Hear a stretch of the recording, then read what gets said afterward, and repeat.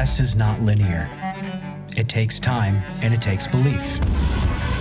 A belief that there is no ceiling and that the bar can always rise higher. A belief that if you set your sights to the horizon, the future will meet you there. That no matter who you are or what you've done, there's always something to prove. Disc golf was built on the backs of people who dream.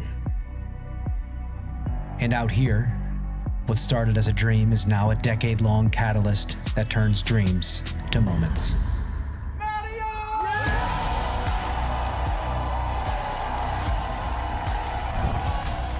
In our 10th season, we invite you to join us as we celebrate this beautiful game and all the moments that make it great. Catch all the action, all season long, live on the Disc Golf Network.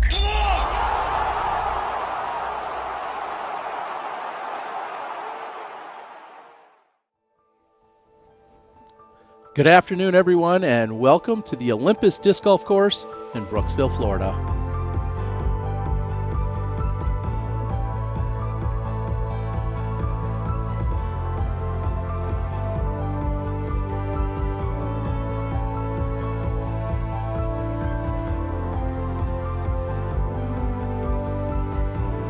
We're getting right into the action with Chris Dickerson on the tee of one.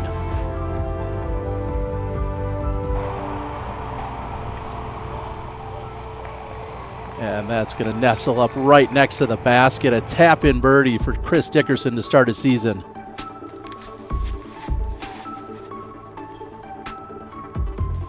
Simon Lizotte on the tee of 8. He's off to a great start.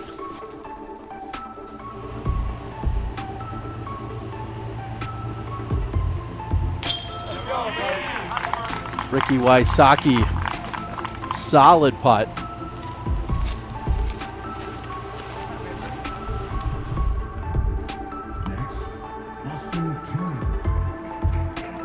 And on the 18th, to close out his round, Robert Burridge will move to 6 under and become your solo leader.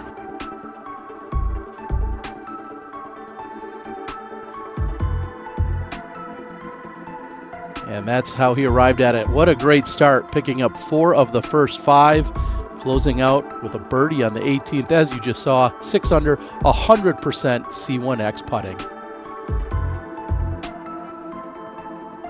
He sits currently 2 in front of Simon Lizotte, James Proctor, Kyle Klein, Luke Humphreys, Luke Taylor, a whole slew of guys trying to catch up to the number that he set. But right now, Robert out in front. Welcome in, everyone. Terry Miller joined alongside 3-time world champ in Nate Doss.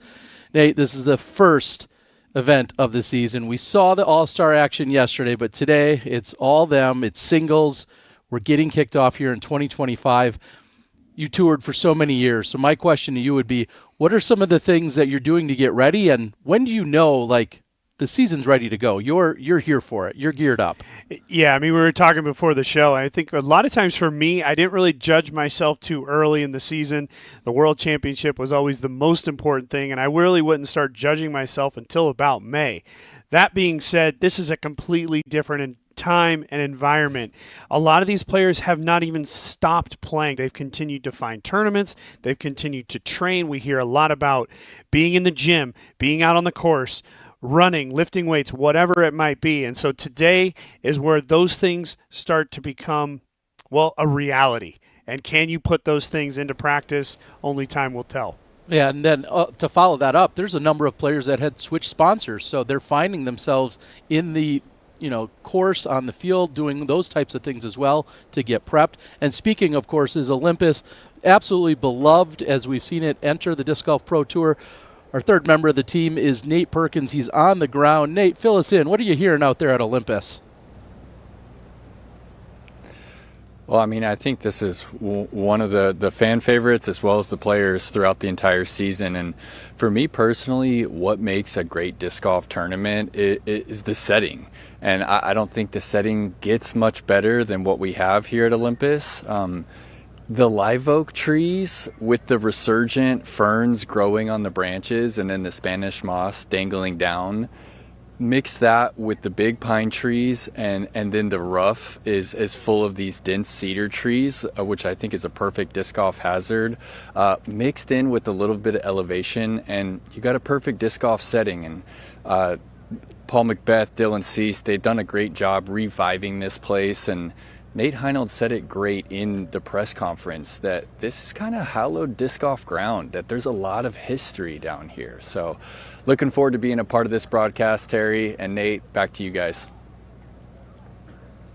As we're taking a look at some of the beautiful drone shots that are coming up here in the action today, and you're going to see what they're challenged by.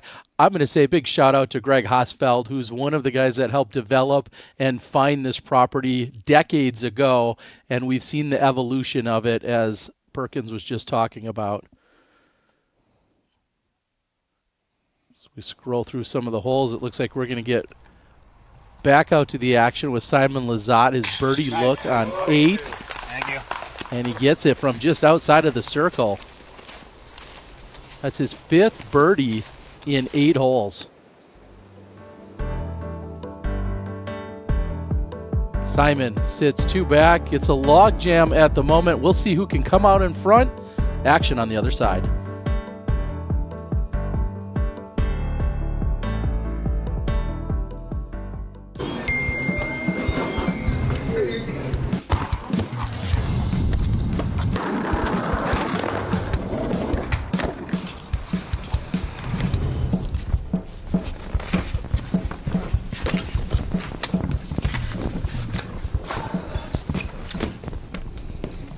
Ready? Let's do it. So how's your day going? TeamDiscraft.com, your ultimate destination for exclusive player-inspired releases, collaborations, and collections. Discover limited edition discs, apparel, and accessories you won't find anywhere else. TeamDiscraft.com brings you the gear you need for the ultimate fan shopping experience. Don't miss out on these one-of-a-kind items. Shop today and rep your favorite team.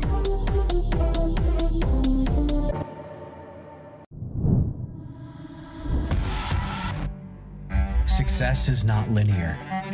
It takes time and it takes belief. A belief that there is no ceiling and that the bar can always rise higher.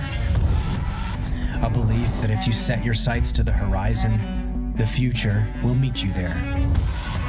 That no matter who you are or what you've done, there's always something to prove. Disc golf was built on the backs of people who dream. And out here, what started as a dream is now a decade-long catalyst that turns dreams to moments.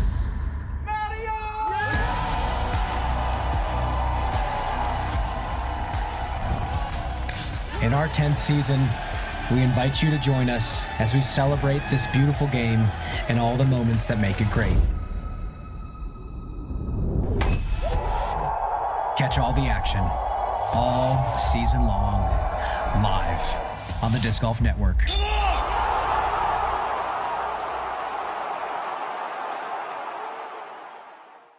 The number one reason I switched from bag to cart is pretty simple. It takes weight off of my back, easier to play a course. I realized that the cart became something I really needed when little things would happen. I'd pick up my bag and my elbow would hurt. Using a cart decreases the bending over, the weight on my lower back. Decide to go with Suka, and seeing that my sciatic nerve is gone and I don't need to worry. Only one thing I have to worry about to get birdie, because my Suka done it all for me.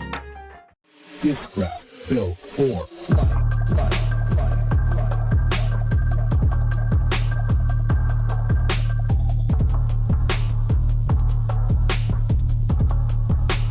Built for flight.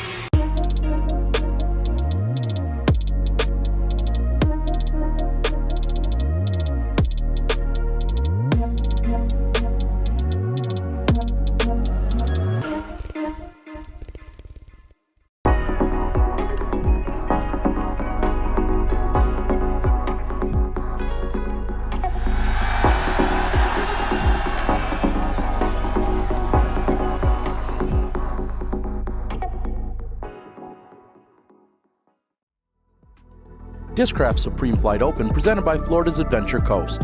Discover nature's place to play.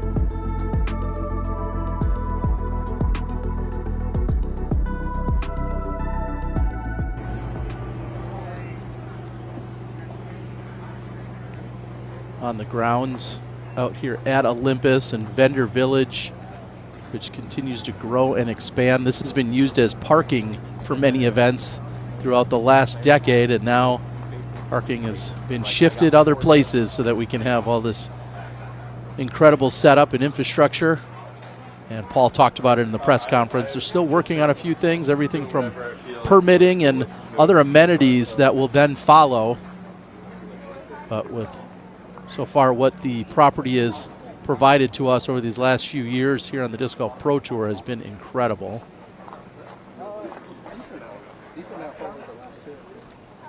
Making our way over to the tee of one. And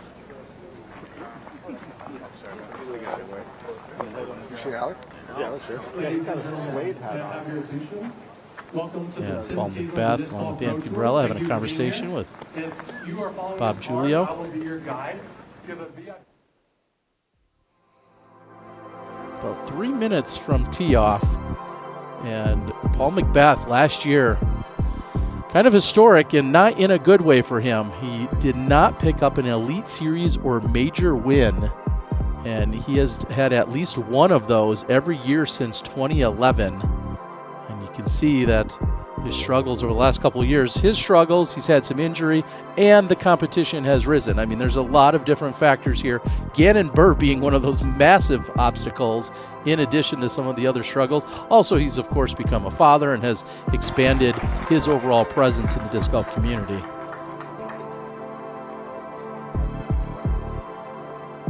Paul McBeth looking for his first win in 2025.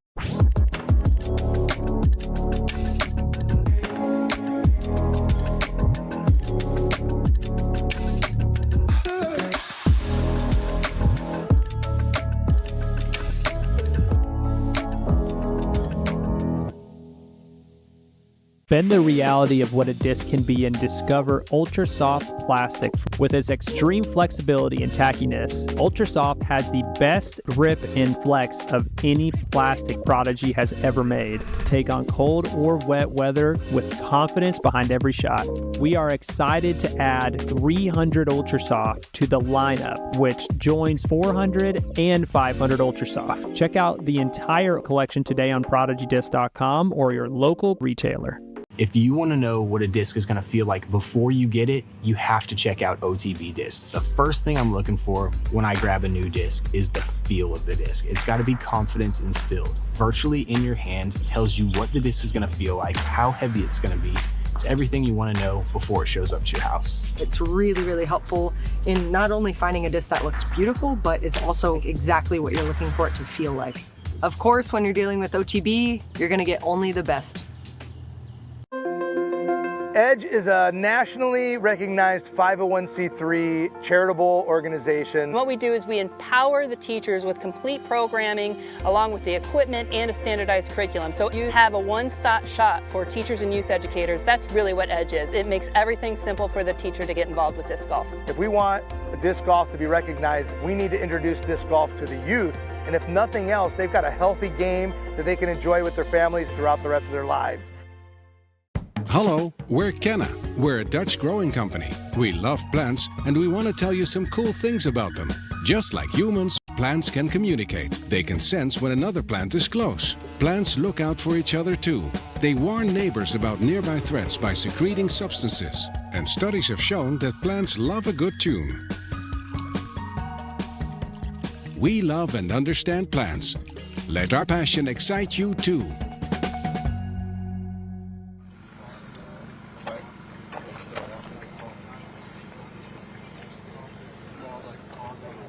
The bench there on hole number 1.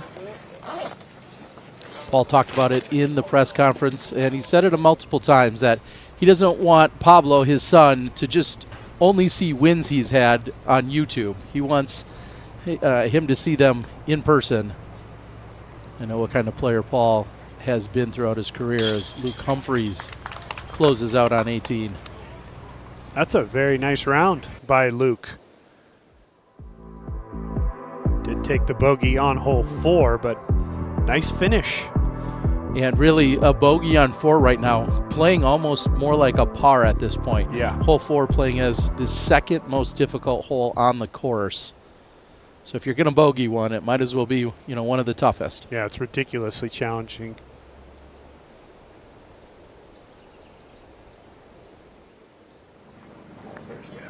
Ladies and gentlemen, joining us here in beautiful, sunny Florida, and everyone joining us worldwide on the Disc Golf Network, on behalf of Ledgestone Disc Golf and the Disc Golf Pro Tour, we want to welcome you to the Olympus Disc Golf Course for this year's Supreme Flight Open, brought to you by Florida's Adventure Coast and Discraft.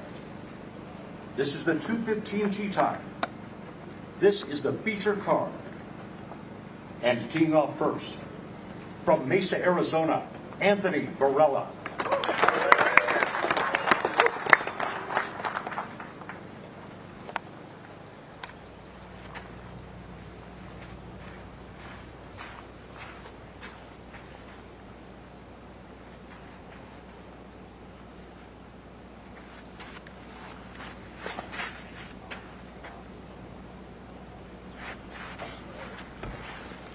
And next, it's not that stable. He is the 6-time PDGA World Champion from Huntington Beach, California, Paul McBeth.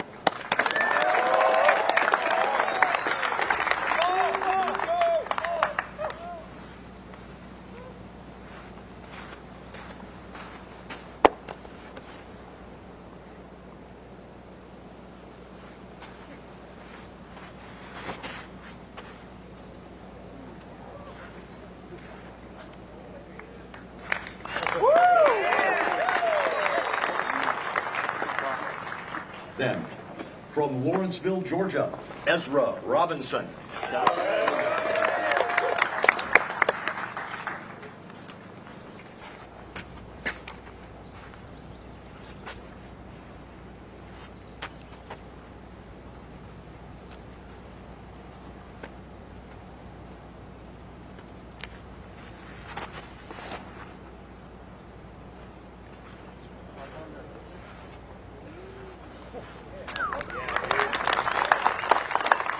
And from Safety Harbor, Florida, Calvin Heimberg.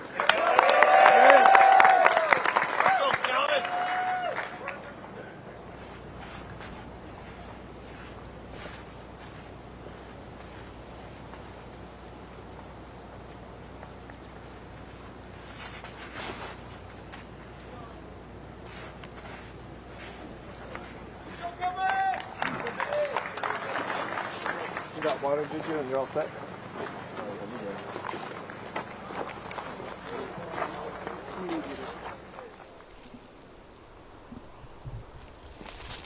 Chris Dickerson with his second shot on hole 3. And that'll give him a look for birdie.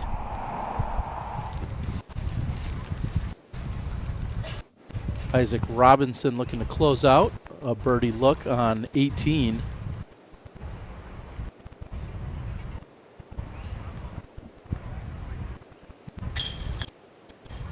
That is wide right. So just like we saw yesterday during the playoff in the mixed doubles that we had, Isaac Robinson misses short on that right side. That's a short one on the right side, not typical of him. It's just a shock to the body, honestly, when you miss a putt like that. And for us watching at home, to see Isaac miss that is an even greater shock. It's going to be a struggle here for AB. I mean, that's not a great upshot, and it's all going to depend on the lie. Things slope away very quickly here on 1. You know, for Anthony Barella here starting 2025 as the defending champion, there's a lot of extra pressure there. I mean, up until last season, he had not won on the Disc Golf Pro Tour. Now he's going to be defending several tournaments. So a whole new experience upcoming here for AB this season.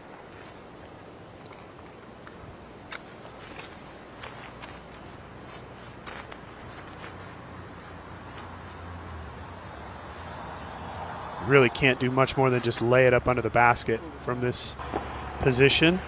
And that's exactly why. You try to get a little too aggressive, and you can slide off this plateau very quickly.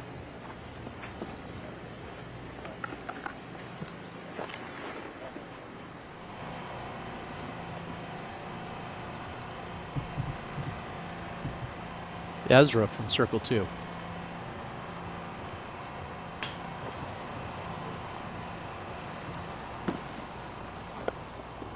Nice and aggressive putt early on line the entire way.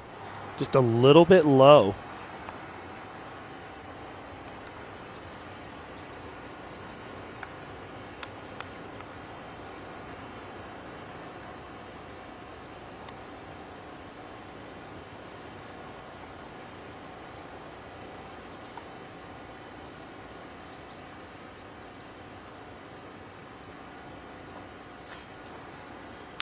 And that could very quickly, Terry, lead to a double bogey, because off the rim, that could have easily slid 15, 20 long, and that's what they're looking at. Look, it's going to be AB still out.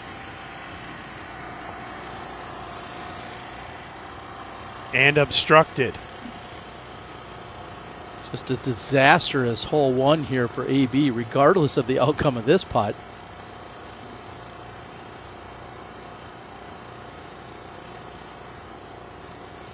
His putter looked good yesterday. He's going to need it now. And he converts on the bogey.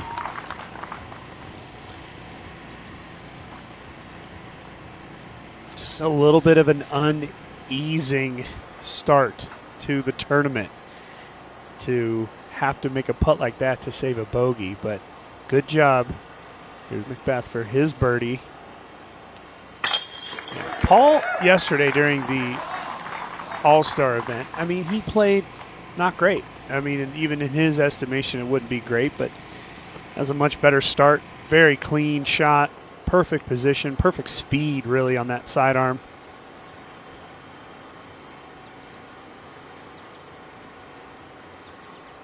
It's tough to really imagine how difficult and how much power is required of this 357 uphill just to have it come in and skip at the right amount, because you don't want to go left or right or even behind the basket. A really nice shot by McBeth, and it nets him the birdie. Double G throwing his second on hole number 3. And, I mean, really here at this course, the Olympus course, you can take almost nothing for granted because there's very few flat shots. And when we do get to some flat areas, you bring the sawgrass into play. So you kind of you have to be hyper focused on all 18 holes out here at the Olympus course. Exactly perfect. That's exactly how you feel. Yeah. Go in. Do it. Are you kidding? Good hole, though. You'll make a good hole. Good shot till it wasn't. Good spirits coming from Simon Lizotte. Dickerson just barely squeaks it in. That's going to be a birdie on 3.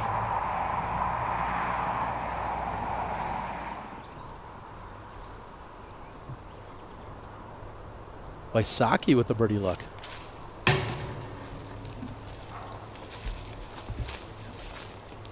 Yeah, we saw that second shot of Ricky just kind of slide beyond, and hold on, the champ is in the house. It's awesome to see Ken Climo out here following the group. If you've never met Kenny in person, this guy, I mean, he's A, he's a disc golf encyclopedia, and B, he absolutely loves the sport. So what an honor to have him on the course. Watching, I believe he's following the Ganon Burr group.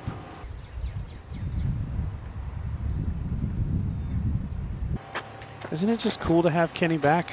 Like, it really around is. more often. Yeah, and of course that was one of the biggest stories in the entire offseason. We had some other players switching sponsors and whatnot, but to see the new line coming from Ken Climo, something I definitely did not have on any bingo card at any point in my life.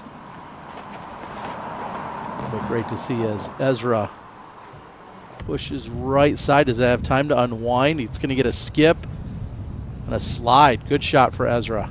Yeah, it's a lot of distance, but I will say for Ezra, I mean, he's looking to finish on the left side of this fairway because he doesn't have the big sidearm to attack the green. He's going to want to try to take that backdoor route, but I think being on the right side of the fairway, he's going to have to go to probably a big turnover. These guys are trying to push this left side because it creates so many more opportunities. Now, that's a little bit too far left for Calvin, but again, a lot of distance.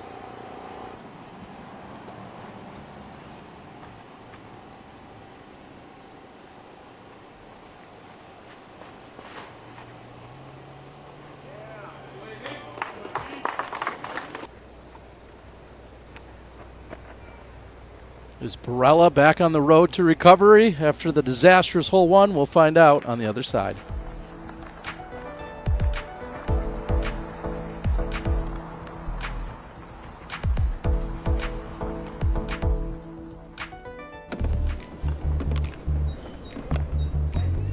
Hey, aren't you Anthony Barella? Yes, sir. Try out this Venom. Thanks, man.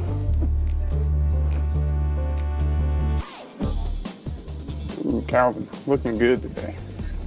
Calvin Heimberg. Sorry, hey, oh, sorry, excuse me, hello, hey, thank you. A Naqua, I'm looking for a Naqua. Do you have one? Hey, Jerm, you can't cut in line. My apologies, you may have noticed I just cut you in line. I'm just looking for a Naqua. A Naqua? Here, use mine.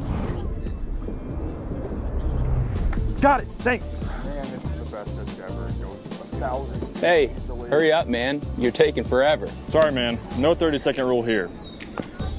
What about that 100% off player discount?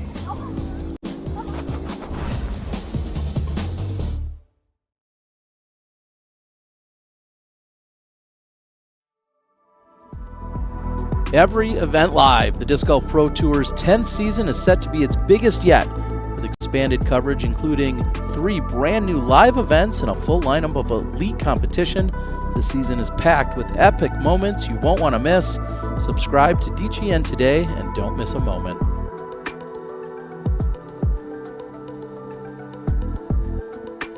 Just when I didn't think we could have more disc golf, that's exactly what we have, more disc golf. I was just thinking, Terry, later this season, you and I will be calling the Masters World Championship. I think that's going to be an exciting one. A player like Nate Sexton is turning 40 this year, so will we see Nate contend for a world championship? So we're going to find out come early July out of the Twin Cities in Minnesota. Big Germ, I know, is planning on playing in some age-protected action. That's right. So you can kind of see from the bird's eye view here what the players are looking at. Yeah, you can see Calvin kind of just a little bit too far left. Had he just been about 15 feet to the right, he'd have a great chance. But from here, just got to try to play it a little safe. And he really tried to spin up on that one.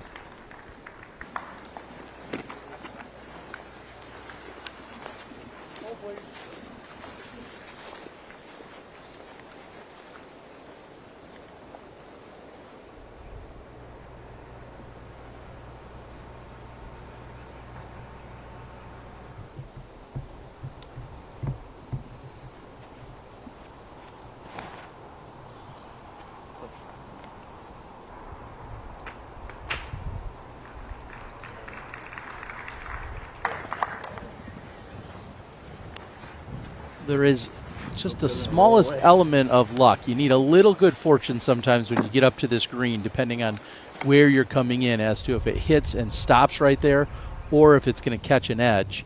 And that looked to work out just fine for Barella.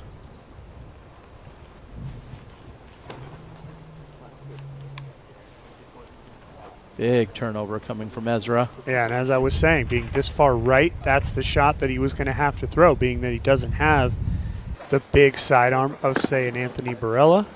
Not a horrible shot. I think he got a little bit lucky. Kind of kicked back out of the rough, the main part of the rough. He's going to be on the edge. And with Ezra's putting prowess, could easily see that one going in.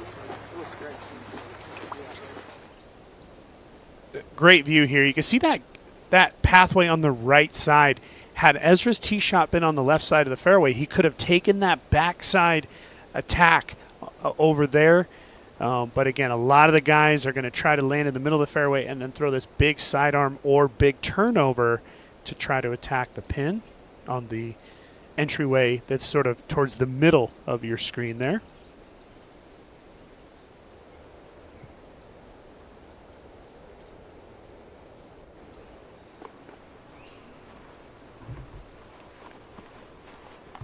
Oh, this is tricky for Paul. I think he has a little angle here on the right to try to throw something pretty overstable. Got to play a little ground play.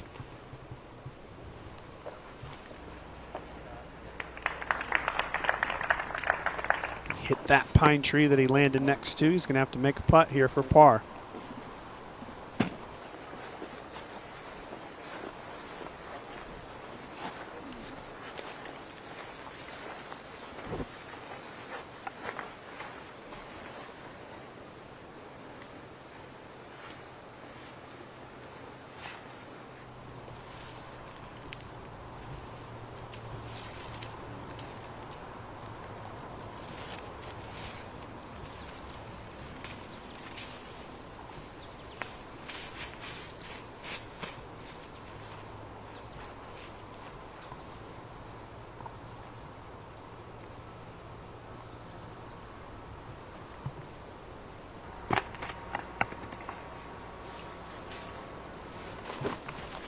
Less than ideal footing and stance for Heimberg.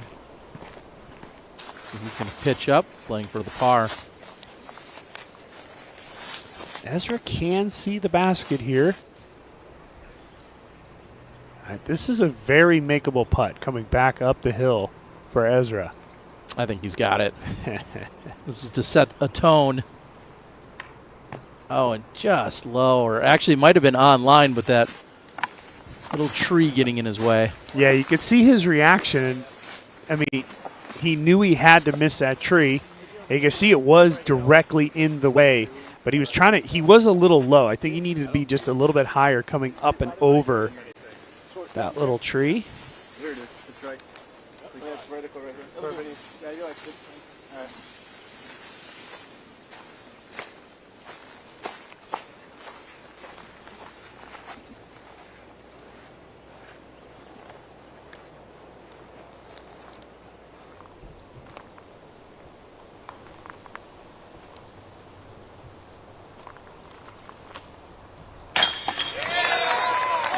Never a doubt for McBeth. Solid putt to save the par.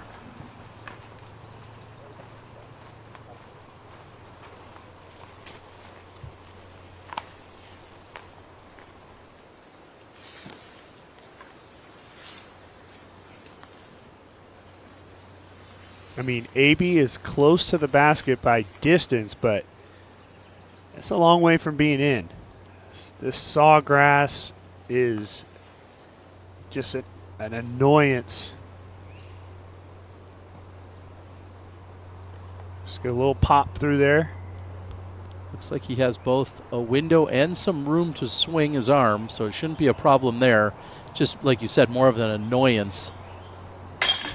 But he converts, so great bounce back after the rough hole one. And this is one of the reasons why AB is a champion here at the Olympus course. Because of his ability, he has so much power on both the forehand and the backhand. We saw it play out perfectly there on hole 2. Tee of 4 with Chris Dickerson.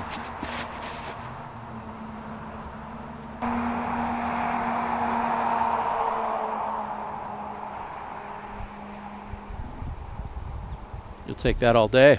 Yeah, it's a relatively safe tee shot for Dickerson. It's going to be very difficult to birdie from that point. A view from the bottom of the hill on 9.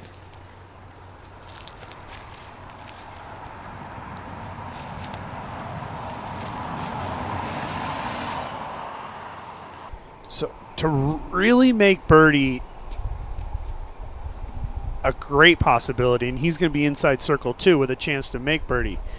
You know, he would need about another 40 to 50 and be a little bit more right. But overall, Dickerson will happily take those 2 shots.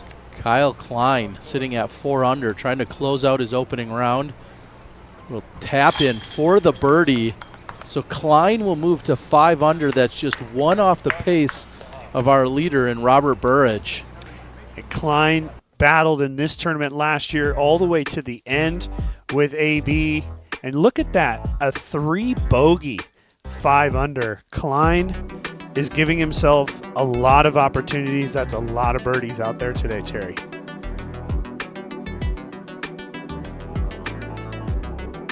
Opening round of the year with 83% C1X putting, 25% from C2. McBeth, tee shot on 3.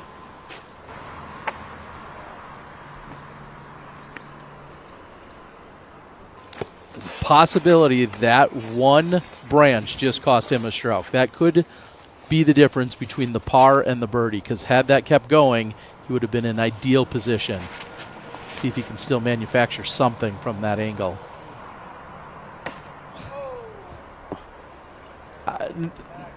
Yes, you don't want to hit the tree where he did. However, it was a favorable kick, and he'll still be able to go straight up the intended fairway.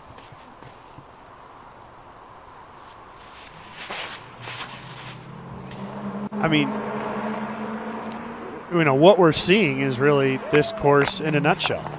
If you throw a shot like Calvin Heimberg, you better go on and get the birdie. But if you're back to where Ezra is, all of a sudden OB comes into play on the second shot. Things can just go awry so quickly here.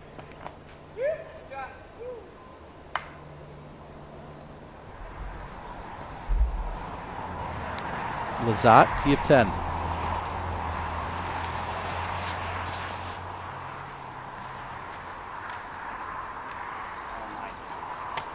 That could be OB, Terry, if he kicked right. There is the out of bounds, running the entirety of the right side of the fairway.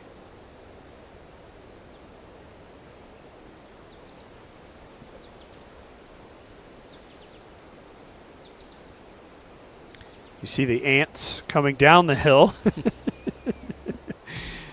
This is really almost a 90-degree turn. You throw to this spot, basically dead straight, and then you turn and you go straight up the hill.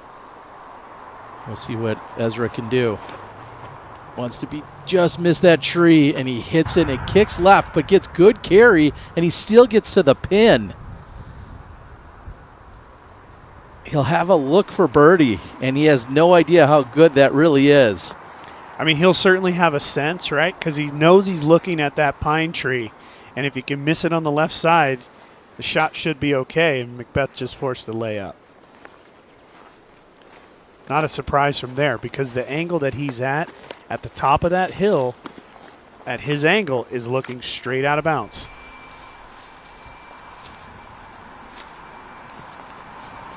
That's not Simon Lizotte. Simon Lizotte doesn't lay up, unless it's for the win.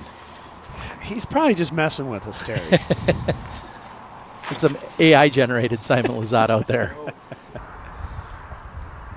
AB looking to get back on track, trying to pick up his second birdie in a row.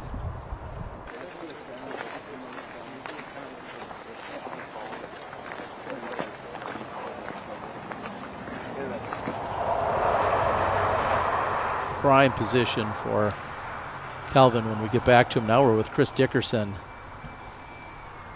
Uphill look.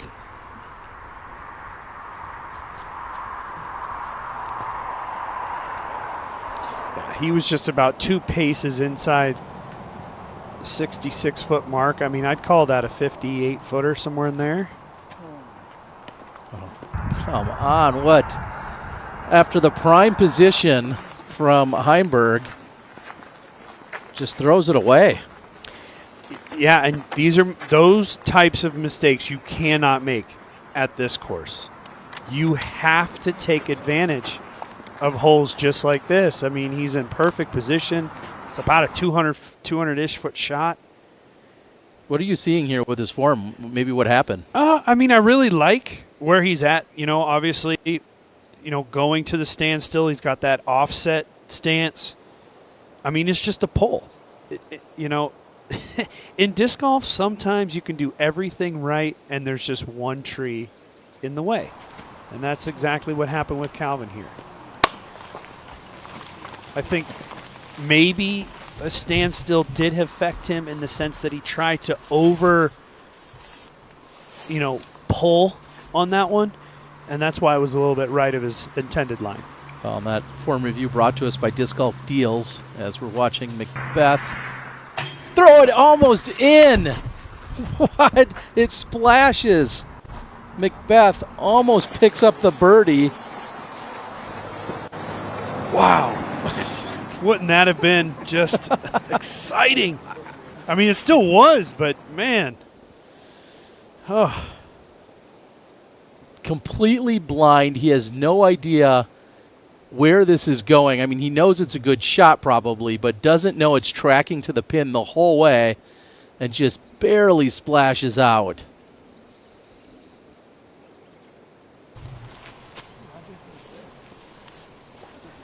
Yes, Calvin pitches up. I gotta let you guys know you can discover the difference at Disc Golf Deals USA with pictures and scaled weights of every disc, same-day shipping, rewards on every purchase, and expert reviews and comparisons.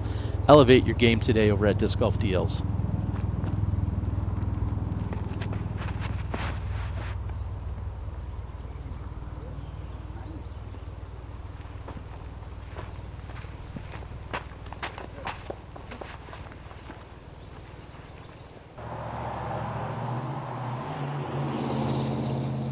Ezra has a clean look. Some disconnect there. Wow. Just an air ball from him, and that's throwing right toward the fence line and OB. Absolutely. Looks like it's come up short, I believe, but not a place for the air ball.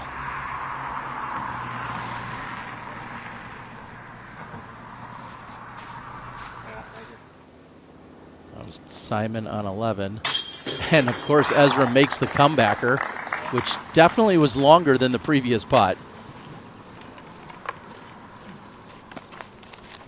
It just gets you thinking. That's the biggest negative there. I mean, great to save the par, but there's a little bit of doubt that creeps in.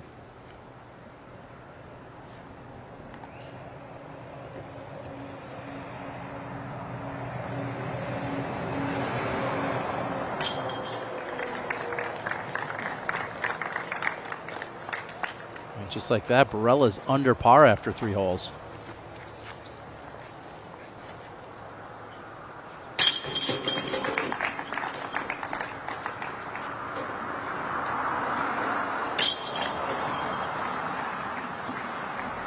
Disappointing par for Heimberg after such a good tee shot. It's too hard in there. You should talk to the owner about those baskets, maybe. I don't know. Wysocki on the 5th. A skip and a roll toward the pin.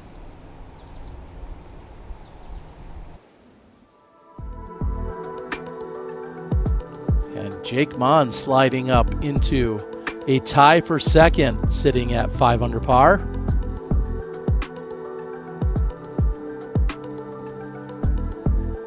Luke Taylor, who we've seen come onto the scene just in the last couple of years. Wyatt Mahoney out of Connecticut doing some work. Great to see him. Eric Oakley now playing here in his home state as he's traveled over from Pensacola.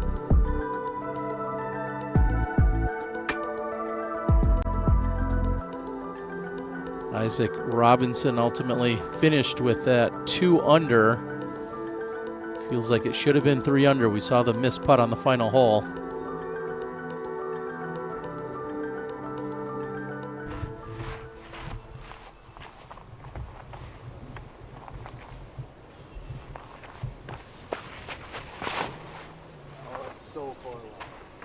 He says it's horrible.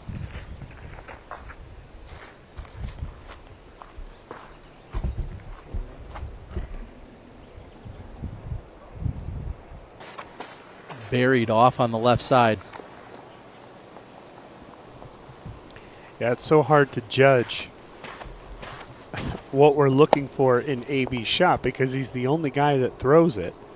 Now, looks like he just didn't fully commit to the line. This is McBeth. That looks a little too straight. That appears to have gotten a kick, right? Yeah. Was that a redirect in his favor? 100%, and a really good kick to stay out of the rough on the right. As you look down this fairway, if the players get any kind of flip up on the disc straight, they generally find the rough on the right side. This is low and left, and we see possibly some kind of issue with Ezra and his grip.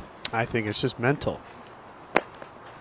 You know, you're trying to find excuses. You know, like I said, the missed putt on the previous hole, a little bit of doubt creeps in. Got to try to ignore that.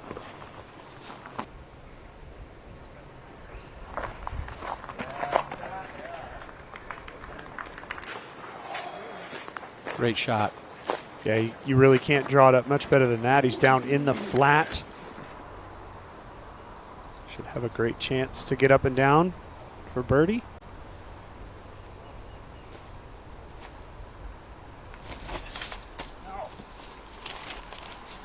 Simon fights back to the fairway, but from there it will just be an up and down, hoping to pick up the par. Linus Carlson on 18. Jumps it in.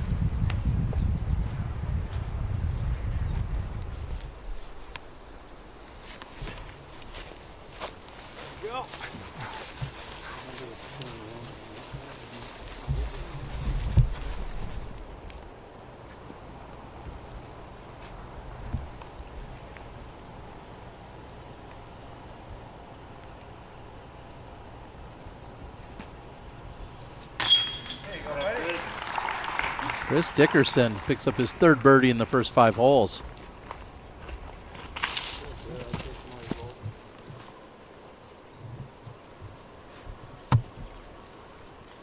This isn't as punishing as I thought it was going to be. Far from ideal, of course, but I thought it would be worse.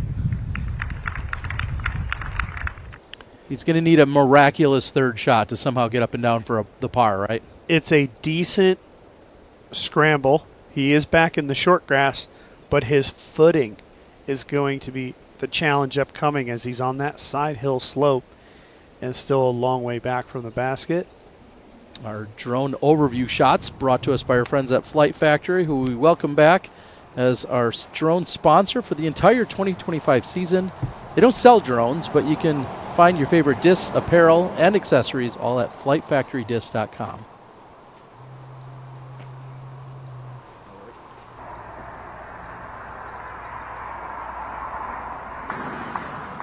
I mean, I guess you got to ride a fine line. He's just about a foot from being out of bounds.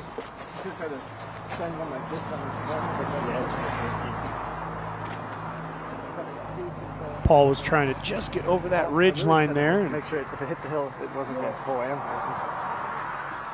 As you can hear him talking about hitting the top of the hill, barely stayed in bounds. Search party on for AB.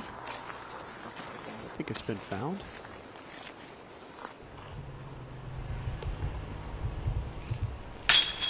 Wysocki will convert on the birdie look after we saw the great drive.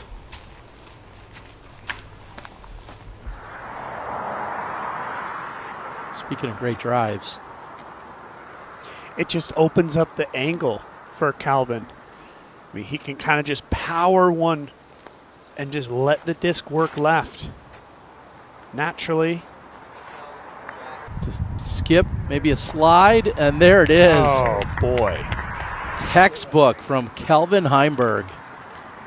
I'm going to say CTP. I cannot imagine anybody closer. A lot of times here on hole 4, even from a position of where Calvin was, they'll hit that side hill slope just to the right of the basket and roll. And speaking of rolling, we're going to roll that Zuka replay and take another look. The way it comes in then just skips all the way up to the pin, slowing down, nestling right next to the basket.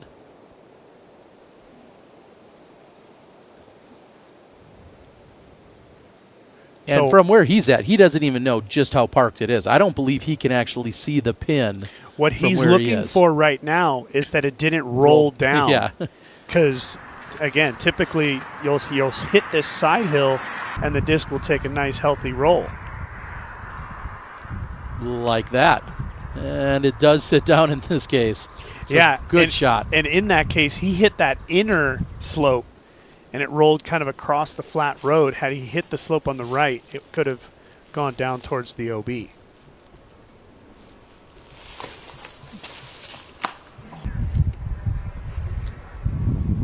Safe? Easy court.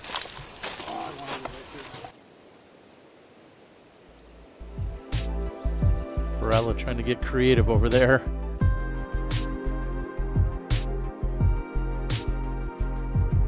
One under a popular score.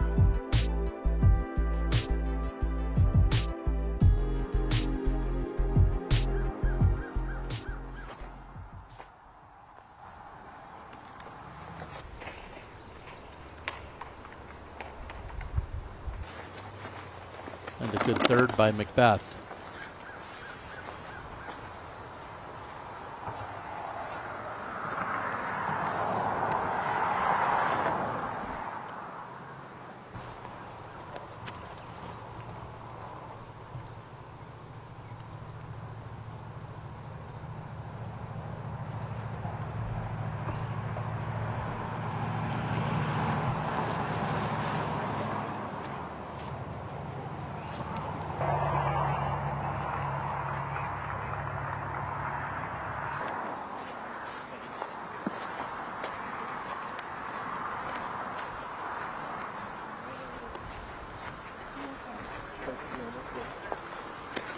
Little trivia here for you, Doss. You know how many birdies we've seen on hole number 4 today? I'll take a guess. I'm going to take an educated guess of 1. Yeah, but do you know how it happened? I have no idea. A 70-foot putt by Kevin Jones. He's the only one to birdie in it, and it took a 70-footer. Meanwhile, Calvin Heimberg is going to dunk it in from about 3 feet. So even less than that. You know, that just proves what we've been talking about here on hole 4, that 3 of the 4 guys are going to take pars. That's effectively a birdie. When you look at the average of the field is over a half stroke over par. So, you know, Calvin picking up 2 on most of the field.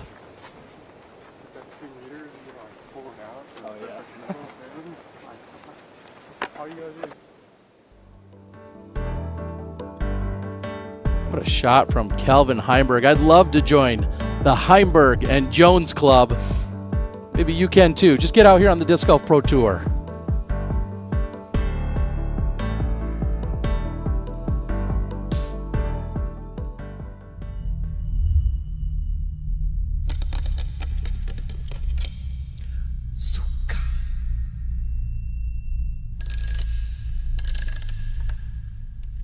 Zuka.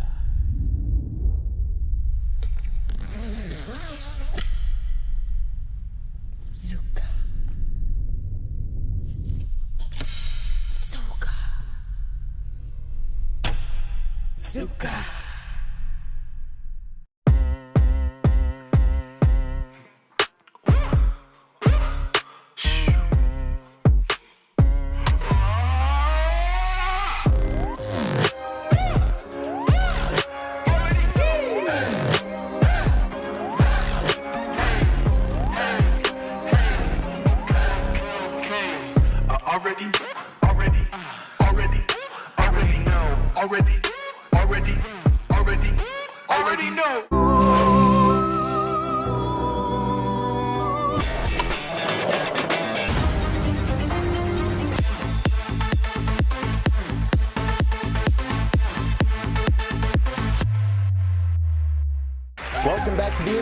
Discs Show, presented by InfiniteDiscs.com, where the answer to every single question is infinite discs. Brad, are you ready for the final round? Yeah, I'm a little nervous, but let's do it. All right. Your category is disc golf retailers in Utah with over 80,000 discs. Intimate discs. Ooh, no, I'm sorry. That is incorrect.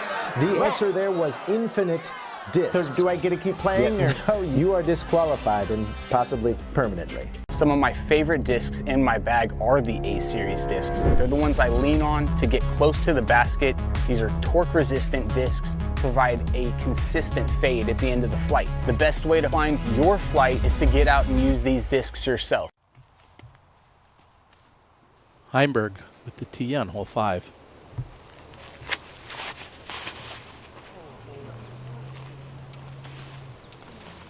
That just really never had a chance to get up and over onto the ledge on the other side.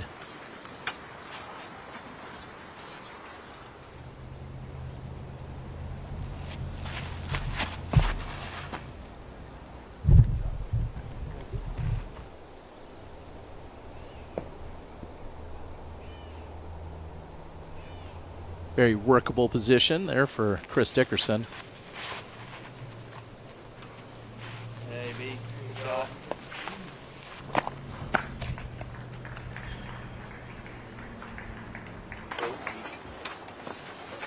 A slide into circle 1.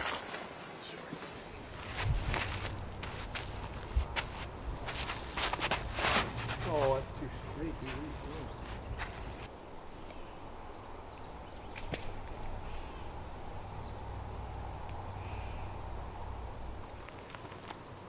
6 and 4 have similar tee shots in that you're really just playing that to take the hyzer and fall left the entire way. You don't want it to go straight necessarily.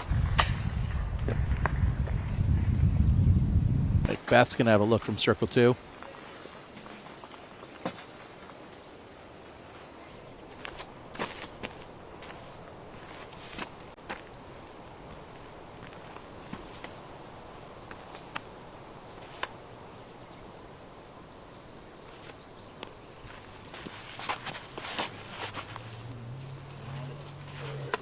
Nice shot.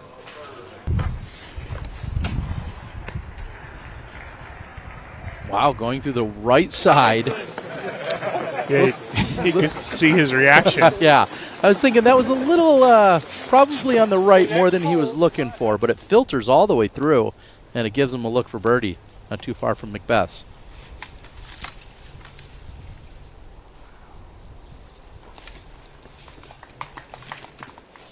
It's honestly kind of amazing to even see Calvin down here, because you just can't miss it down. This brings bogey into play so fast. It's completely blind, and he's going to have somewhere in the range of 50 for par on a hole that at worst you should be out there in that 60, 70-foot range for birdie.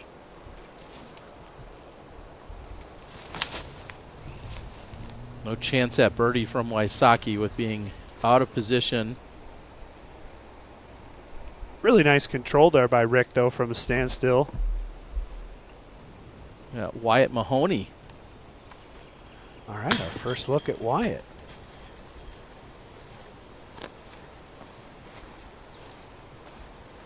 Known Wyatt for quite some time. He's picked up a couple of world's titles in the AM and junior divisions. I mean, I like that progression, right? Juniors, AM, pro. That how it works, Terry? Yeah, he's... They get harder as you go. Let's put it that way. I believe he is now just 17, 16 or 17. He's in that neighborhood. Yeah.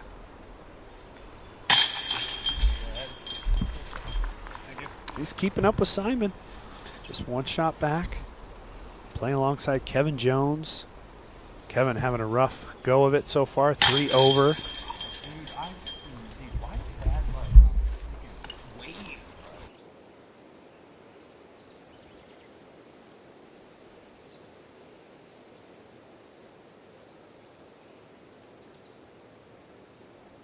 I'm not sure that should have happened.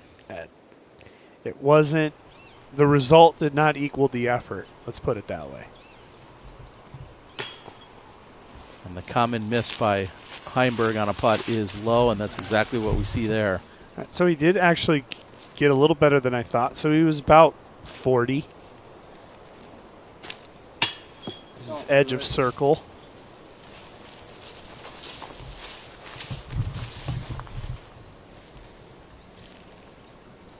Confidence putt here for Ezra. Very nice. Kind of needed that one.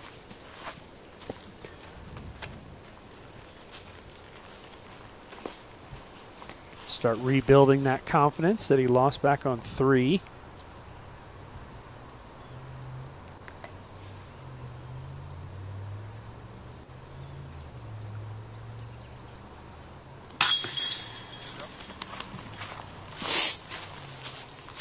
And Anthony Barella really getting it going after the struggles on 1. He's now picked up 3 birdies.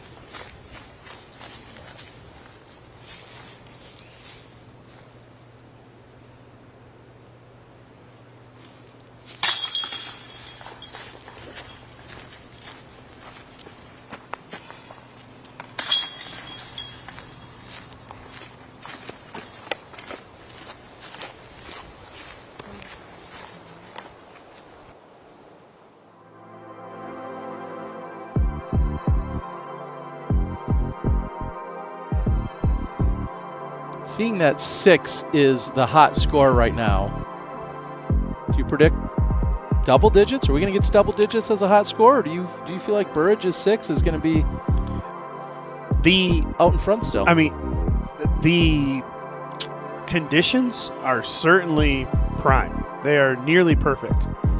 That being said, I don't know. I mean, that's a pretty darn good score by Robert Burridge. I mean, maybe one person gets to double digits. I just don't see more than that. Unofficially at the moment, and it's going to change throughout the day, of course, but unofficially at the moment, a 1058 rated round by Robert Burridge. Robert, again, in the offseason talks about switching sponsorships as well, as he has now joined Team Dynamic Disc. And Zenny, Eyewear for Everyone, is going to continue to provide our drone flyovers and our previews. Break it down for us. Well, here on hole number 6, par 4, 790 feet. And actually, this tee shot is one of the more straightforward tee shots of the round. It's just a pure hyzer. You want to avoid what Ricky did. He got it a little bit too low. I mean, he said straight, but I think he just got a little too low, pushed a little too far to the right. He landed in that sawgrass. You kind of want to land out in this zone right here. From this point, you can either go with the big sidearm or the backhand turnover. Generally, the players like the turnover a little bit better because it helps penetrate as it starts to flatten out, getting up onto this elevated basket.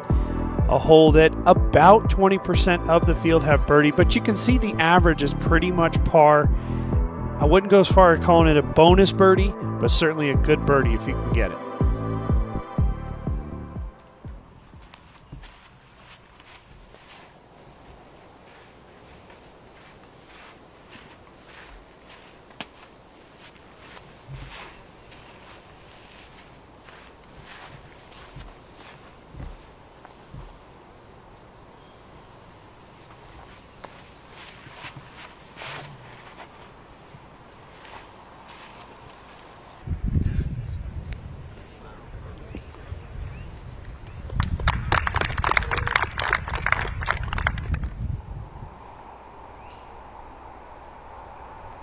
Wysocki with his 3rd. Yeah, I mean, we saw that beautiful upshot that he had, put himself in great position there. I think that's a nice scramble for Rick, who was in the sawgrass off the tee shot.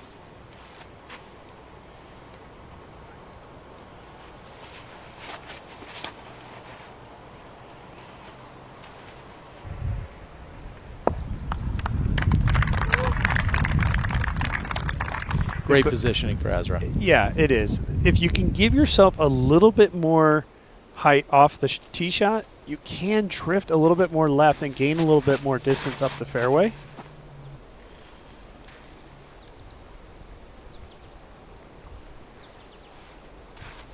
Sounded pretty good.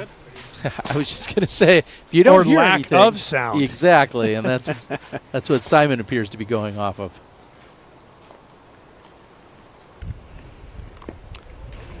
Not good. Do you see what I'm notice what I'm talking about there, Terry? See how low that was for Paul? You're just not giving the disc enough time to work left. You got to get a little bit more height and just allow that disc, because as it goes left, it's just going to go farther up the fairway.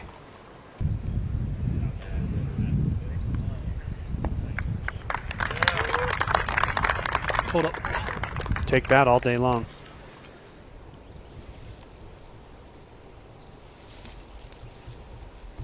Up ahead on the green. Sure. Nice gentle stepper. Chris Dickerson picking up another birdie. Yeah, Chris is making some moves and putting well so far. We saw the one circle 2 putt earlier, and now this one.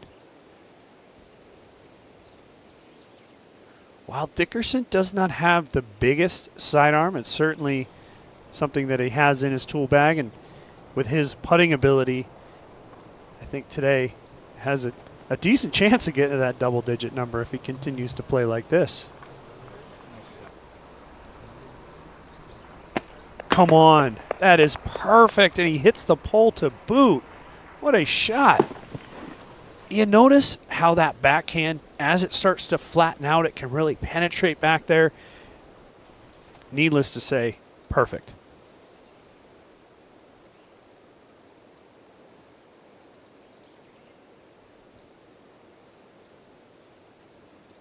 Players often are aggressive when they're throwing the shot because they have that backdrop. This time it doesn't even get all the way there because the pole gets in the way. But having that backstop is so helpful, especially when they're throwing and it's completely blind to them. And he has, cannot see the basket from where he was. Yeah, a lot of shots on this course take trust. They take preparation. This is not a course that you're going to want to play with only one round of practice. Because of shots just like that one, you really need to know the weight and where it needs to start to break back and flatten out.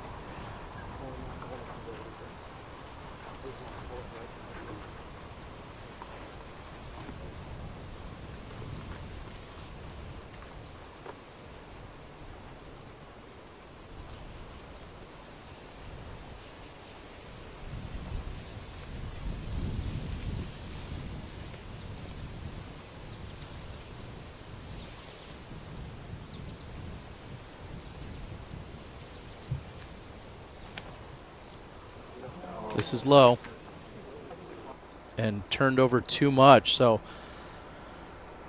interesting mistake to see from Heimberg.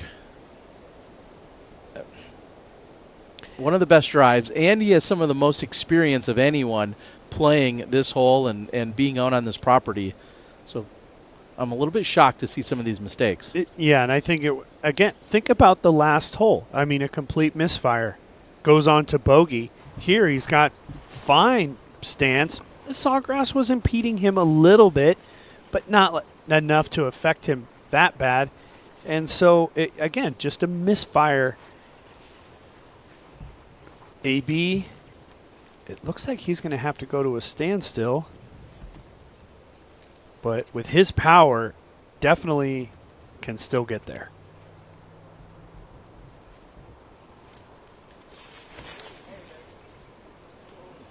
That's low. And he's going to be short of an uphill putt. If he puts that up in the air a little bit more, then I think it's going to fade all the way to the pin. It's going to get him up on that platform, but just released it low.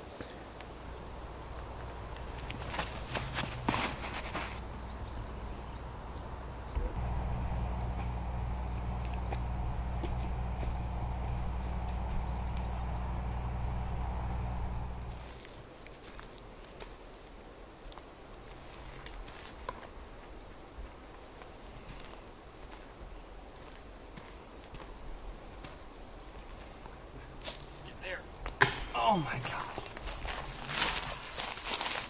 Bonus birdie to all bonus.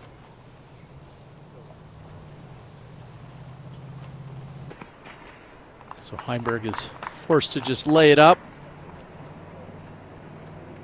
Left of the pin, that's going to be a tap-in par.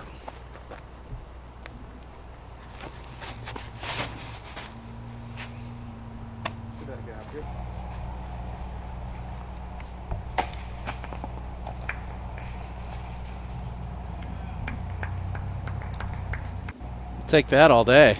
Yeah, he missed his line a little bit to the right. You could kind of hear him muttering a little bit, but he got through cleanly. It was this last gap. He'd like to be flying inside of that tree that he just went around, but man, the one-shot replay, that's going to be a tap-in birdie. That's all he needed, and fans can use the code DGPT for 25% off their order at oneshotenergy.com. You can explore a wide range of energy chews, focus chews, and voice drops. You might need some of those focus chews in here, Terry. AB's looking to use the focus here.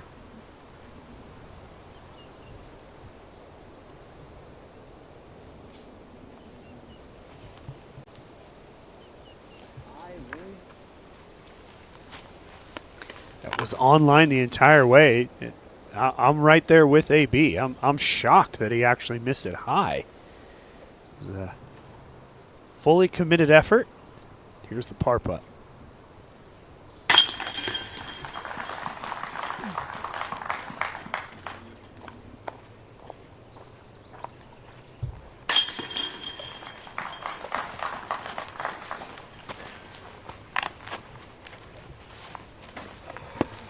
Just the way that this place is naturally carved out. I mean, just to think about this backdrop behind Six's basket. I mean, this is all natural. It's not as if they went out there and built this. And we talked about it in the opening of the show, how special it is that we're out here playing all the way back to Haasfeld, finding this place 20-something years ago or whenever it was. And now, to this day, able to play it year-round. Very special. Tack another one on. Chris Dickerson having a great round here. Yeah, this is about as close to cruise control as you can get. I mean, look at 100% green in regulation, perfect putting inside the circle, and he's made half of his C2 putts. Well, and think about hole number 4 being one of the pars. We talked about there's only been 2 birdies out of the entire field, so walking away with a par is perfectly fine. So in theory, it almost feels like maybe he's only missed one. Clearly, it is technically that he's missed 2, but par on hole 4 is just fine. So solid start here for Chris Dickerson. Remember, our leader, Robert Burridge, is at 6 under. Dickerson now at 5. And we saw Dickerson play hole 4. It's not as if he had to scramble for that par. He did find circle 2 in regulation, and you know, it was a long miss, but still played it cleanly.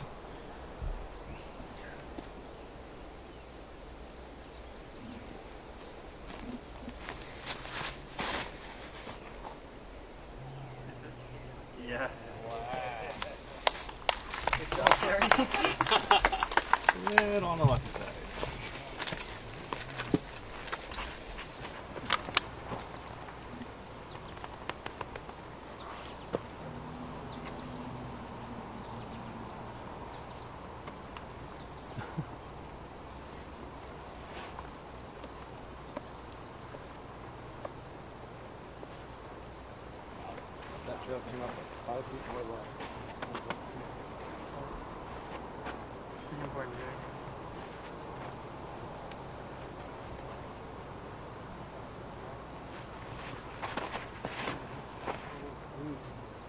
That's pulled right, and if it catches edge, there's a good chance it could get up and roll out of bounds to the right side. And we don't see any OB indicators, but that is always a possibility here. It's one of those types of tee shots that they're throwing a very specific disc. The fact that Ezra missed his shot to the right, that disc just did not have enough stability to work back towards the middle of the fairway. We're even hearing from Nate Perkins that could be very difficult up and down. It's pretty treacherous, rough. Over there.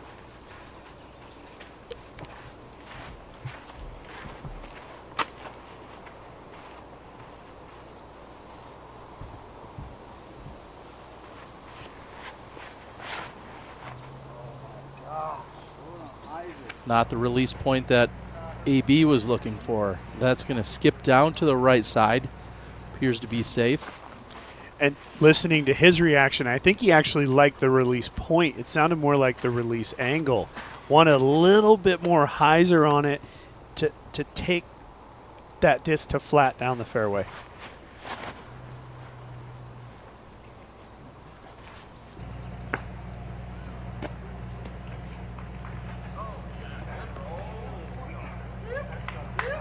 Little rock and roll right there. It's smart to try to utilize the upper part of the green because of that slope. You can kind of work it into that. It's going to kick you down to the right. Well played there by McBeth. And that 2 is down and to the right.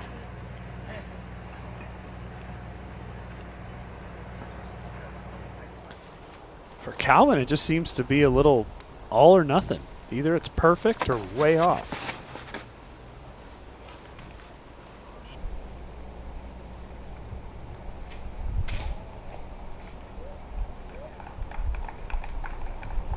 He can get aggressive from there, uphill to a relatively flat area. This is too much turn from Wysocki. And he'll kick out though.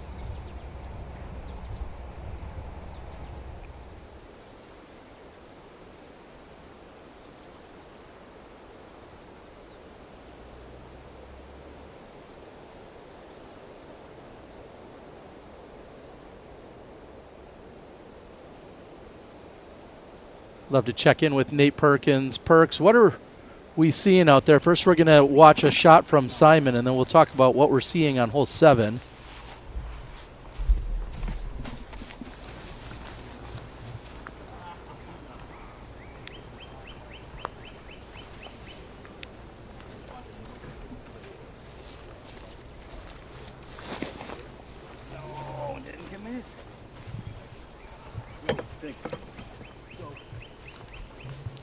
Looks like Ezra's maybe on the right side. What are you seeing, Perks? Yeah, it's actually not as difficult as I thought. And he's lining up to send this.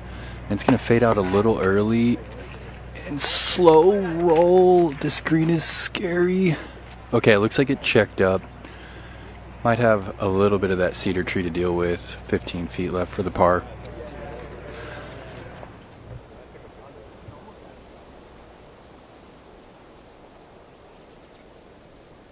Green and caught a tree late, but I'm honestly surprised to see 3 of these players so far outside the circle. And I was mentioning, a little bit with the shot McBeth threw. Do you like the idea of playing to that higher side of the green? Yeah, I think there's a little risk involved with the rollaway. You can easily catch edge, but the left side of the fairway is just more open for the majority of the flight. Highlight here for Barella.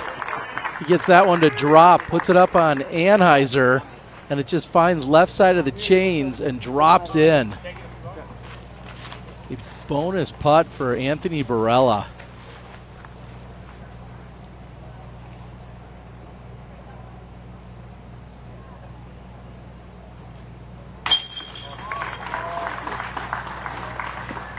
Slow going for McBeth, but he picks up the birdie on the 7th.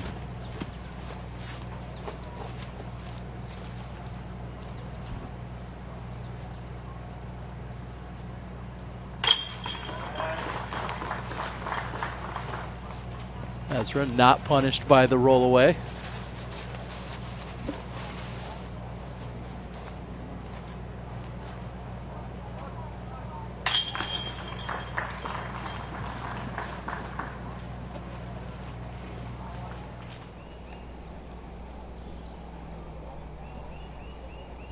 Wysocki, the long jumper uphill. And a solid bid.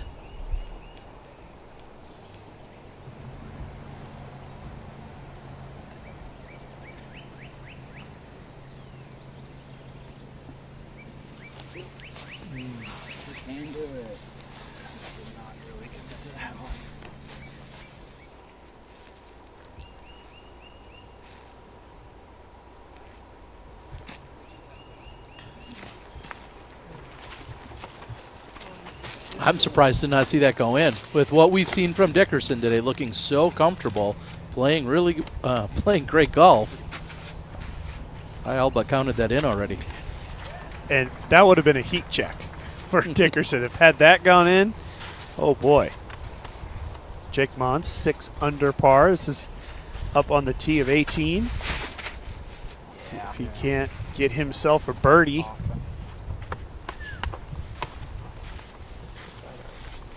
Jump into the lead all by himself. He's currently tied alongside Robert Burridge. Dickerson just one back through only 8 holes. Yeah, Jake Mon has had a great round. His only hiccup was a double bogey on hole 4, which we continue to talk about its difficulty. So he doubled hole 4. Otherwise, he's had all birdies and pars.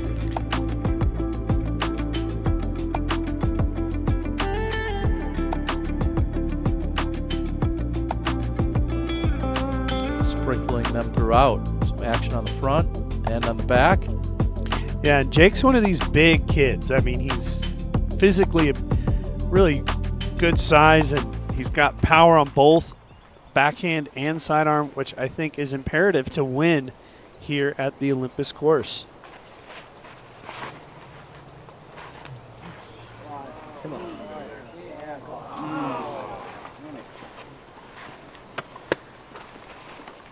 How many times are we going to see that branch just knock down discs that were tracking right toward circle 1? Said it yesterday during the mixed doubles we watched. That's the one you need to avoid. Yeah, I was saying yesterday that this is just one of those nice gifts from Mother Nature. A branch of that size and perfectly placed, and this is just a terrible shot from Paul. This is trouble and likely heading out of bounds. I mean, is there any chance it stays in bounds? Perkins, any chance you got an indicator on McBeth's drive as to if it possibly stayed in or out? Yeah, that's about as big of a misfire as you're going to see from Paul, and we're wondering the same thing right here. I think there's no way it's in bounds with a bad third position as well.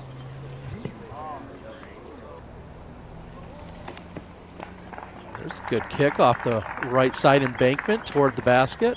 He'll be inside the circle.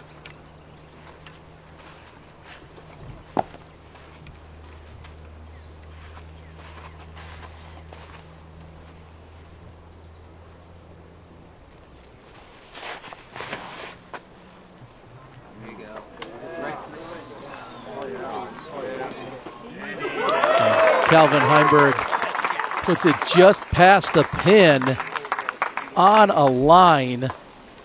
I mean, can we agree that with Calvin, it's either been some of the best we've seen, like the way he played 4, and some of the worst we've seen as well.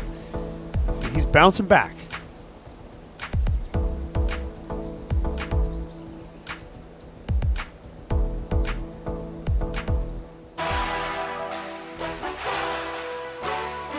A champion isn't just a title, it's a mindset. It's the relentless drive to push further, the patience to grow through every challenge, and the love for every throw. It's in the small wins that build confidence, the big moments that define greatness, and everything in between. No matter where you start, the path is yours to create. Climo Disc Golf. Discover your inner champion. Here, the journey is as exciting as the destination. Every turn reveals something new. Hidden trails, crystal waters, and unforgettable moments. Whether you're exploring the outdoors or losing track of time, the possibilities are endless. It's where adventure comes alive, and memories are yours to make. Come find your escape, your next big play. Florida's Adventure Coast, Brooksville, Wysocki, nature's place to play. we're tough. Yeah. And we love the outdoors, right? Mm-hmm. But poison ivy's nasty, even for tough guys like us.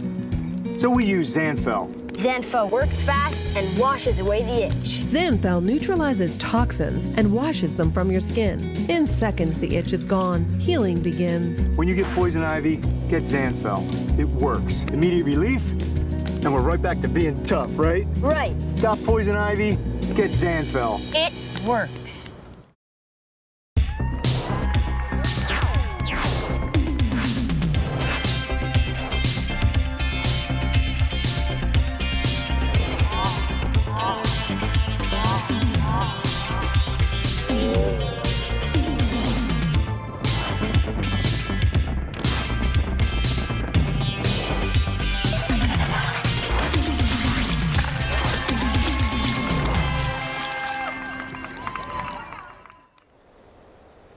We rejoin. I'm going to throw it to Nate Perkins. Nate, what is Paul looking at out here?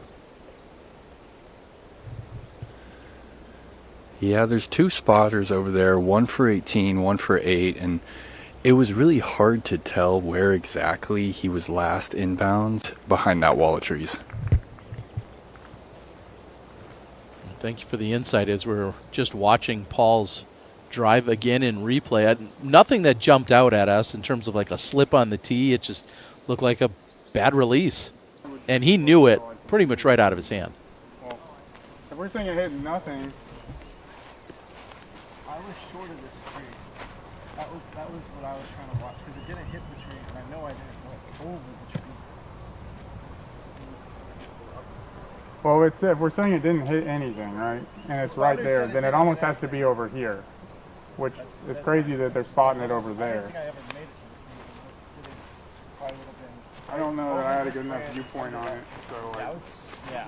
I could see it going over this branch, but under the one up there. See it like maybe like that's still short.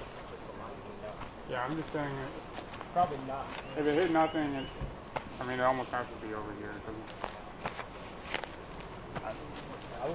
Unless it was like over this and stalled back. That's the only way that's the right spot. Right? I don't know. I didn't have a good enough viewpoint. Anyone else have a good enough? I had the same viewpoint you did, so. Well then, I just know I didn't go over. it has to be like closer to here. Because I was trying to say hit the branches, but I knew it wasn't over. I could see it going over this branch, but not over this. I personally, I find that to be a very difficult decision because those guys have no clue. You can certainly use all the anecdotal, well, he was short of this, but you really don't know. That's why the spotter's there.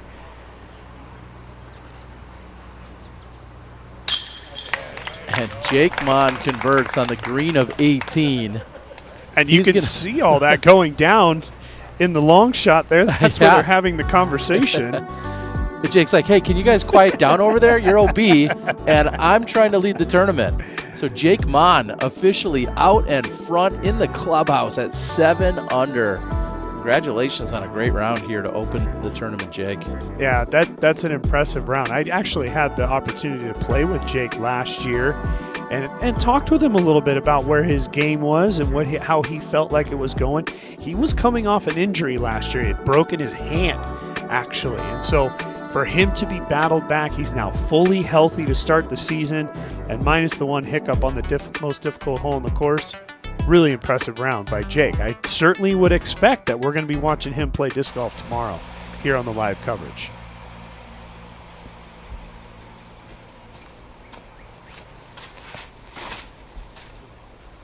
Lizotte taking to 15. Help. Oh, yeah. Yep. That was actually a very favorable little brush of a branch. Kind of pushed him back into the fairway. That's right.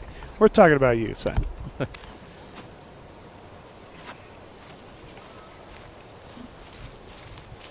So, Perkins, what was the final call here, and what is McBeth looking to do? Yeah, so Paul kind of got the corner call right there, I think best case for the call. And honestly, a retee could have netted him a better score. But tough situation for the card to make the call. Appreciate it as we see the approach, leaving him still considerably short. He's out in circle 2, and that will be to save bogey. This is after AB hit that branch, kicking him into a pretty terrible position, but nice scramble.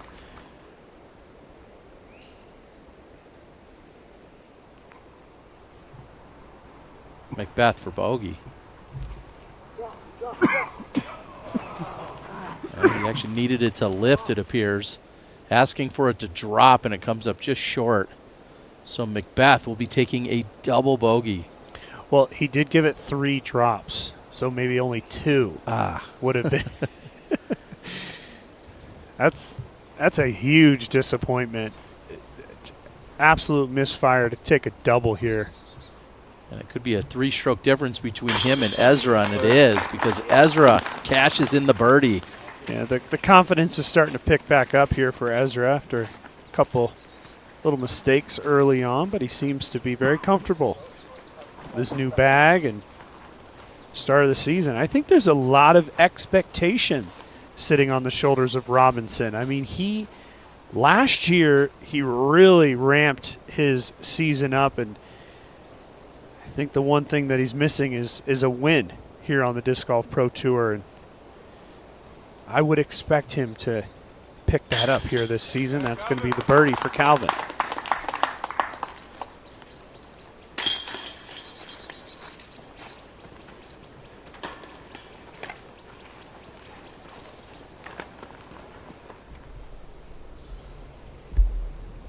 We saw the drive by Simon. Here's his second shot.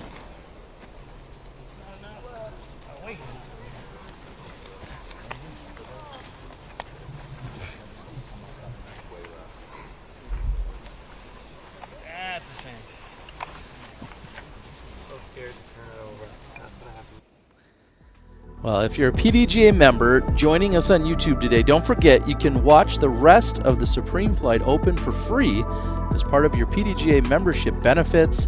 Scan the QR code or visit the link to redeem your free DGN content and enjoy the rest of the SFO live this weekend.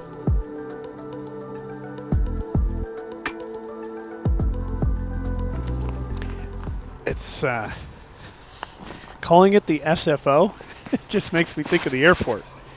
I flew out of San Francisco for many, many years, and I just can't stop thinking as those are the initials for the San Francisco International Airport. Also makes me think of a few years ago here on the Disc Golf Pro Tour when we had the San Francisco Open. Oh, good call. Well. Yeah, exactly. Well, you know. Times are changing. That's right. We keep it rolling here on the network, now celebrating 10 years of the Disc Golf Pro Tour. So, something to think about. McBeth on hole 8, that was the only double of the day. Well, now we're looking at trouble for Chris Dickerson. Looks like maybe some frustration with the footing, or maybe he had a release and was just taking it out on the front of the tee there, but something misfired here for Dickerson. And early release. I mean, yeah, that's going to be trouble. Immediately left.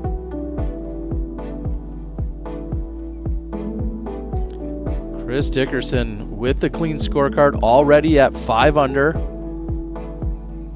and has been tearing up here the front 9.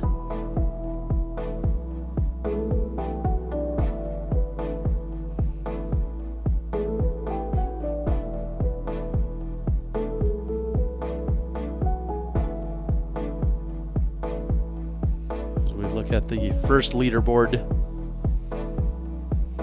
4 under, 5 under, all very popular numbers. Out in front, Jake Mon. We opened the show with Robert Burridge taking the outright lead at 6 under. Now Jake has surpassed him. So we continue to scroll. 11, or tied for 11th, excuse me, at 3 under is a very popular score at the moment.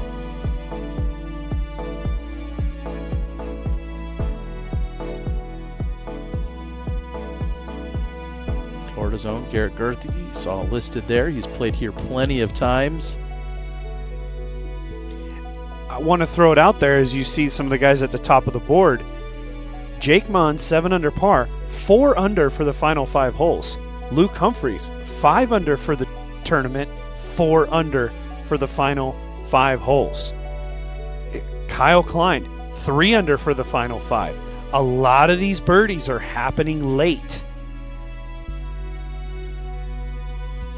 Let's take a look at hole number 9. Just a gorgeous hole. Par 3, 460, that's a lot of distance. Now you're playing from the top of the hill here, and you got to throw to the other side of the top of the hill. Got to really power it. You got to miss all them big pine trees down the center of the fairway. A lot of the guys like to go to the right and then swing it back. You just want to try to get up to the top here. If you're short at all, you're going to be down there where Simon was and just trying to scramble to save par. Ultimately, a beautiful hole.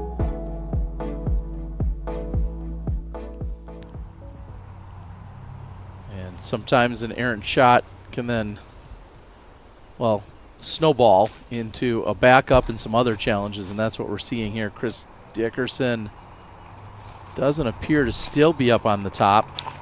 No, he isn't, but, I mean, really, you can't get much better than that from where he was. To get back into the fairway, he's down at the bottom of the hill. He should be able to get up and down. Looks like a bogey coming up for Chris Dickerson. Simon puts in for the birdie, now moves to 5 under through 15 holes. Someone that's had plenty of birdies out on this property is now standing next to Nate Perkins, and I believe we've got the GOAT, Ken Climo. Nate Perkins, can you check in, and you got any updates if you're walking around with Ken out on the property? Oh, Terry, this is epic right now. I'm giddy, and we got King Climo down here, and he's talking to me about some old holes out here pre-throw down the mountain. And Ken, what is it like out here seeing the new era of disc golf come to a historic course in Florida? Yeah, this property's always held a special place in my heart. It's got a lot of character. It's not like you're in Florida when you're out here. It feels really different out here. I was just telling Nate about some old holes, some old lines, and kind of some of the holes play in reverse of what they used to. And it's just really cool to see the sport evolve and get to where it is now. And this course is, I think it's immaculate. I mean, this course is tough. It tests the players. It makes them use every disc in the bag. So I think Paul did a great job with the redesign and the tweaks. Well, Ken, a huge congratulations on the new line of discs. What is it like seeing the banners all over this property and seeing the way that the public has received it? Man, I'm feeling all the love. It's for sure. The sport is great, and I really like the way the discs are flying. I'm liking the way they're feeling in my hands, and liking the way I'm getting the people telling me I really like them. Man, they're awesome. Kick ass. I'm glad for you. I'm getting a lot of support and feeling the love, and I'm just really happy with the way everything's going so far. All right, Ken Climo, guys. Thanks for your time, Ken. Take care.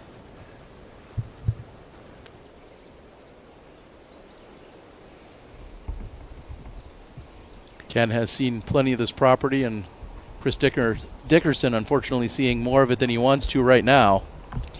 Just hearing his voice just sends chills down my spine, Terry, as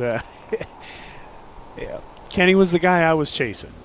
And, I think a lot of players out here right now, Ganon Burr is that person for them, as they're trying to chase Ganon and his great play over the last couple of seasons. And so I think a lot of similarities can be had generation to generation. Great to see Kenny out there. And as you can see, the group still waiting and hoping for their turn to tee here pretty soon, but they're going to have to wait for our second feature card. Welcome into the booth, everyone. Terry Miller joined alongside three-time world champ. And we talk about Kenny's legacy, the 12 world titles. We talk about how difficult it is. As some would say, it's tough to get your first. Ganon Burr can attest to that, as you were just mentioning. Yeah. But then to get multiples. Isaac Robinson, what an incredible feat that he came back, defended his title. You're one of those guys that has three, and you're in a very elite class of your own. This sport has grown so much, but talk about how Ken paved the way, or what Ken did to kind of set the tone for professional disc golf all those years ago. Yeah, I mean, he did something very early on in the life of our sport that it just is unimaginable. It'll never happen again that we can certainly see in the near future. And he was the right guy for it. He was the one who was willing to take on that challenge and to carry the torch of disc golf. And as I was mentioning, he was the boogeyman for me, but he was the boogeyman for guys all the way from 1990 through 2010, or 2008, 2009, somewhere in there. And so big props to Ken Climo, and I said it many times already in today's show. So happy to see him back, and so glad to hear his voice again. He'll do that all day long, Terry. Just talk about shots, and Ken Climo has one of the best shot memories of anybody in disc golf. He'll remember a shot from 1990 on a hole that doesn't even exist anymore. And Wysocki's going to remember that one. A great up and over to put him just a few feet past the basket.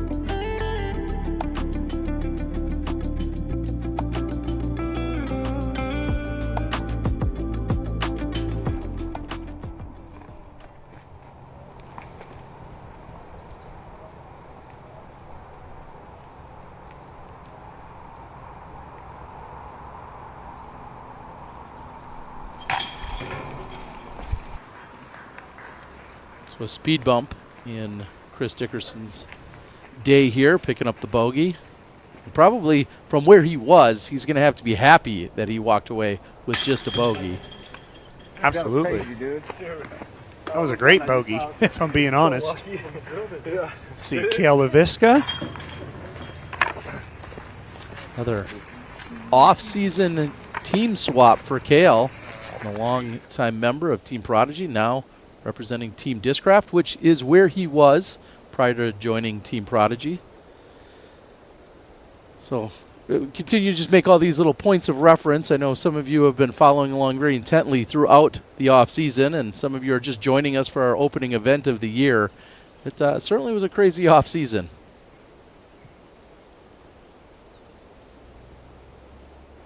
So we've had a long backup here. These backups can be challenging, and now this group is going to be right on the tail of that card ahead of them for the remainder of the round. We still have over half of the course left to play. Going to have to kind of just settle in and be patient.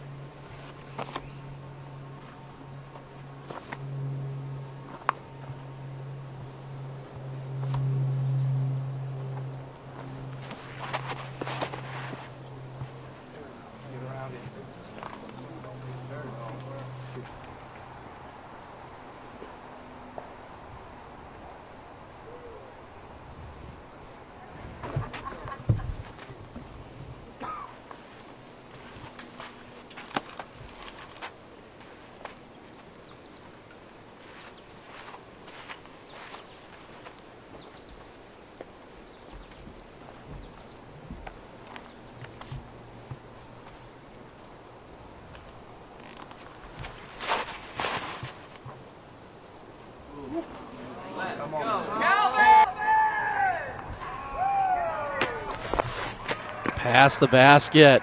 Out there in Perks territory. He's got to like it.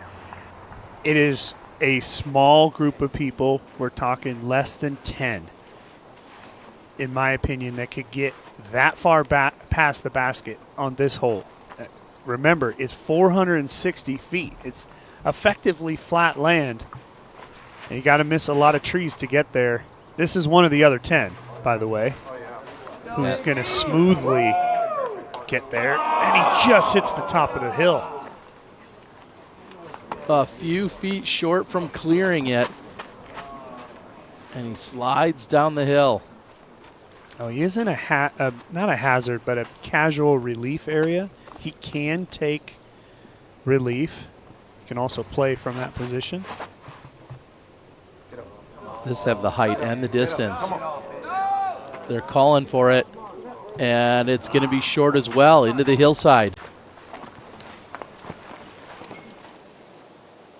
We'll go sliding down any hills. We've got more action when we come back.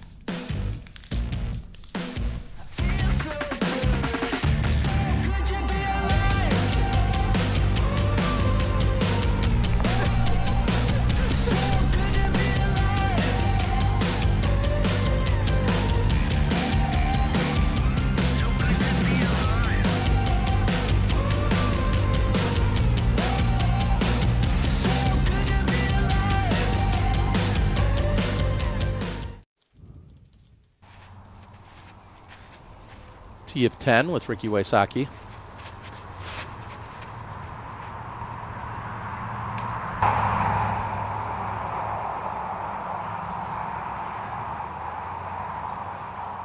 Took a little bit of a kick, but fortunate. Kicked forward. Going to have a look at birdie. Here's the look from the bottom of the hill. As I was saying, from this point, players of this caliber should be getting up and down 10 out of 10 times. It's not that long of a shot. And there's even a small percentage that could even throw it in from down there, just blind luck basically. But the only way you go on to bogey a hole like that is if you see something like what Dickerson did where he's way off the fairway. But from down here, you're going to just try to put it on line, try to throw it in, and ultimately just be close to the pin. Like that.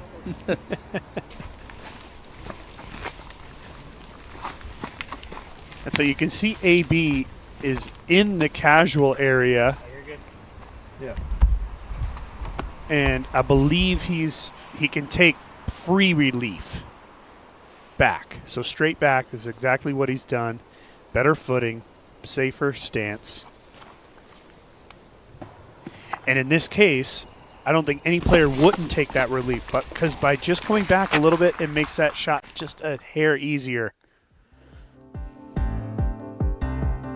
I'm going to flash back to last year.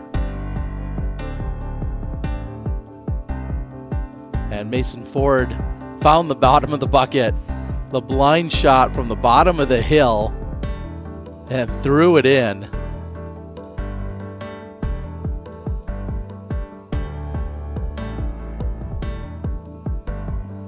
Yeah, you can't see it. You're just throwing to a general area, and in that case, the basket got in the way. Mason Ford has struggled today, finding some bogeys there in both the front and the back. Lack of birdies, unfortunately. Finished strong on the 18th, but shoots 5 over with 3 OBs. His wife, on the other hand, Valerie Mandahano, who we saw this morning, is going to be on the lead card going into tomorrow's round. Likely see him on the bag, in fact. Well, they should be playing pretty close to each other, I would imagine. I mean, a lot of times we see Mason out there, but he's playing later in the day. I think his tee time's going to be pretty early tomorrow. 5 over. That's a tough start to the tournament.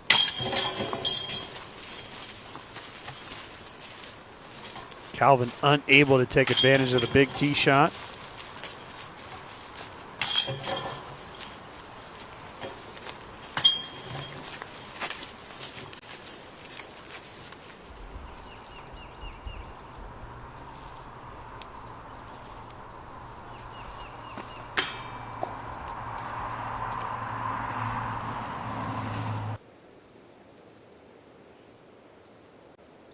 Dickerson's got to be really careful with this putt. It does slope away directly up behind the basket. Still a disappointing miss.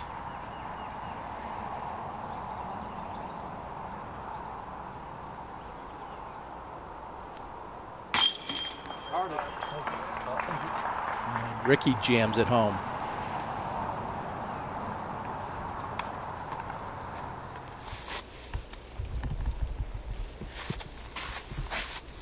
Lengthy backup on 16, but now they're clear and ready to go. Lizotte taking to the tee.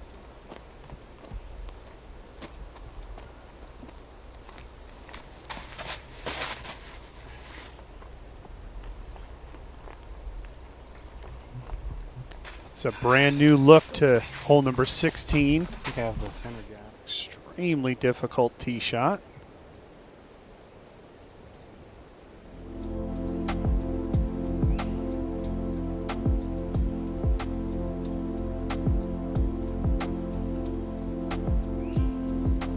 Not much fairway there as it's just carved on the top of this ridge.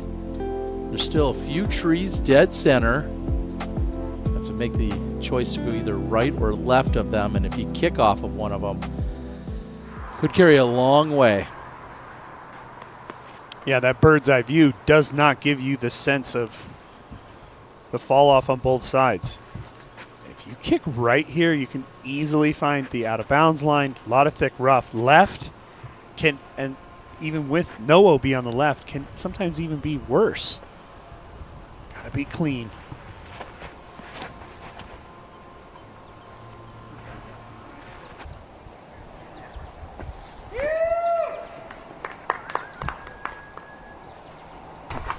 Nice little tree direction there at the end.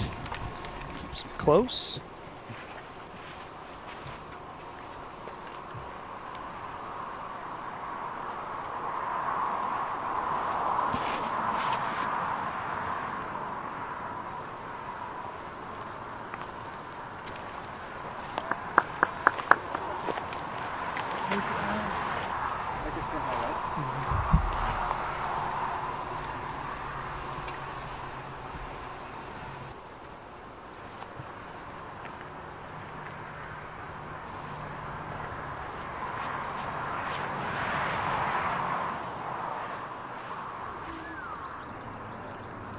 There's so many shots out here that AB throws that look like he's tossing a disc to his buddy. I mean, think about hole 9. He was just about 1.5 feet short, and it looked like he barely threw it. That one, again, barely threw it.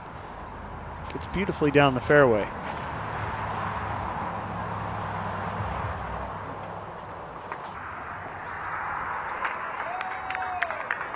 Seeing that pop up into the circle. Good looking shot there for McBeth.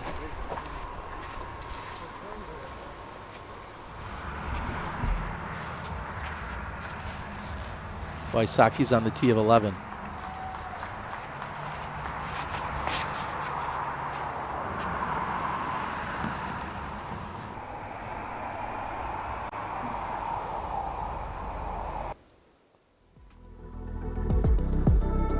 Of course, we've got commemorative gear that can be picked up out on the Disc Golf Pro Tour website. Head on over to the shop. 40% off all commemorative items. There's no code that's needed or required. Just go on out there and do your shopping. But make sure you do it by Sunday night. That's when the sale will end. 40% off all commemorative items.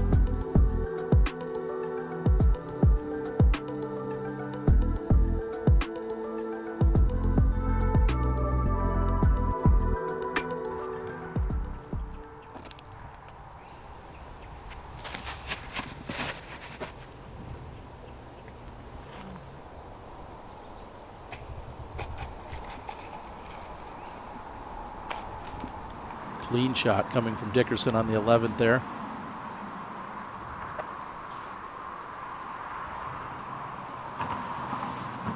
About 36 feet or so for Barella. His birdie look on the 10th.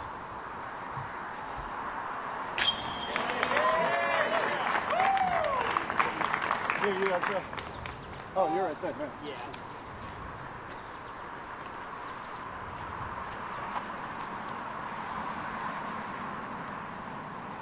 Being the defending champion, AB has looked solid. He's made some putts from outside the circle. He's made some really top-level shots as well, getting himself close. McBeth struggled to double back on 8. Let's see if he can bounce back here.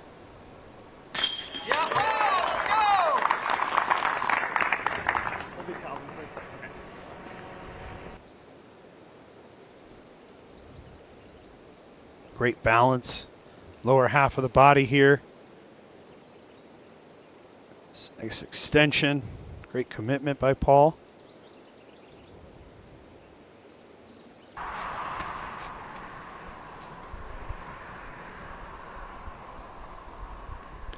This is that slope I was referring to behind the pin if you're up on the left of the basket. And that slope will be what Ezra Robinson will be putting directly towards from this direction.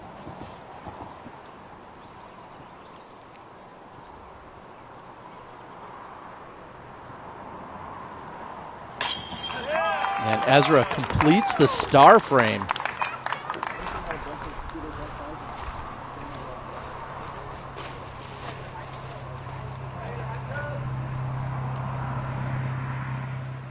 Might be going out on a limb, but I can't imagine there were too many other star frames by any cards out there today on that particular hole.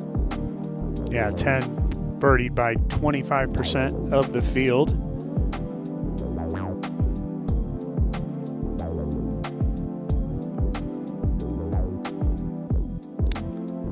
Hamas playing as well. He's one group ahead of Simon. See if he can't finish birdie to get to 7. After Simon's tee shot, he was in the rough, scrambling hard.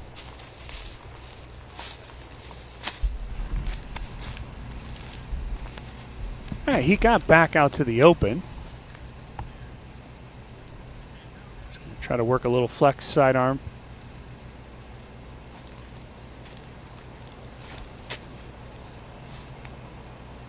See the pin back there. Nicely done. A little bit deep. Definitely not a 9-speed kind of shot. He's going to have to make a putt coming back.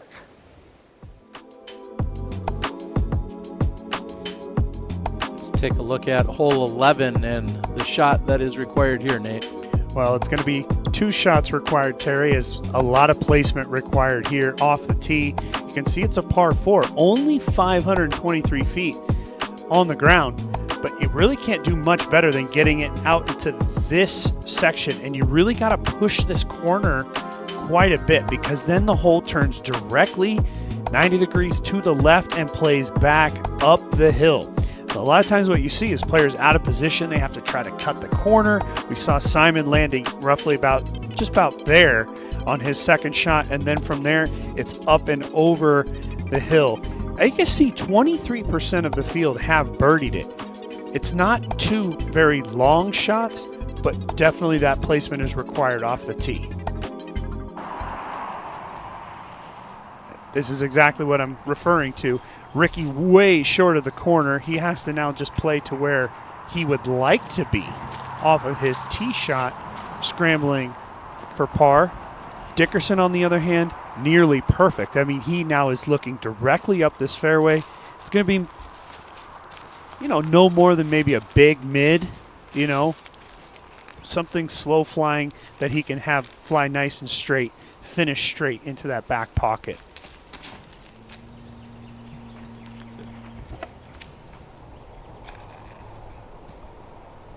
It's the bounce out off the tree, and that's going to leave him a very short look for birdie.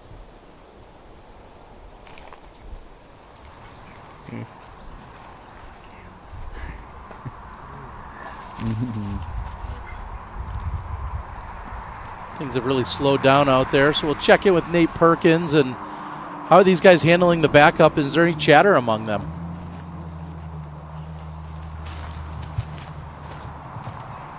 Yeah, the card mates aren't really talking to each other, but there's a healthy gallery and the players are kind of interacting with a fan every now and then. But yeah, this is really starting to slow up, and it doesn't look like it's getting too much better out there on 12 through 15.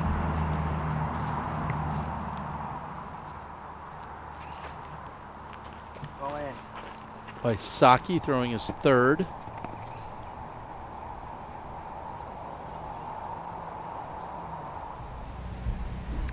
It's a nice job by Ricky to scramble after the bad tee shot. And that's for Lizotte to save par. Yeah, same could be said for Simon there. Bad tee shot. Even the second shot wasn't great, but he got back out to the open, going on to save his par. Simon is sitting on just 1 bogey today. He's got those final 2 holes. We've seen several players birdie both of them.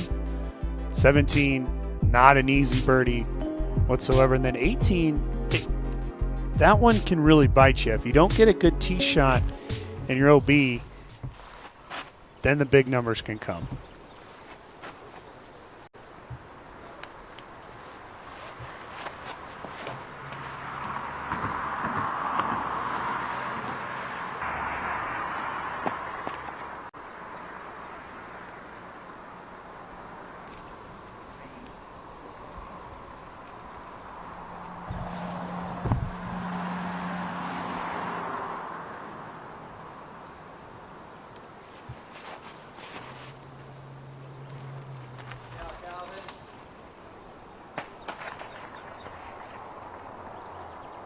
Going to be happy with those shots.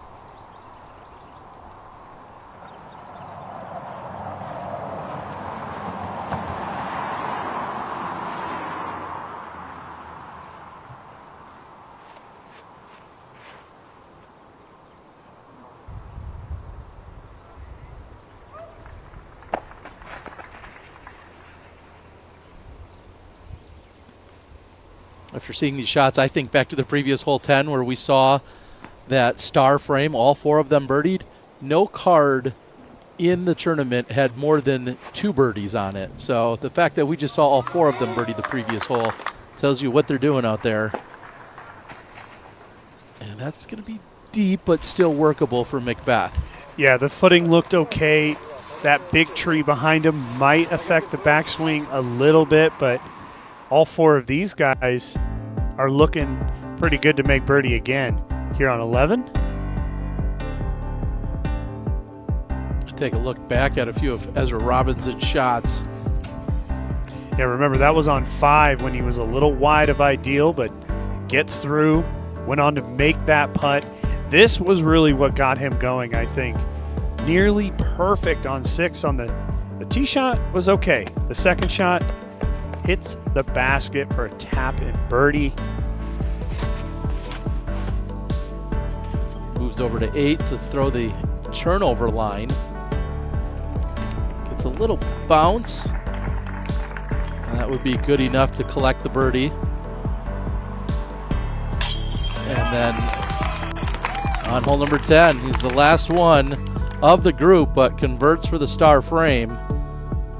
As we take a look at Ezra versus Isaac and seeing how they've gone head-to-head, you see 10 wins each. And this is all in the 2024 season. Of course, Isaac, however, defending his title and becoming a 2-time world champion. Just a slightly better average finish, 15.5 to 16.5. And we'll take a look at what they're doing today.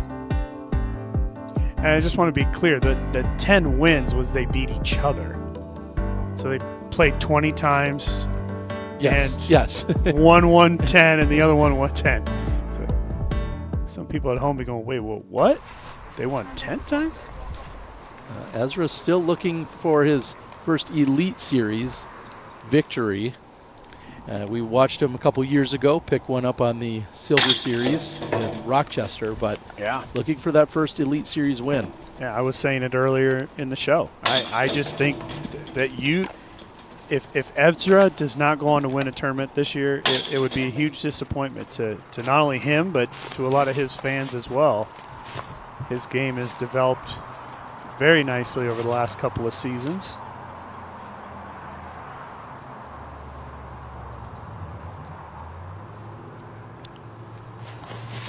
So McBeth does have a line.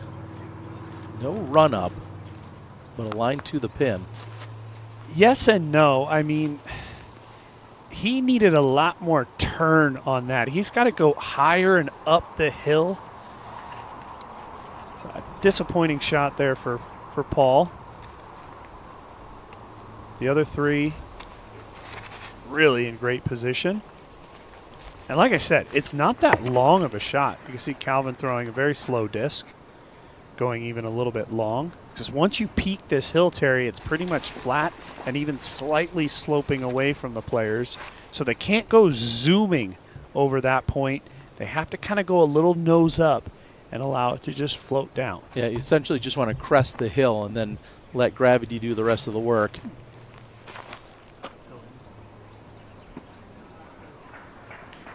I mean, you'd be hard-pressed to tell me that somebody's looked better today than Anthony Barella. I know he had the struggle on hole 1, but everything else has been great. Yeah, quickly putting that behind him, which also says a lot.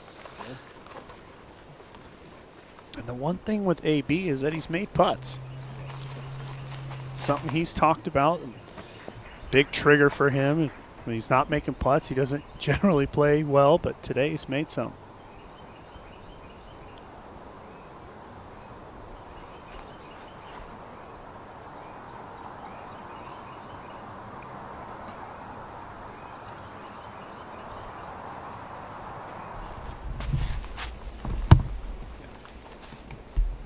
Simon on the tee of 17.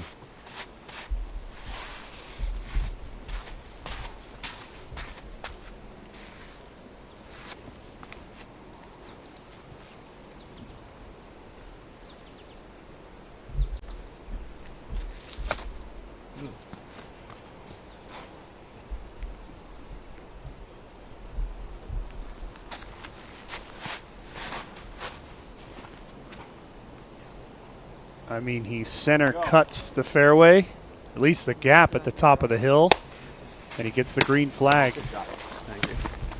17, one of the most unique tee shots on the tour. Simon does well.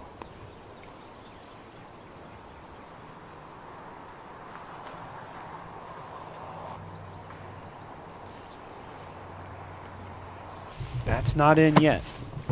That's going to be a tough stance for Paul. He's going to have that big cedar affecting his putt stance.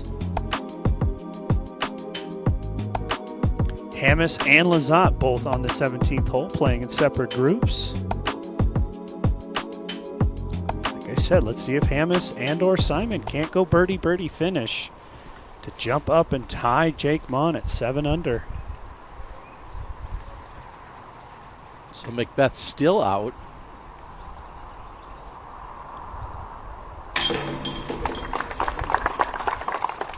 And he will likely be the lone par on the hole.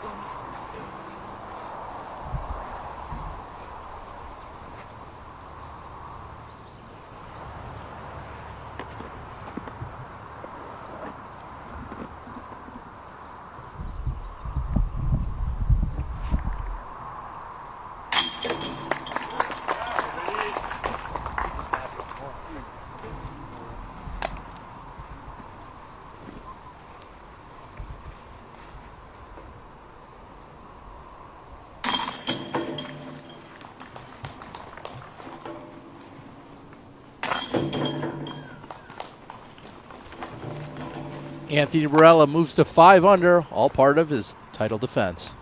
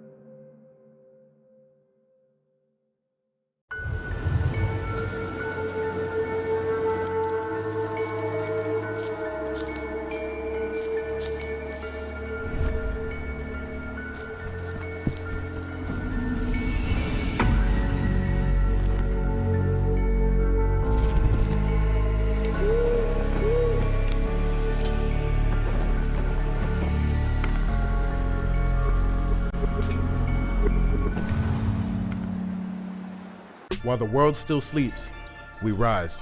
When others find excuses, we find strength. This is where the work begins. Late nights, early mornings, this is who we are. Discipline is our lifestyle. We push through the sweat, the pain, and the doubts. When the road gets tough, we get tougher. We aim higher, hit harder, and dig deeper. Each day, we work to be better than the last. Success isn't handed to us, it's earned. Because in the end, we're the ones who rise, the ones who conquer, the ones who win. Hey everyone, Ganon Burr here, and I want to invite you to compete in the Power Disc Golf Academy Championship Series. This is the only professional amateur nationwide disc golf series, and everyone is welcome to compete. Qualifier events will be held in cities across North America. If you place high enough at a qualifier event, you'll earn the invitation to compete in our championship event at Eagles Crossing Disc Golf Course.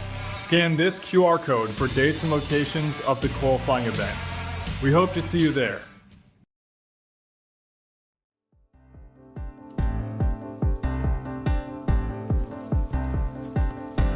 Look back at last year when Anthony Barella took down his first ever Disc Golf Pro Tour event. claiming the title. It was such an impressive performance and what really was the catalyst to go on and have an incredible year, as you would take down multiple events throughout the rest of the year, claiming 3 more.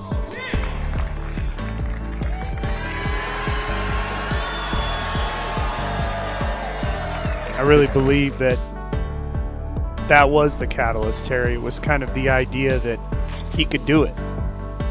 He's been told his whole life that the skill is there, and finally proved it to himself. And like I said in the beginning of the show, he's going to have some new challenges this year, having to defend tournaments, being the favorite in some of these events. I think he's doing a fine job today, especially on the putting green.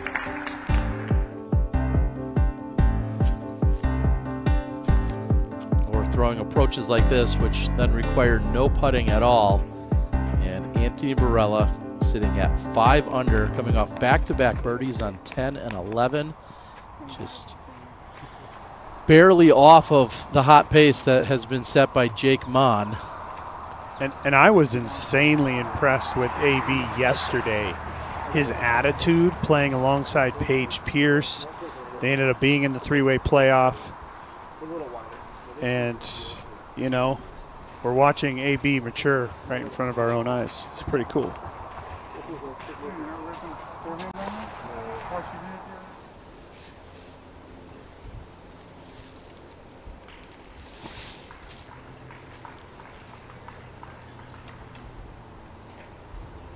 Dickerson's been struggling ever since that hole 9 debacle.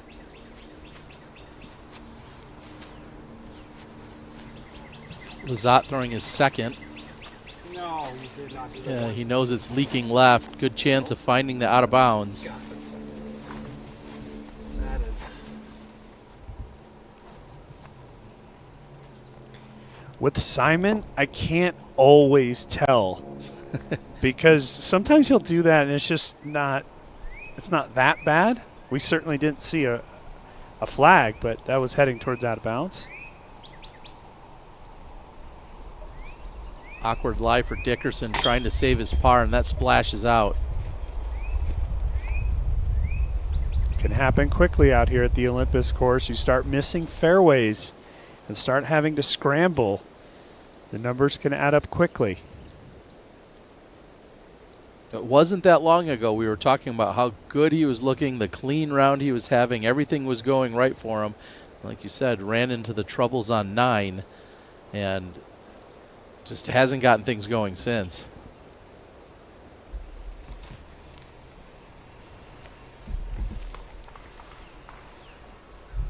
Lizotte did go out of bounds on that previous throw you saw, so this is to save his par. And he'll walk away with the 4.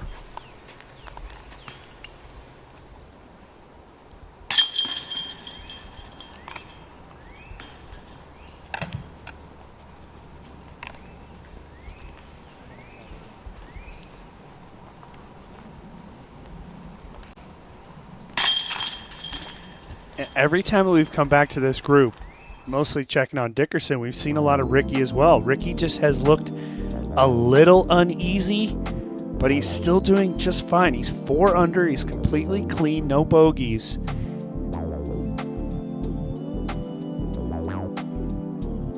We're not getting the feels and the vibes, though, coming off, you know, necessarily radiating from that card as if there's something just a bit off at the moment as we're looking at hole 12. This is unique in the sense that this hole is actually shorter for the MPO layout than it is for the FPO. This is played as a par 3, whereas the longer pin for the FPO players is played as a par 4. Yeah, you've got that right, Terry. You can see 23% of the field have taken birdie, 563 feet. It's, if you have the sidearm power, you can go for it there. A lot of times, you know, we're going to see this big backhand turnover.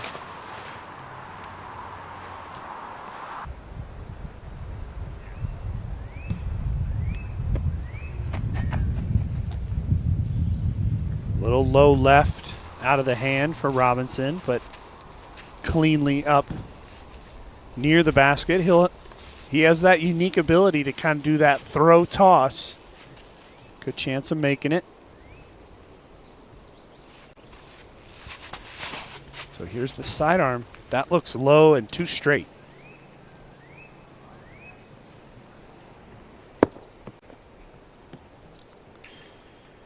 Not bad. That disc fought a little better than I anticipated. We'll have a chance to make a long one.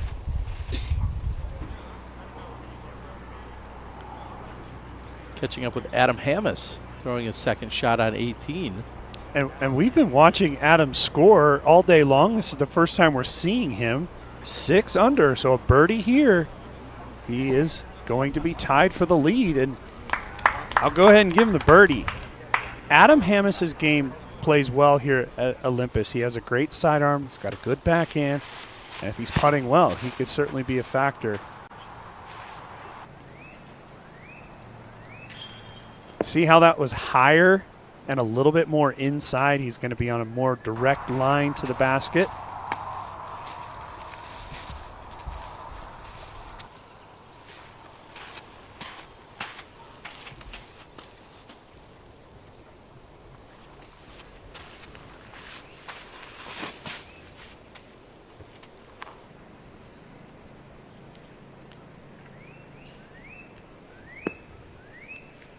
In my estimation, seeing a 23% birdie rate on this hole, Terry, it indicates that we're starting to see a lot more players with elite level sidearms.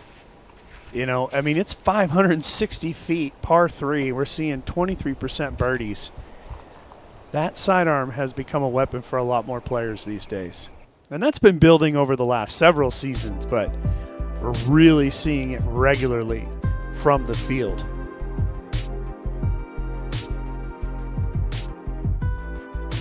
Adam Hammis, as we pointed out, is just probably a few moments away from converting on the 18th to become a co-leader along with Jake Mon.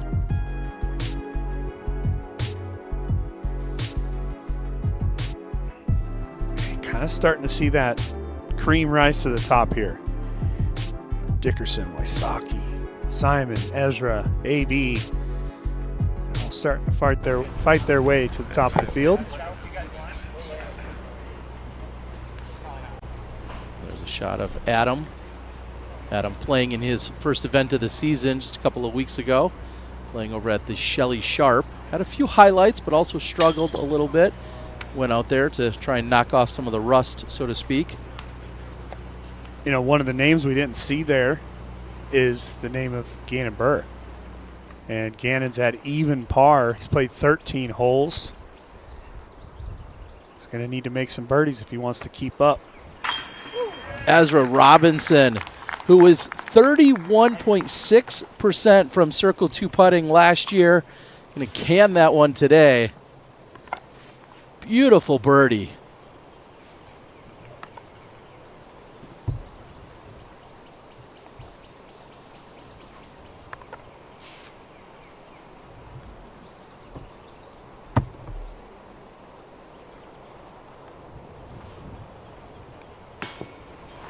And Barella not able to convert from Circle 2.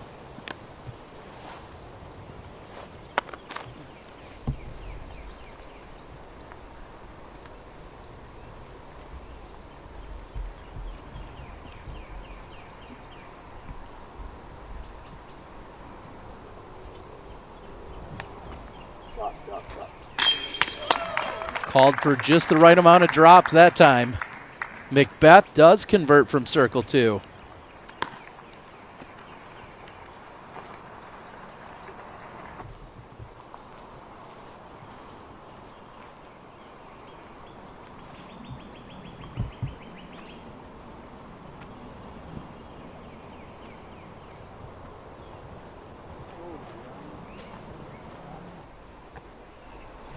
And rarely do you see that. The miss by Heimberg is notoriously low, front of the cage. So to have him go up and over and not draw any metal, not sure if that was something with the wind or if it was just a poor release, but very uncharacteristic, especially on a miss like that.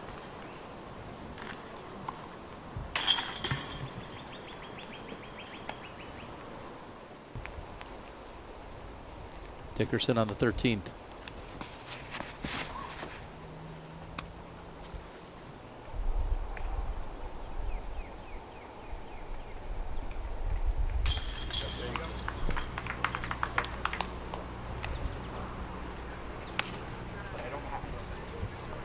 Hamas to step up and tap in from short range, and he's going to become a co-leader at the moment with Jake Mon at 7 under par.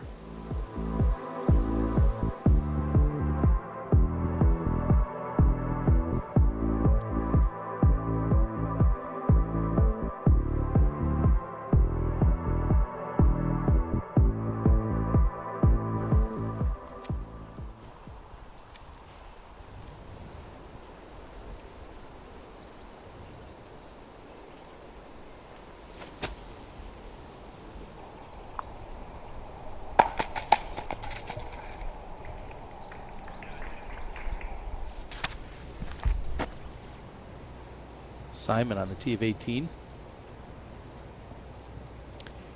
18 just plays a little bit easier when the wind is non-existent. And Simon close to that line. It looks to me like he just stayed in bounds, and yes, he gets the green flag. Dustin.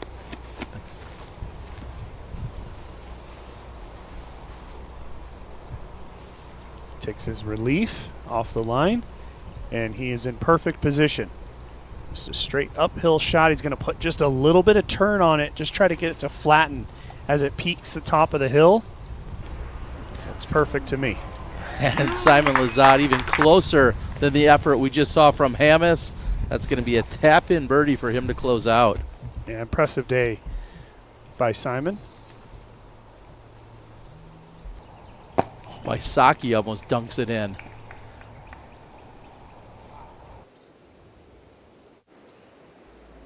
So it's slow going. I mean, you know that our final card is waiting on the tee pad of 13 as the chase card is still playing it. So continuing the slow pace throughout the rest of the round.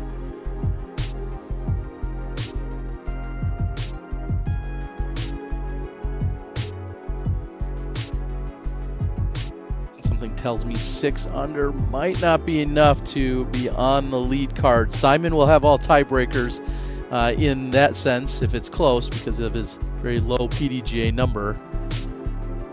I don't think that's going to be enough, though, to be on the bottom of the lead card.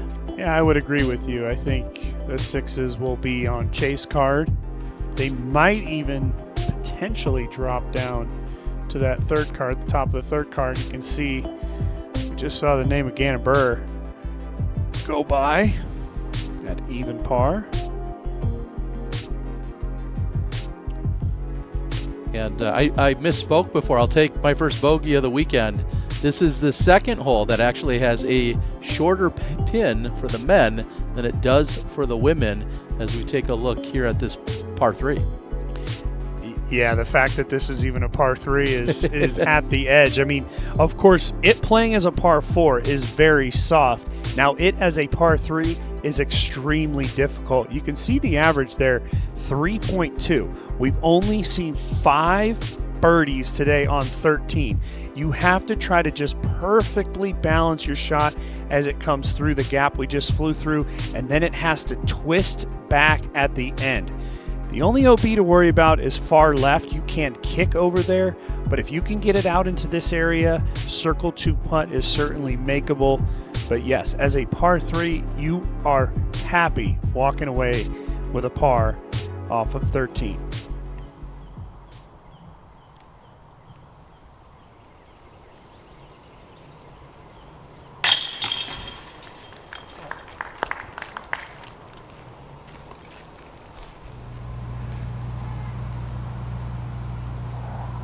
Wyatt Mahoney playing alongside Simon Lizotte, and that is his putt for par, just off the top, not quite enough.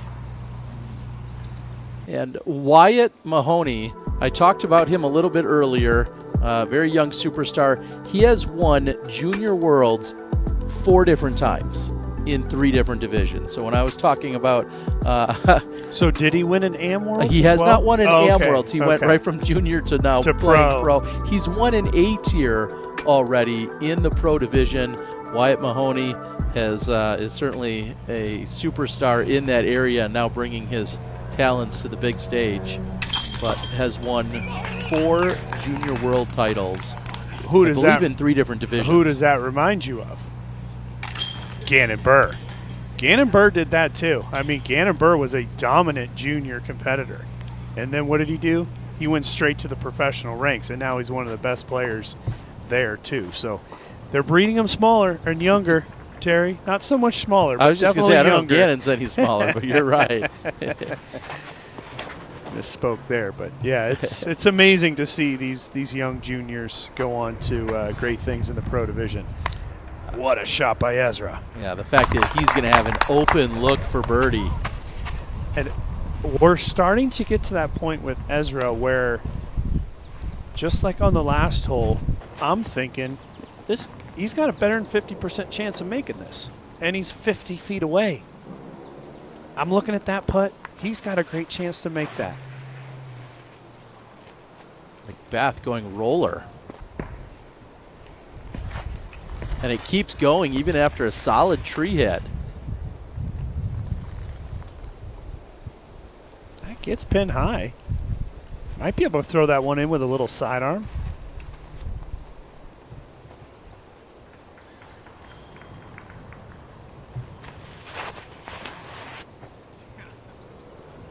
Calvin going rollers well. That's got way too much cut on it. That could bring that OB line into play, but not going to. A lot of things on the ground on that left side. It would be hard pressed for the roller to make it OB. Kind of more or less looking at an early kick left is the only chance of finding the OB line.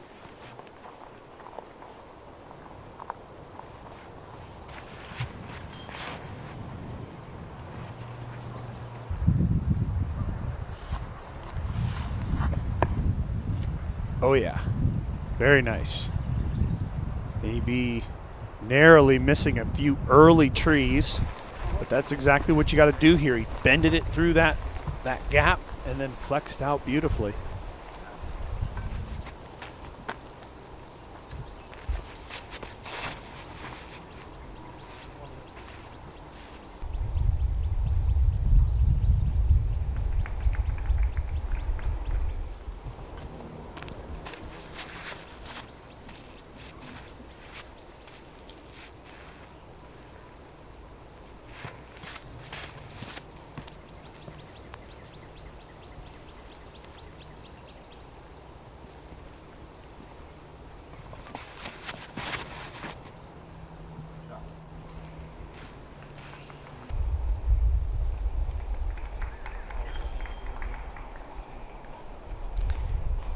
Oh, it looks to me like he's just at the edge of that one bit of sawgrass. Certainly come join us live at any of our Disc Golf Pro Tour events. Get in that Simon line, in fact, so you can get yourself an autograph from none other than Simon Lizotte. All tickets are on sale for all the events. Head on over to dgpt.com/tickets. And you see some of our upcoming events, these all in the next couple of months.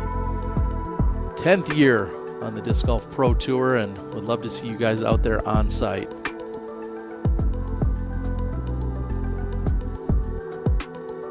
KC Wide Open along with Discraft's Cascade Challenge, both added this year to our Elite Series. Yeah, you can see right there with KC, I mean, the 43rd Kansas City Wide Open. A lot of tradition, a lot of history out there in Kansas City. Great to see it on the tour. This is Calvin after the poor tee shot. He had a gap. It actually was a pretty big gap. He just early released.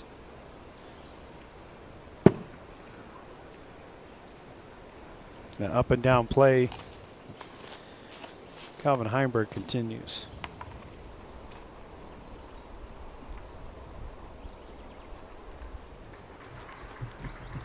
Man, I like going with the little sidearm here with that backdrop. And he really, because you have that hill behind the pin, I think he had a nice chance to kind of try to whip one in there.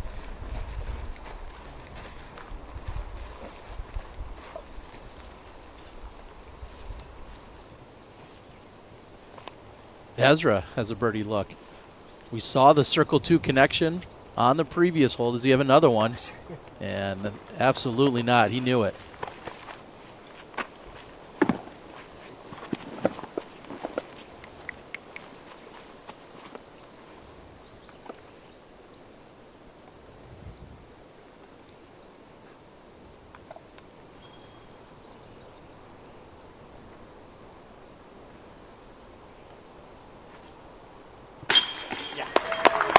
There's a reason Anthony Barella was 6th from Circle 2 in last year's overall standings. More than 33% connections for Anthony from C2.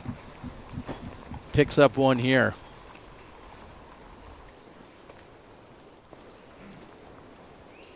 Yeah, it's no wonder AB went on to win as many times as he did with that kind of putting from Circle 2. You know, AB is just the combination of elite power and the ability to make a Circle 2 putt. That's a pretty special combination. And when it wasn't Circle 2, he was 5th in the tour in being parked. So there you go. Really taking the pressure off the putter. We're going to roll the Zuka replay as Anthony connects from shallow Circle 2. And we see him now move to 6 under. Right there in the conversation, of course, trying to chase down our leaders. Good friend Adam Hammis being one of them.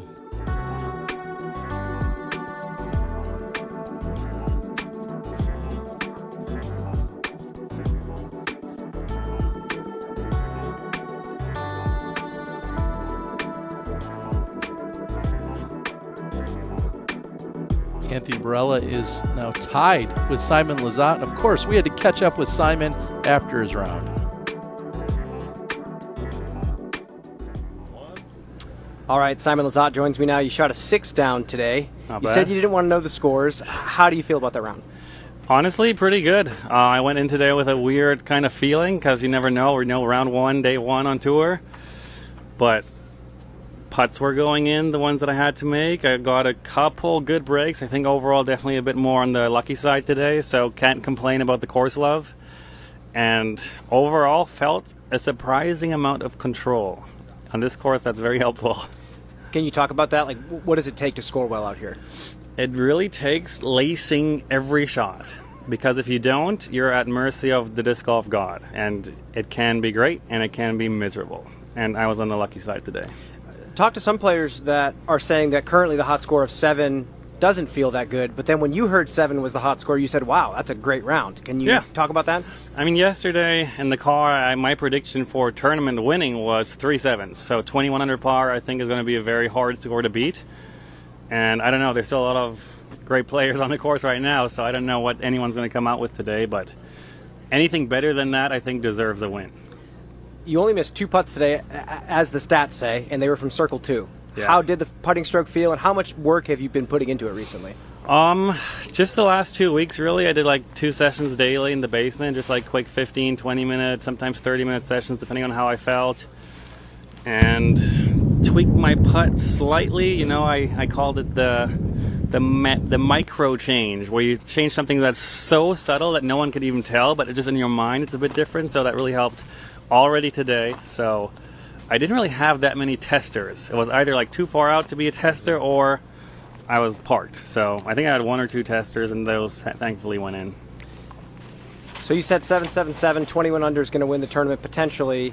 What do you have to do tomorrow to actually get deeper than 6? I guess throw a little more committed shots. I'm really happy with my start. I think a slow start has been my killer. So far I'm sitting pretty nice, and somehow when I'm up there, I always tend to like stay up there. So I'm just going to try to take the momentum. And again, first tournament, low expectations, and just we'll wait and see. Simon's in the mix, folks. We'll see you tomorrow. Let's go. Yeah, and going back to what he was saying about the start, he had 5 birdies in the first 8 holes. He had just 1 bogey. The only bogey of the day for him was there too. But 5 birdies in the first 8 is a fantastic start.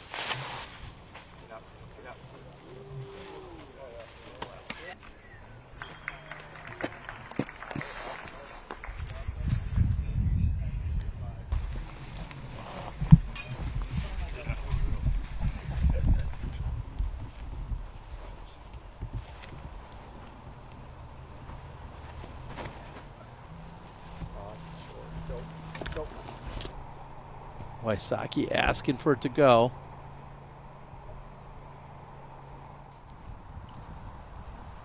Well, and this is what we were worried about with Dickerson, just stymied behind this sawgrass. Going with the roller. Oh, and it looks like he got a slip. Question is, does it punish him? I'm not sure how much off his line he was. I mean, really, with the stance and the slip, that's a great result. It's wide open here. He's got to look. Circle 2 to try to get some momentum back in his favor. He's not going to do it. Barely gets to the bottom of the basket. Disappointing there for Dickerson.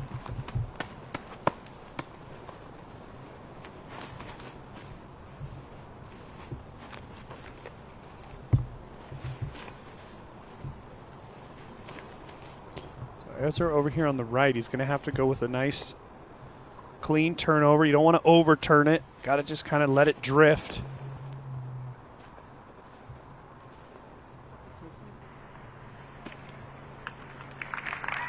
Very nice.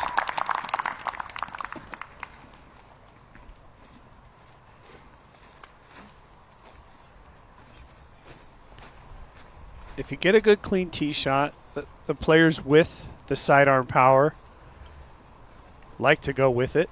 It's favorable because you're working away from this out of bounds line. You can see the white flags on the left. Too much angle. And just too high. You really gotta pipe this one. You don't want to get it up too high. You actually want to pipe it, let that ground play happen at the end. Ricky got a clean look as well. Just a moment ago, Wysocki has right side chains but can't get it to drop.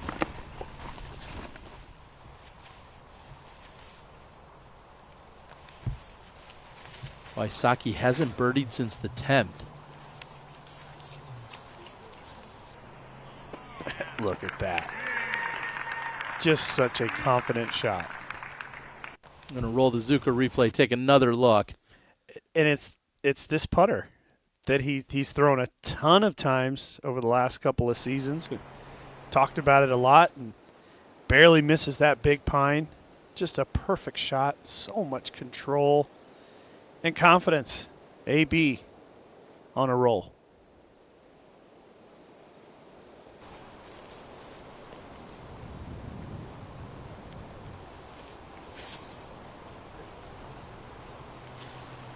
See, I like this. Then that ground play, it works up into that little bushy stuff, but still a makeable putt from in there. Barella just a few steps away from getting to 7 under, joining the other 2 co-leaders. And speaking of them, one of our co-leaders is Adam Hammis, and he's in the clubhouse. Joining me now, first time this season, Adam Hammis, 7 down. First round for you. How you feeling? Feeling great. New season, fresh start, and a hot start at that, so I'm pumped. Off season, how much did you play? How much did you practice? My off season is pretty simple. I spend about half the time at home in the cold, and I don't really play too much, but I stay in the gym and stay healthy and all that, and then I go to Arizona for about a month. So I was in Arizona for a month before this, and it's a good enough time to get back into things. Yeah. Pretty nice place to start the year. Beautiful weather today. Talk about what it's like scoring at Olympus. It's hard, man. You gotta, if you're off the fairway, it's gonna be hard to get your pars, and that's exactly what I did right today is just when I thought I was going to get a bogey with my tee shot, it turned into a really good par save. So, yeah, just minimizing the bogeys, scrambling really well, which I did extremely well today, and then taking the birdies when they come. Do you think 2 more 7s is enough to win this tournament? I do not, no. I need to clean up a little bit on the front 9, and yeah, I think I missed some opportunities on some holes I want to get, and I think that's it. I think I played the back 9 pretty much well. I'd like to maybe avoid some of these tough scramble shots with the pressure headed. Yeah. Great round, Adam. We'll see you tomorrow. Thank you, thank you. So Adam Hammes on the other side of that conversation as far as thinking that 3 7s at 21 under wouldn't do it. And certainly the way that scores are starting to add up now, kind of tend to agree with him a little bit more than Simon. I also would agree with Simon in the sense that I think it's difficult to come out here and repeat rounds. This course, as Adam just talked about, a lot of scrambling. One day you're perfect, the next day you're way on the left of the fairway, the next day you're way on the right of the fairway. So it's hard to be very consistent. You said it was a makeable putt, and Kelvin agreed.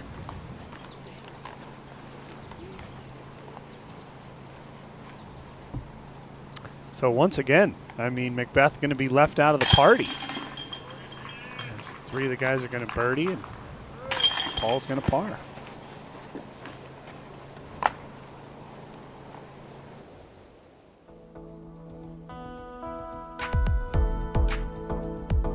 There's just so many ways of getting to these numbers. You know, AB, the first 3 holes, it goes bogey, birdie, birdie. Ezra Robinson parred the first 4 holes in a row, and they're both sitting at 7 under. That's one of the brilliant things about the Olympus course is that it's not just a race to the lowest number. There's a lot of disc golf that has to be played. Well, I'll follow that up and expand on it. Adam Hammes, when you look at his scorecard, he truly sprinkled birdies throughout. He didn't necessarily get on a roll. He didn't have any lulls. He just kind of sprinkled a birdie in, every once in a while, and had 1 bogey on hole number 5. But otherwise, just peppered the scorecard, we'll say. As we take a look at our flyover, brought to us by Zenni Eyewear for everyone, and the beautiful hole number 15. It really is beautiful, Terry. One of the iconic holes here at the Olympus course. Big downhill tee shot down into the fairway right around this point right here, roughly. This is actually a great tee shot if you can get this far out here. Then it's a flat fairway down here. You get nice flat lie, which is very rare out at Olympus. Plays back up the hill, and you got to get way back there. It's 934 feet. A lot of times a good second shot gets out into this area right here, and you might have a long look at eagle, but birdie is very nice here on 15. One of my favorite holes.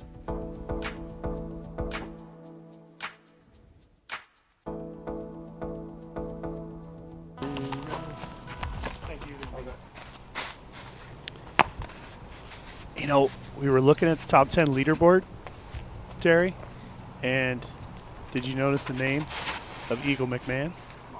Eagle in the top 10 now. Yeah, it's great to see Eagle back. Full strength. Crazy.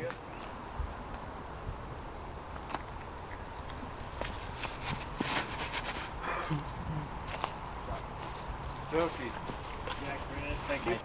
Yes, please. That's a smash. And you just said it, Eagle McMahon with a clean scorecard, 91% C1X putting, sitting at 5 under. See what he can do to close out, but certainly in contention here at the event in the opening round. It was one of those things where last year we didn't get to see Eagle until about middle of the season, and even then he was still coming back to full strength. Great to see him, at least here in round 1, tournament 1, play well.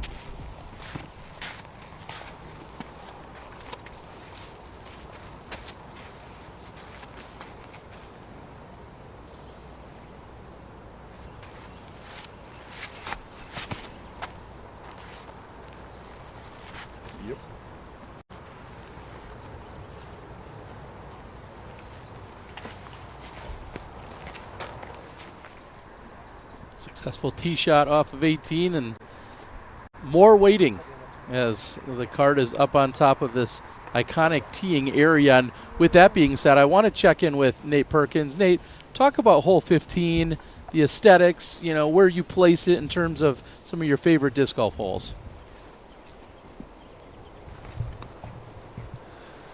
Yeah, it's definitely up there, Terry. I would confidently say it's the signature hole out here at Olympus. Just the fact that it's 1,000 feet away and it's just dead straight from the tee to the bucket. And the tee shot is the most demanding aspect of it. I mean, it descends 35 feet from the tee to the green. So it allows you to get that distance, but if you get the nose angle wrong at all, you're going to bleed off into the rough and end your chances at birdie. It's a great hole, Terry. I remember talking to Paul McBeth a couple of years ago on this property. We were out there for Throwdown the Mountain, and then when he was discussing where he would like to see the pin, he said specifically, I want this one pushed back. So the pin that they're playing now has been an adjustment from a few years ago to where we used to see it played to. In fact, on the pro weekend of that big event, this is a combined hole, and on some of the other weekends they break it up into 2 or 3 holes because it is so long and so challenging. So Paul came out and said, yeah, the first thing we need to do is push this pin back to put it in the location that it's at right now. And obviously he continues to have the influence, him and Dylan Cease, your co-owners out here on the property. It's a brilliant position for the basket because as you go back, you can see it there. As you go back to that point, you have that high sawgrass that's kind of surrounding the pin, and then you're kind of on this precipice of a little slope as well. So with the elevated basket, a lot of challenge on a 1,000-foot hole.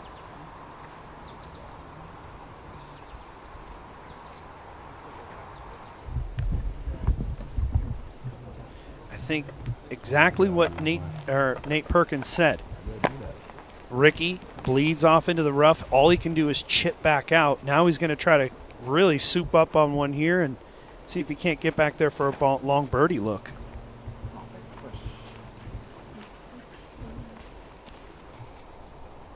And understanding that the bailout zone is to the left because to the right of the pin, there's a cliff along with the out of bounds, and everyone's just trying to avoid that. So when you see people leaking left and really almost never being to the right of the pin when they land, that's because they're trying to avoid that OB. The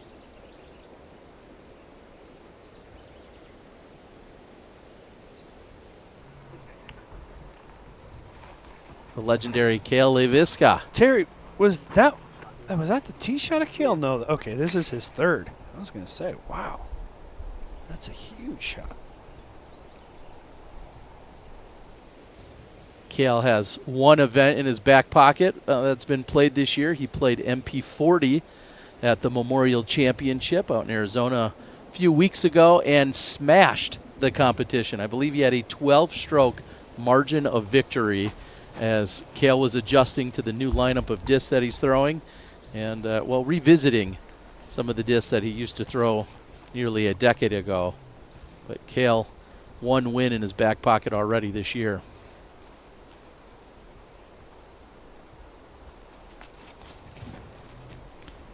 While Nate Perkins was talking, Chris Dickerson threw his second shot. Chris was dead center in the middle of the fairway and just early released one almost immediately into the woods on the left. Got fortunate to kick out to that point. I think some of this inconsistency can be attested to the fact that it is early in the season. And, that's just the way it is. Like I said at the top of the show, a lot of times I wouldn't even really judge my performances until we would get out to California in May. And, just trying to slow build to the summertime. Catching up with Ganon Burr, the tee of 16. Oh, no. Wow. Remember, Terry, yesterday he did that on 16. Early tree hit. He's going to struggle to make par, and bogey is definitely in play. with that tee shot. Yeah, depending on how far that kicked, bogey might not even be a possibility. Exactly. In doubles, now of course they were playing alternate shot. They went on to double bogey with a similar tee shot. What a tee shot from AB. It's not the first or last time Anthony Barella has made the catch cam turn around.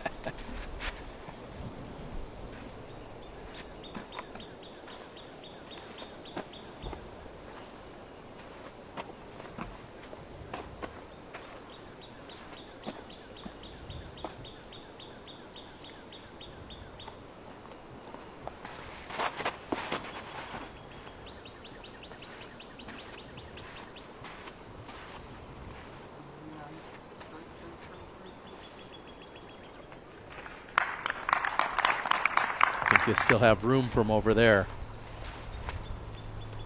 5 more feet to the left, and he'd be in a lot of trouble, maybe forced to pitch out, but I think he should have a good run-up, or at least one that's workable. The tee shot on 15 is a double-edged sword. Again, like Nate Perkins just elaborated on, these players are trying to pump it way out there. It's par 5. You want to try to get the eagle, but a missed angle can easily lead to an errant tee shot. Calvin getting a little fortunate, kind of just pushing off the right side rough back to the fairway.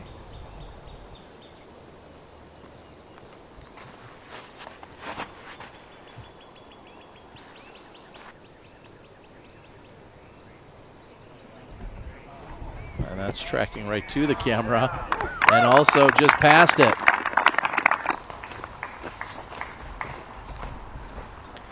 I think you would be hard-pressed to find a group of 4 with better tee shots than that, collectively. Especially with the power from AB. It's going to be a very disappointing par for Chris Dickerson. Ganon throwing his second.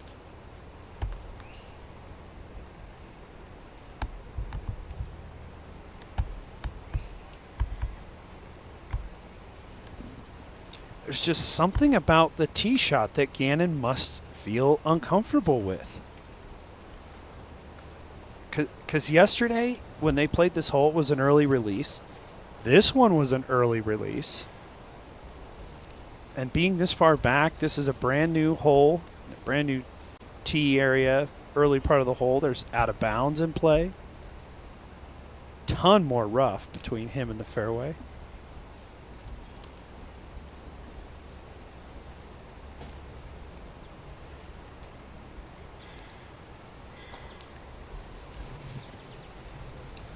Very creative, getting the roller. It's still not going to be out far enough. He's going to struggle with that. But it's from where he was, that probably still is considered a success. I would agree with that statement. Nice putt there by Ricky.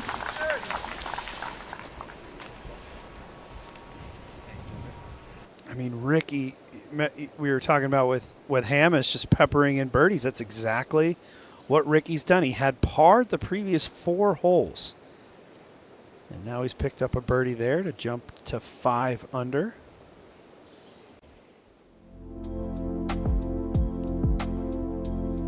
McMahon went on to birdie the 18th, so look at that solid finish, picking up 3 of the last 4. McMahon shoots 6 under. Just 1 off the pace of our leaders, of which we have a number of, but very much a contender here in the early going of this event. I mean, if you were to just stop everything right now, you know, AB, Ezra, Hammes, and Mon on the lead card, Lizotte, McMahon, Burridge, Wysocki on the chase card. That sounds like a pretty good show tomorrow, Terry. I was going to say, is it too late for me to get in a plane and just head over there and watch it in person? I mean, you got this. You can handle good, the rest of this. No, I don't know about that. A lot of people would argue with you on that one, Terry. Heimberg looking to take advantage of this massive drive.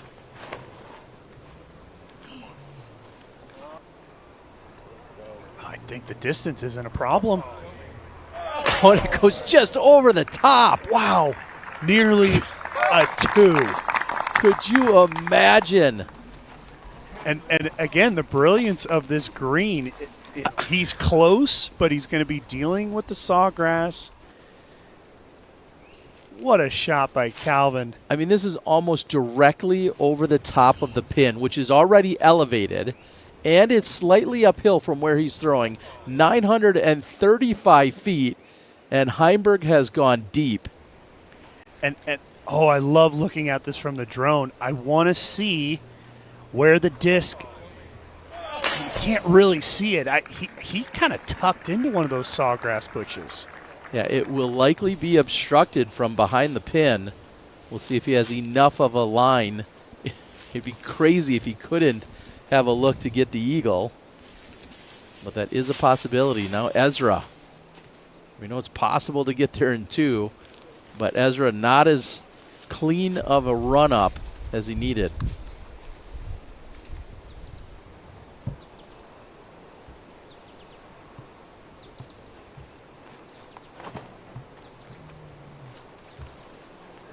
Oh, this is going to go right to the pin. This looks so nice. A little bit short. Not by much, though. Inside the circle. Saw Perkins up on the green. Hey, Nate, did you see where Calvin's disc landed inside the sawgrass? Yeah, I saw it hit about 15 feet deep and left. I think he should be able to manage, but it does get pretty thick back there. But wow, what a 2 that would have been, guys. So far, just 1 eagle today. Gavin Babcock was able to get the 3.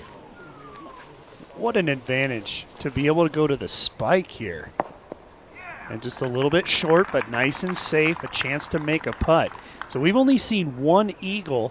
We have 3 eagle looks upcoming from this one group. Gavin Babcock converted from 59 feet to get the eagle. Okay. So, and all of our looks that we're seeing on this card are inside of that.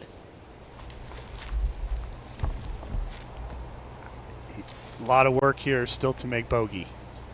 Yeah, that is his 3rd, and now he'll have to throw a good 4th shot and then hope to make a putt after that. So, like you said, bogey at best.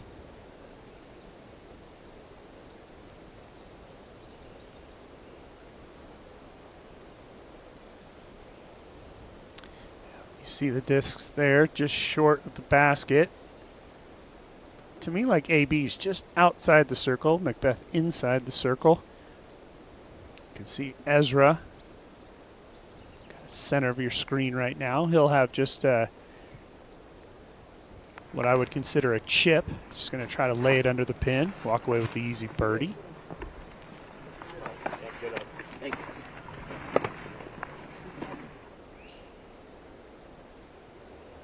So, I mean, Ezra, he'll go to 8. This putt upcoming for maybe chance to go to 9.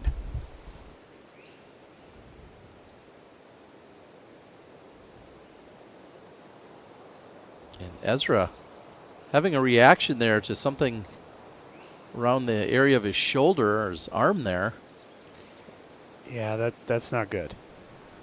I'm not going to put too much into it just yet, but didn't look good. Barella knew it. Puts Confidence. it up. Has the eagle on 15 to become just the 2nd player of the day. And we're going to roll that Zuka replay. There was no doubt. There was 0 doubt in AB's mind. He didn't even watch it go in. He knew it was going there. And it was one of those perfect putts. Perfectly weighted over the top of the rim. McBeth doesn't follow it up. That's right side chain, and it flops down. And it rolled. I don't know how far, but that's a little slope. Okay, not bad. Just a few feet, but he's going to confirm that he can just tap out, and he's going to do so. But a huge missed opportunity for McBeth. It really was, because he, of all the players, I mean, his 2 shots were nearly perfect to not go on and take advantage. And it looks like the sawgrass actually might have helped slow him down and put him very close to the basket. Doesn't seem to be encumbered too much. I mean, we've used this word before. It's just annoying. It's kind of all spindly in front of your eyes. Wow. I just don't believe that. Barely getting it in, but still 2 eagles from our final feature card. Almost 3 with McBeth, but 2 of them. And we're going to throw it out to Nate. Nate, did you have any information or talk to Ezra by chance?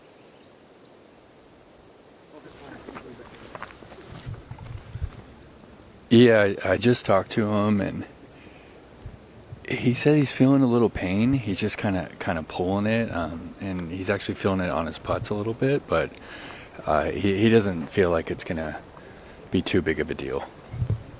Well, and that might explain, thank you, Nate, that might explain why there's been a number of times we've seen him essentially just airball some putts that you would normally expect him either to make or at least draw metal, and we've noticed that throughout this round. So two of them specifically have been pulls for air balls. Now, that being said, the guy's still at 8 under. You know, at any time I hear shoulder, I worry. But we'll keep an eye on that with Ezra. So Burr has thrown to here on with his 4th, meaning this is his bogey look.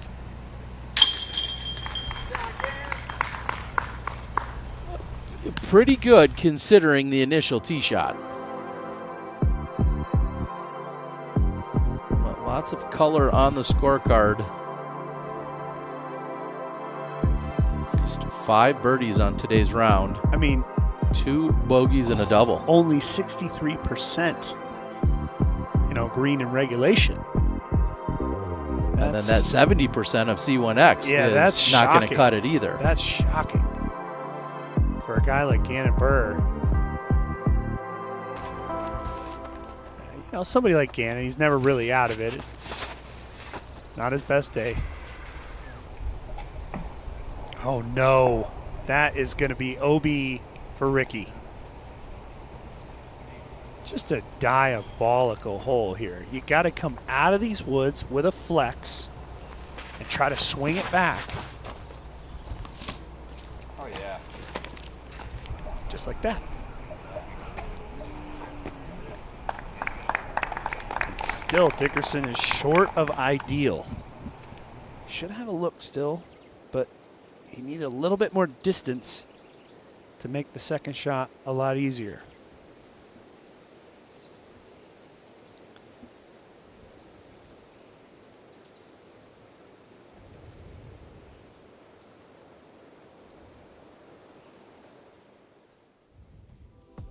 And we roll into the 16th hole. That's the start of crunch time, which means that we are commercial free for the remainder of the round, all thanks to 1010 Disc. Hole 16. I would also call that crunch time on its own, just with trying to throw this drive, Nate. Yeah, exactly. You saw that initial tee shot. Like I said, you got to try to twist one out here, try to flex it back. I mean, look, Dickerson was right here. Not great. You still got to beat this corner if you want to try to get all the way up to the basket. Look at the upper left-hand corner of your screen. Hardest hole, almost a full stroke over par. With this type of field, that goes to show you how difficult it is. That early out of bounds can come into play, and then once you're even in the fairway, getting to this basket in 2, not easy.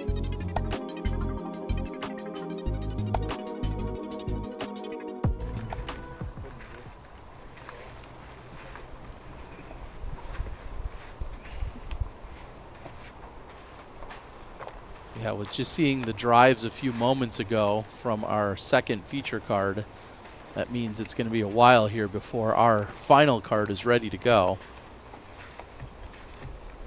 Yeah, and this all started back on hole 9 when Dickerson was struggling. That whole group actually struggled on 9, the chase card, and these guys have just been on top of them all the way. It's a different type of challenge when you have to wait on every hole. You got to just stay patient. I also feel like of course, there's a card that's playing 16, but right here on 17 is this card, and they have some space in front of them. So I don't want to point fingers necessarily, but it seems like these guys are actually holding up the card that's currently on 16 quite a bit. Yeah, and on a course like this, I mean, it can happen so quickly. A couple of guys get into some tough spots. A couple big numbers happen. The guys behind you go birdie, birdie, eagle, eagle. Yeah, you're gonna be waiting.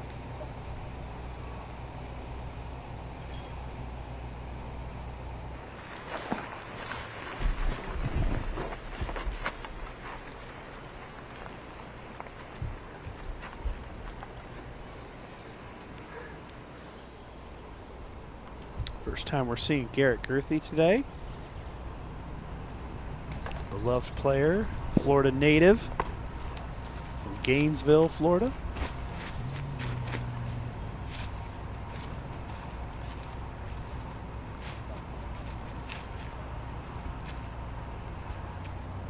All right, so now we are seeing the disc of Chris Dickerson, and he just got enough distance off the tee shot. Can go to the nice flex here. Only 5 birdies today on 16.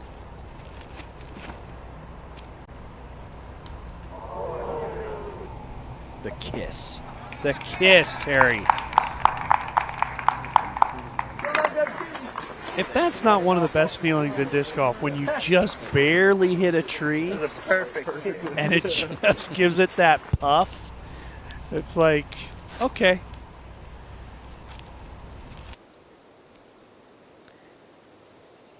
And the funny thing of it all is Chris won't remember that. He'll remember the tree that kicked him into the woods 50 feet to the right. It's all about perspective sometimes. I love it.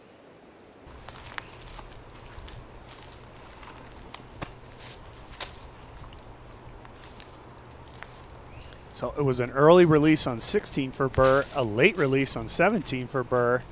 Whoa, what in the world?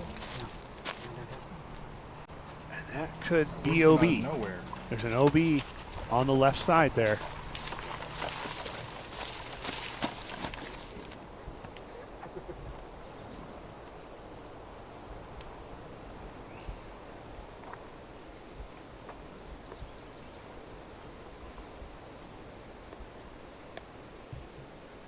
Such a big event for Anthony Barella last year to capture his first Disc Golf Pro Tour victory.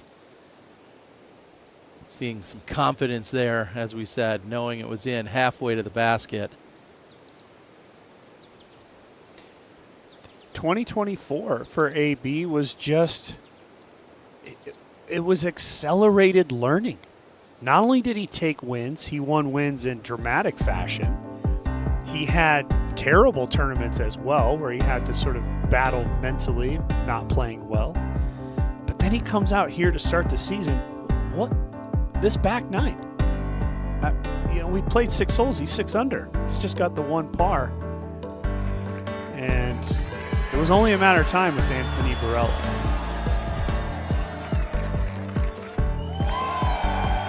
Yeah, when asked about this event and coming back here this year, he said, quote, "I just keep replaying that moment."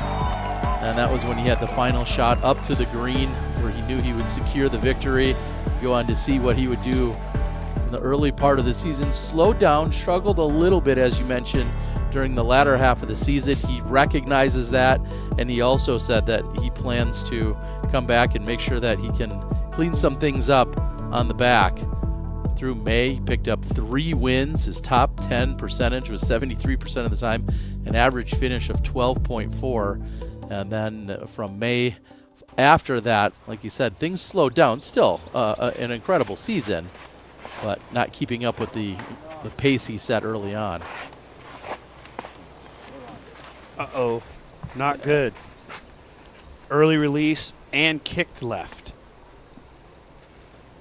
And some of this we know is a byproduct of standing on the tee or standing on every single tee, waiting for the group in front of you and having it happen every single time. Just when you're gaining that confidence and momentum, Now you're standing here waiting to throw the most difficult shot on the course.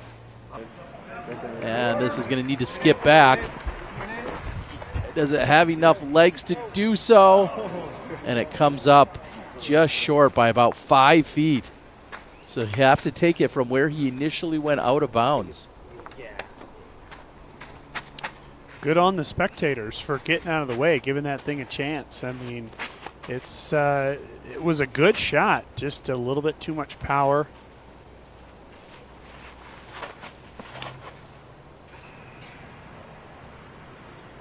This looks pure. This looks pure. What shoulder problem? That's perfection.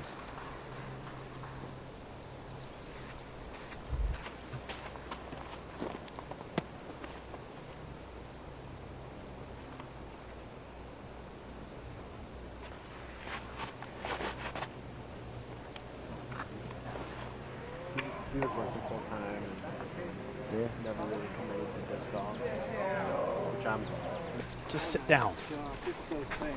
Because he was on that inside track. There was a fairway cut over on that side.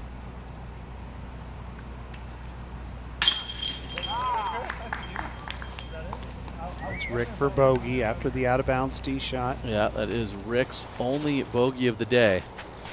Catching up with Big Germ. Jeremy Coling.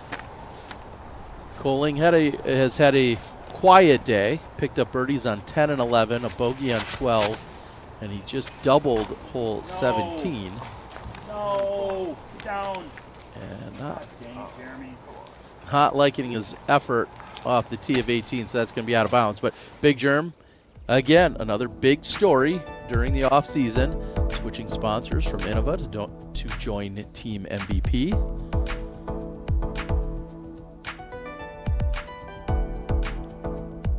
It's a whole lot of pars to get your round started, and then breaks it with back-to-back birdies.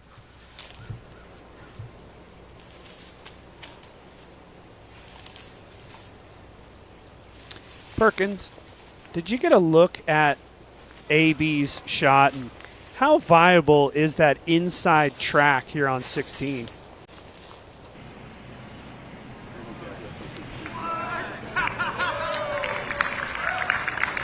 Well, it looks like there's the answer for AB to be able to make up for the shot.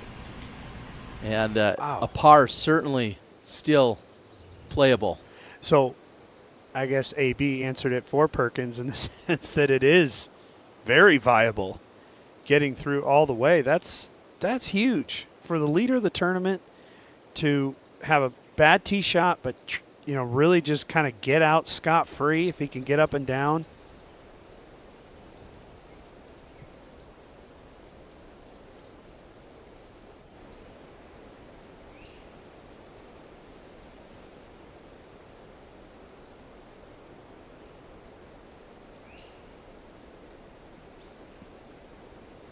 And I guess I'm a little bit more curious too, Terry, because if you're on that inside track, like where Paul is, I wonder if there's enough space for him to try to get aggressive and get up and down. Because it is cut. That's the area that we just saw Anthony Barella go through. I mean, yesterday we saw Paige Pierce on that inside track get all the way up and down to the FPO basket. So yeah, I just have a lot of curiosity here about the brand new 16th. Everyone's still trying to figure it out. So they were making some of these adjustments to do exactly what you're seeing, allow for more spectators to be able to take in this area. Because right now they're standing on what is considered the old fairway. We used to play directly down this exact stretch, all of this being inbounds, and you teed from a different area. Now, knowing when you needed a spectator area, that's why they've carved out the new fairway that they're currently teeing from and playing down. Yeah, good call there, Terry.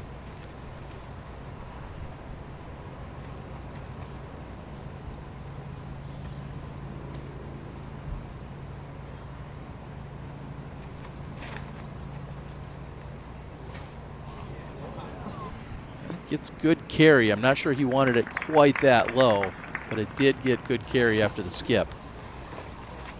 A long look to save par.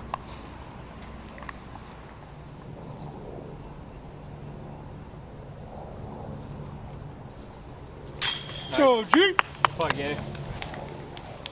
So why you can never count Ganon out, because his second shot did stay in bounds, puts it out there at 40, and takes down the putt.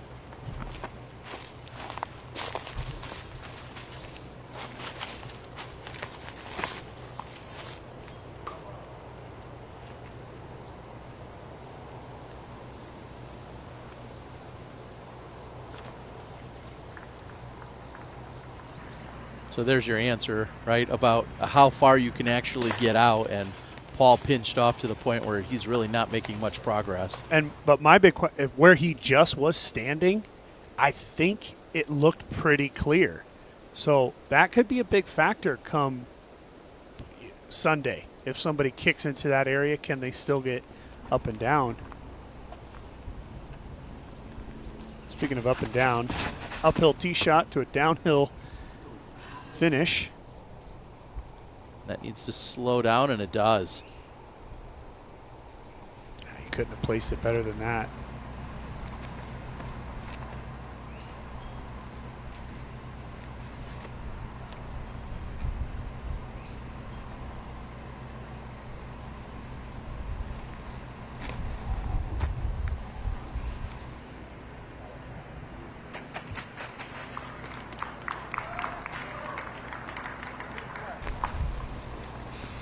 Nice controlled shot, giving Ezra a look for birdie.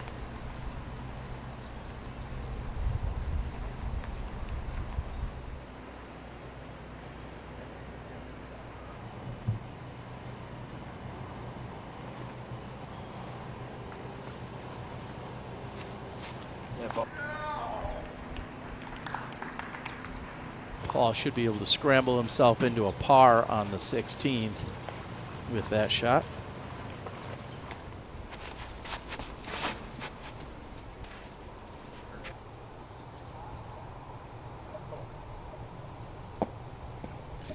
Okay, yeah, you can place it better because that's about 30 feet closer. I was just going to say, you'd take Chris's all day, then Ricky even better.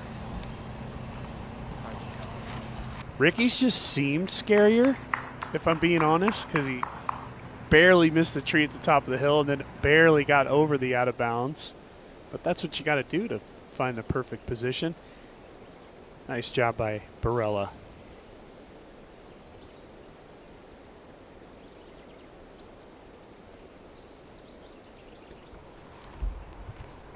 I think in the post-round interview, you're going to hear Barella talk about if he goes on to make that putt and save the par. I think you're going to hear him talk about that. That's a big scramble, because that could have easily been a bogey or even a double. Things can go from bad to worse on 16. Here is that tee shot at Dickerson. See that tree, that dark tree way out there? You want to just go around it on the right side, because look at the out of bounds. That's the out of bounds that Simon found when he went inside that tree, and everything slopes from right to left up there on 17.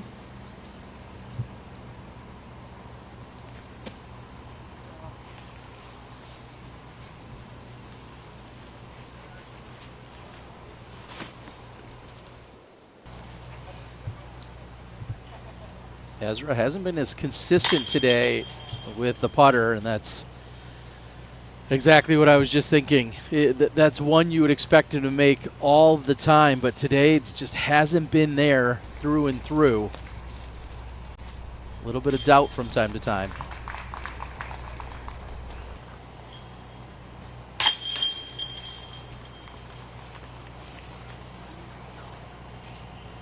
That's the second C1X putt that Ezra has missed.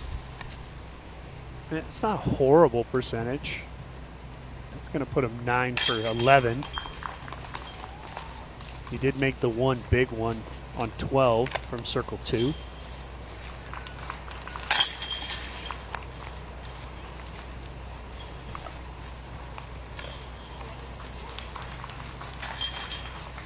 But disappointing for Robinson, who would have been just the 6th person to birdie on 16.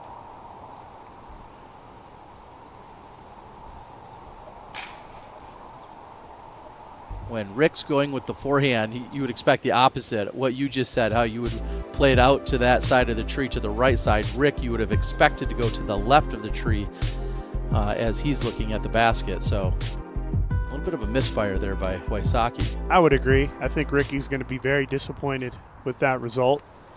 He's still going to have a chance to make a putt.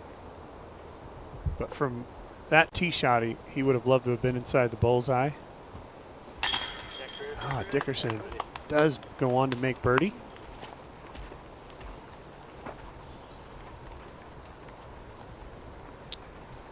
See Ricky's lie here. Kind of went up into the sawgrass a little bit. Probably just enough to be annoying. Exactly. And he's going to be putting directly at the out of bounds. And the out of bounds is very close on this particular green. Wysocki for birdie. What OB? Yeah, you got to just erase it, right, from your mind. Got to step up and make them, and that's exactly what Ricky's done. You saw him even shake his head because I think he was disappointed with the approach shot he threw. I mean, he made up for it with the putt, but disappointed that he even had to make one from that distance. Double G with a short tap in.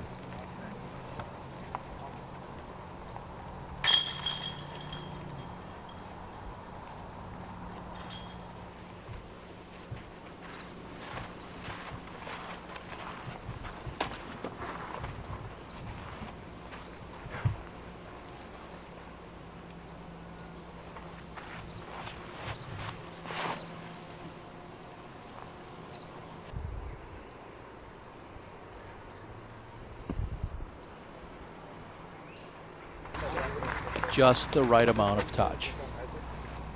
Such an impressive day of disc golf by Anthony Barella. This is one of the trickier tee shots of the tour. Coming up and over this hill.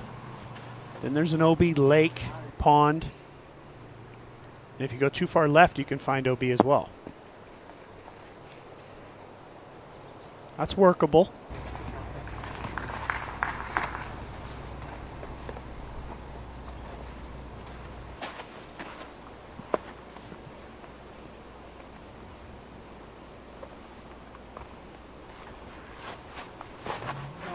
Hit that and stop.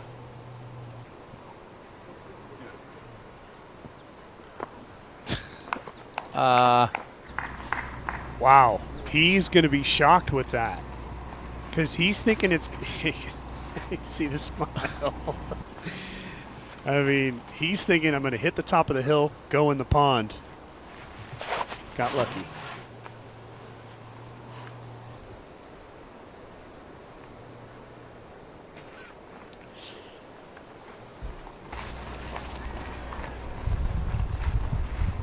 Struggles continue for Heimberg.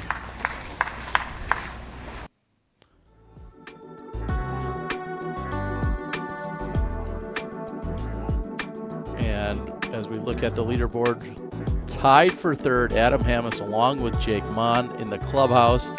We were fortunate enough to catch up with Jake after his round. Here's what he had to say.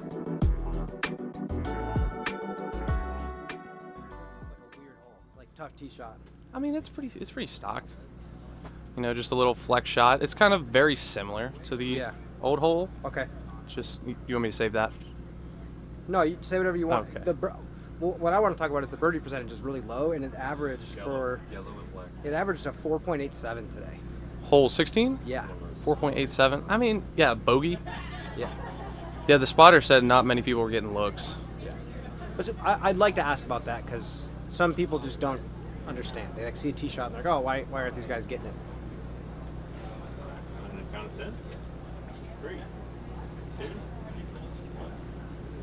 Joining me now, Jake Mon, round number 1, 7 down. How satisfied with the number are you? It feels pretty good. I mean, I took a double on hole 4, so plenty of things to clean up tomorrow, but I like it. practiced all off season. You've been out here on tour for a little bit now. How are you feeling coming into the season? Rusty? You feel like you're practiced? No, I feel ready. End of last off season, I had a little bit of tendonitis in my shoulder, so this off season was more recovery. Took about a month off, and then changed a little bit of form, and then got back into season form. Played 2 A-tiers to begin, and then now the season's here. What does it take to score well at Olympus? Paint that picture for the fans. Getting off the tee. If you can't get off the tee and just give yourself looks, like today I made a few deep C2s, outside C2s, but I was getting off the tee clean, and I wasn't having to scramble too much to save a bogey or par. New number 16. Tee shot looks really interesting. 4.87 average on the day. Again, paint that picture for the fans. What is it like? Yeah, so the tee shot there, again, most important. OB down the whole right side. Little flex shot. It's very similar to last year's hole. Just a lot more danger this year because you kick right, you're OB. You kick left, you're in jail. And then, yeah, the OB's a little tight towards the landing zone. I'd love to see it kind of like bow out to the right and go towards the old fence line. But then, yeah, I mean, after that, you still have to hit a gap with a forehand, and then you have a sloped green. So I could average. Kind of makes sense. You told me that 7 feels good, but it's probably going to get beat today before the cameras turn on. What do you have to shoot the next 2 rounds to win this tournament? What do you think? I think 7 to 9 still. Like, I think if I shoot another 7 tomorrow, I'll be in the mix coming into Sunday. But I think it's going to take a couple of 9s. I think 2 9s would help, but I don't know. The field always surprises me. Like courses get shattered, so I don't know. Brand new season, got to keep an open mind. Nice round today. We'll see you tomorrow. Thank you. And great to hear the insights from Jake Mon. Appreciate Brian Earhart catching up with our players as they come off the course.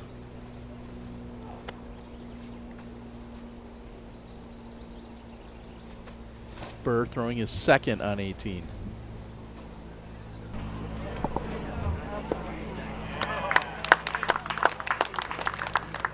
He's going to have that left for birdie.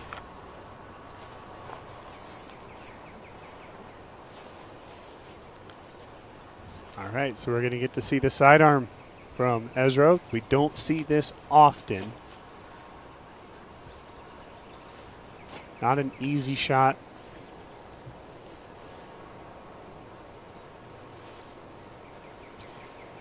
I should say it's not easy to get all the way to the basket. I think you could kind of just lay it out safe relatively easily.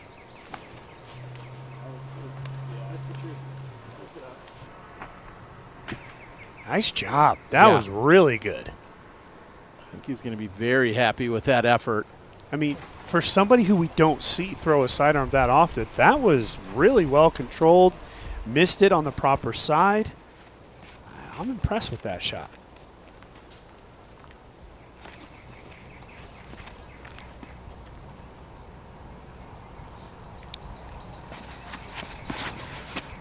Along with 15, 18's got to be one of the more recognizable holes here at the Olympus course. Center cut. Without the wind, 18 is much more favorable for getting birdie. And we've seen a lot of birdies here today, even on our own coverage. That's not good for Ricky. That's going to be OB. He's going to have to go to the drop zone. Big mistake by Ricky Wysocki. Yeah, I'm shocked to see a mistake of that nature come from him on that hole.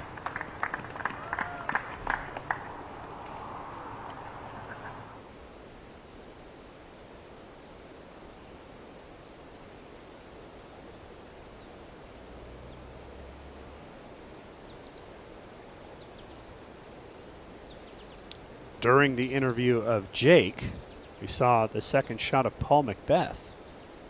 And I would go as far to say that was one of the best shots of the day. From that far back to be nearly bullseye is impressive. Very good shot from Paul.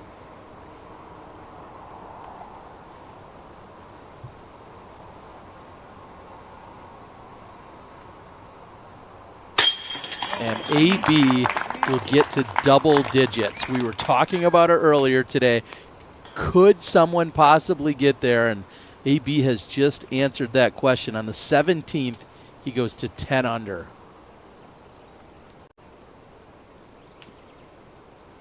birdie finish would get Ezra to 10 as well. Got to start with the first birdie, though. An air ball right with BOB.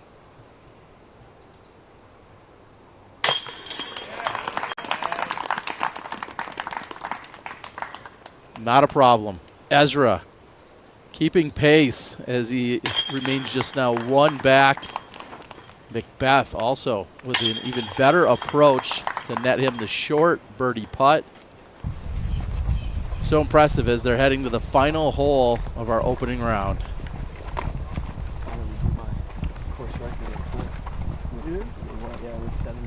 The way it started for AB2, a bad tee shot on 1, doesn't get up and down, goes bogey, and he still gets to 10.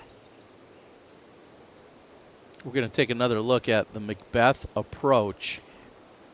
I mean, he is so far back here, and he just has to control the speed and the angle so well. I'm saying you give any player 3 to 5 shots from there, that's the closest one. No doubt in my mind. A bullseye hit for McBeth from back there.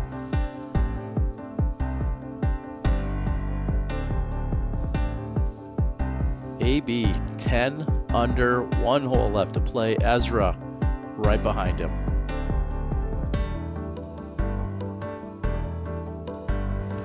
Some of our highlights that we've seen here in round 1.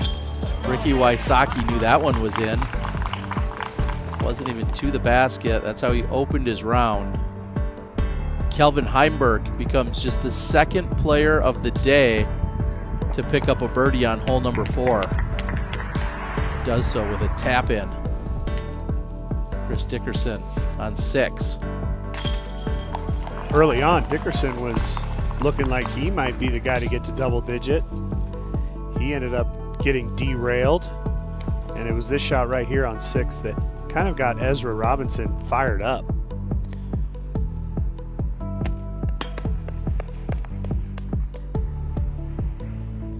But really, it's been all about Anthony Barella.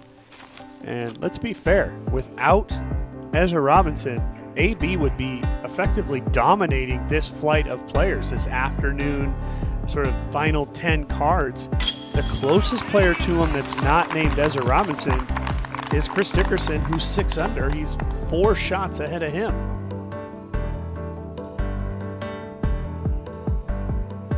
And moments ago, we saw the approach from McBeth. And that was after a less than ideal tee shot that I think he got away with and throwing it into the hill. But you said it earlier, you got to take advantage when some of those opportunities are presented, and turn the bad tee shot still into a birdie. And Ganon Burr closes out with a birdie of his own. But at 2 under, currently he is 8 off the pace of our leader in Anthony Barella.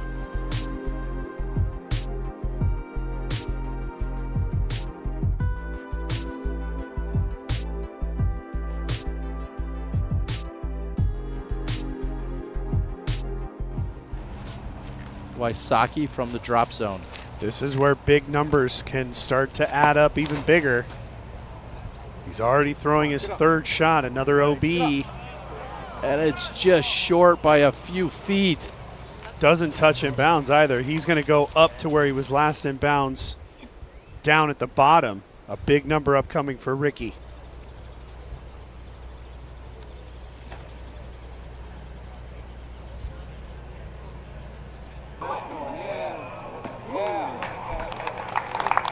Just think, Ricky Wysocki very much in the conversation of this event, sitting at 5 under.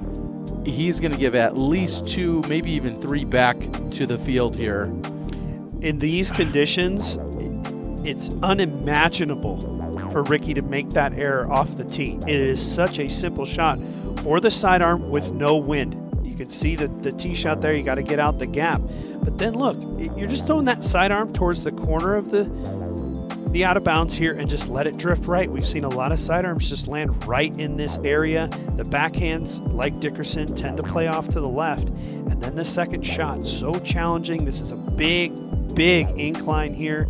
probably about 40 to 50 feet above the heads of the players. And then it's an island green. And there's no second drop zone per se, so if you cross the island, you're going to play where it was last in bounds. And 18, an iconic finishing hole here on the Disc Golf Pro Tour. Wysocki's going to move up to where he was last in bounds. Takes a little bit of back step from there, but that's going to be the approach. And what a disappointing finish for Ricky Wysocki.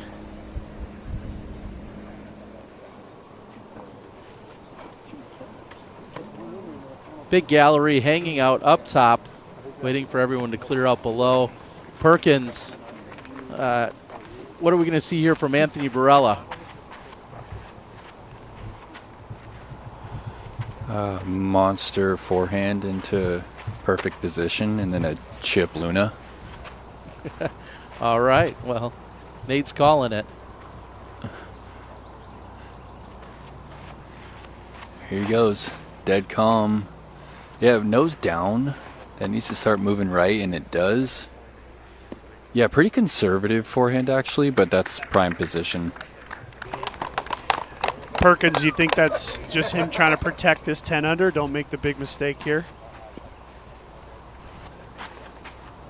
Well, yeah, he could actually push it into the OB pond if he got really aggressive. So I kind of like the play going Raptor there.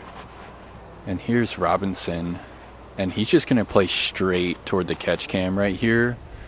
Super nose down. That was the Kratos putter, his straight flying putter, and that's a prime position for him as well.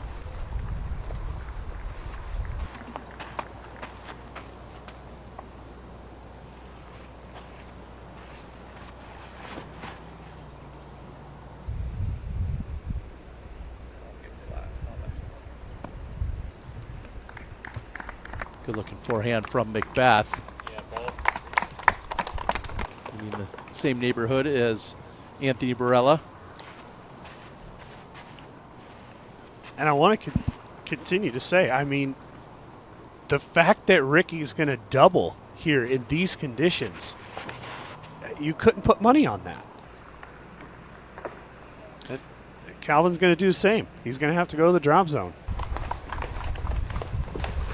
These are huge mistakes. There's a path with steps so we can take down 18. Chris Dickerson with the birdie look, trying to close out 3 for 3, get 16, 17, and 18. And he does it, goes to 7 under. He'll likely be either 3 or 4 behind our leader in Anthony Barella. 48% of the field today have birdied here on 18.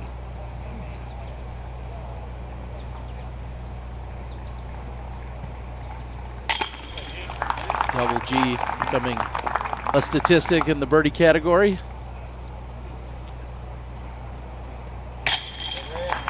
And a double bogey for Wysocki. Those are critical strokes when the leader's going to more than likely be at 11. It would have been a lot better to be at 6. And now he's all the way back at 3. I can't believe, because he's so proficient with the forehand. You think of someone who's maybe a little tentative, throws the forehand, thinks that's the best play, they misfire.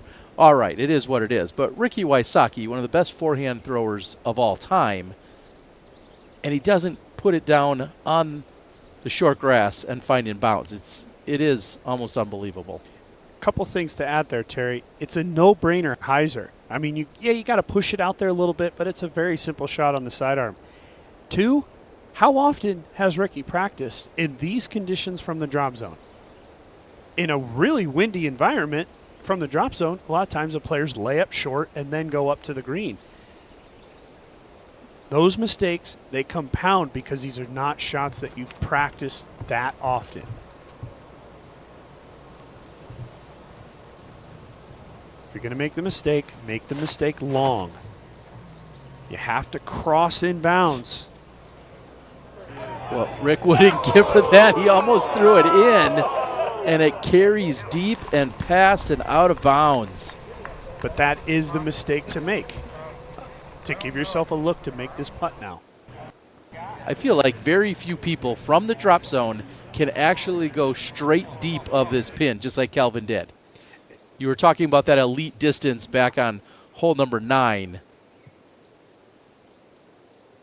And Calvin slips all the way past.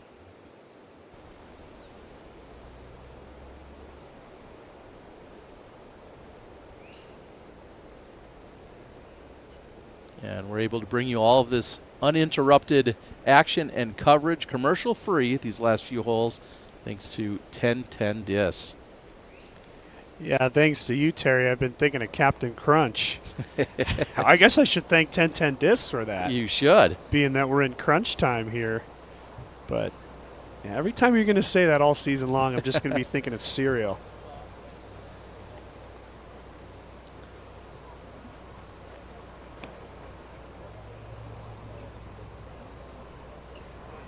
And Robinson right next to the pin. He's going to get to double digits, finish with 10 under on the day.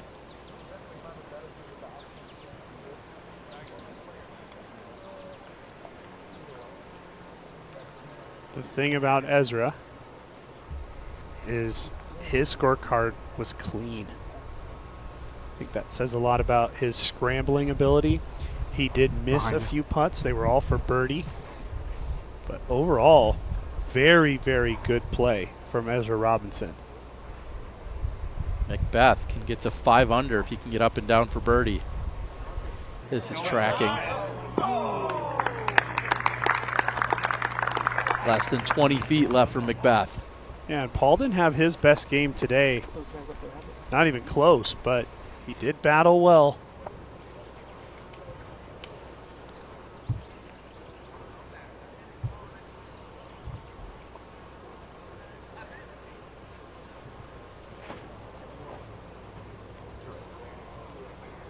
This will be just fine for Anthony Barella. Bullseye hit. Barella to move to 11 under. And I want to say, these players are making this shot look pretty easy today in these conditions. If you drop focus for even a moment on a shot like that, you could easily early release it, catch those trees on the left. You could even overplay it as well. So you still have to make the shot to get onto this island green.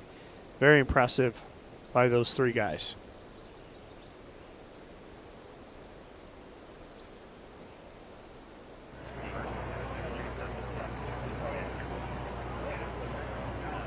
Nice sized gallery and a bunch of fans all waiting probably for some autographs, of course taking in the action, but then decided to get their picture or autograph from some of their favorite players.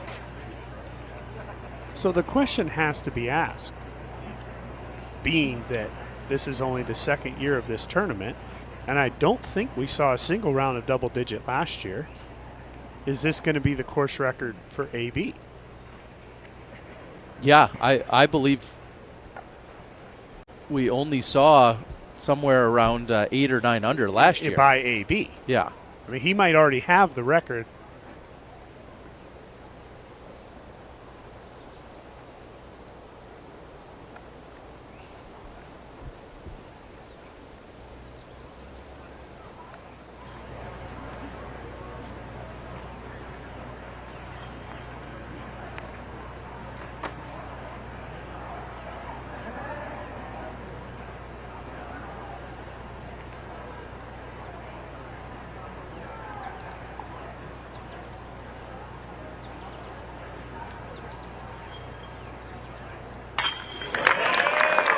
What might have been his most solid putt of the day is to close it out on the 18th for Calvin Heimberg.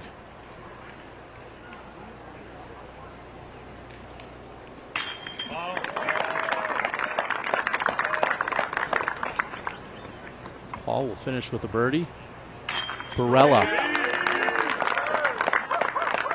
moves to 11 under. He's your leader And as we saw, a previous course record, slightly different configuration. Aaron Gossage last year with an 8 under. So no matter how you look at it, Barella, your new course record holder. And we can't think that they made the course easier. I mean, we know 16 is definitely more difficult than last year. Great scoring conditions, and they took advantage today.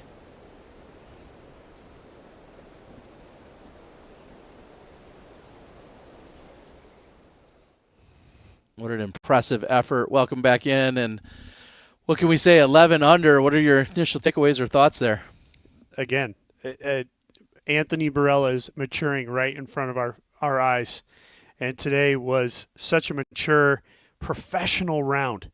Anytime he was in trouble, he battled through it. Hole 1, he just was nervous. I think a little bit the crowd, the defending champion thing, but he calmed down almost immediately, and it was impressive. A course record with a bogey, yeah, you'll take that. Yeah, you'll also pick up an eagle on 15, which he knew was in right out of his hand. So awesome to watch. We're going to break everything down with Tournament Central on the other side of the break. We'll also hear from Anthony Barella.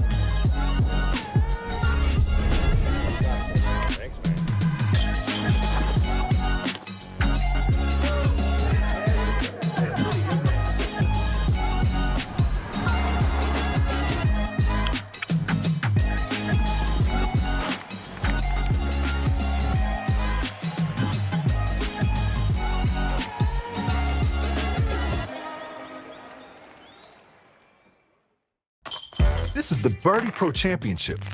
Follow the battle through the Pro Tour season. Who will be crowned in 2025? It's a test of strategy, timing, and karma. Do you have what it takes to be a Birdie Pro?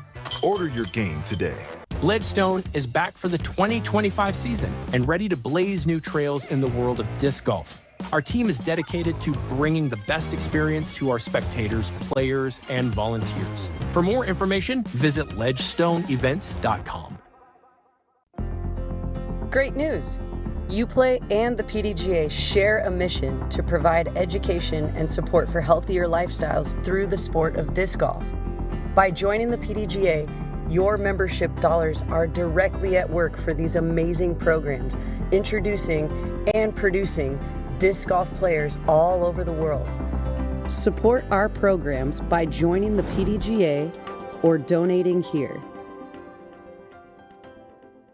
My relationship with Zuka, it's just like a family. Sometimes they just surprise, send me a thing I'm not even know. When I arrive home, boom, the box. Such a great product, and Zuka's always there for me whenever I need anything. After every tournament, I get a call. No matter the results, they're always there supporting me. They have so many different things that can be a solution for a disc golfer. That was really one of the main reasons why we partnered, is because I wanted the best of the best. How do they know I want that? I'm like, duh, that's how the family thinking about you.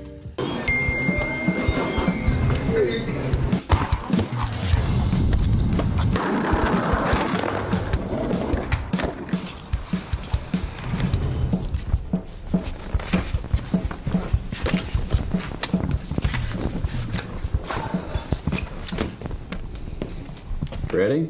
Let's do it. So how's your day going?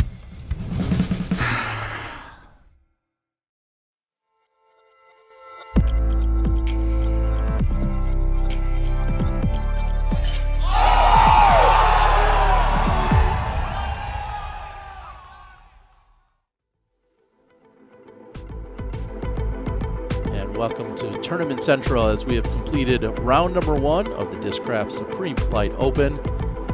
Anthony Barella, champion from 2024, comes out, stumbles out of the gate, literally on the first hole, and then after that, it was all AB doing, well, AB things. He's going to take down our Innova hot round today with this 11 under.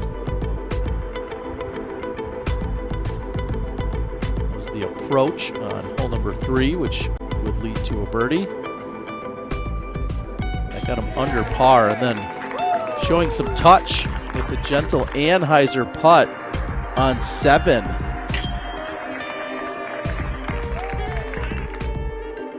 Putter looked good throughout the entire round. Yeah, it was on 13. The putter was elite today. He was perfect inside circle 1. And he hit 4 for 7 from circle 2. It'd be hard to beat with those numbers. He did have 2 bullseye hits as well.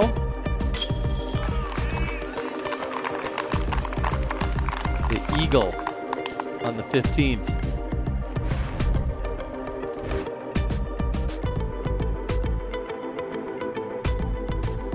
Just spreading the love around as well. Picking up birdies on the front. Nothing but birdies and an eagle there on the back. Almost going 9 for 9. He gets 8 out of 9 on the back. Anthony Barella doing work. And after the round, Dave Perkins was able to catch up with him. Here in the clubhouse with Anthony Barella. Anthony, you walk off the course, people are handing you $100 bills legitimately. Talk about how you're feeling right now. I feel great. It was just such a good day. We had a good card. The vibes were perfect, so it was a good day.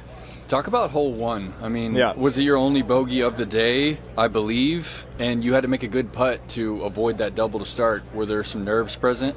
Yeah, I was a little uncomfortable. I don't have a disc for hole 1 really, so I was just kind of trying to throw my venom and just force it over a little bit, and then just the nerves threw an Aaron up shot, and then had that putt. I don't even know if I should have ran that putt for par, but it ended up working out. My putt was feeling good in warm-up, so I was like, if I can give myself a chance, I'm going to make it. So.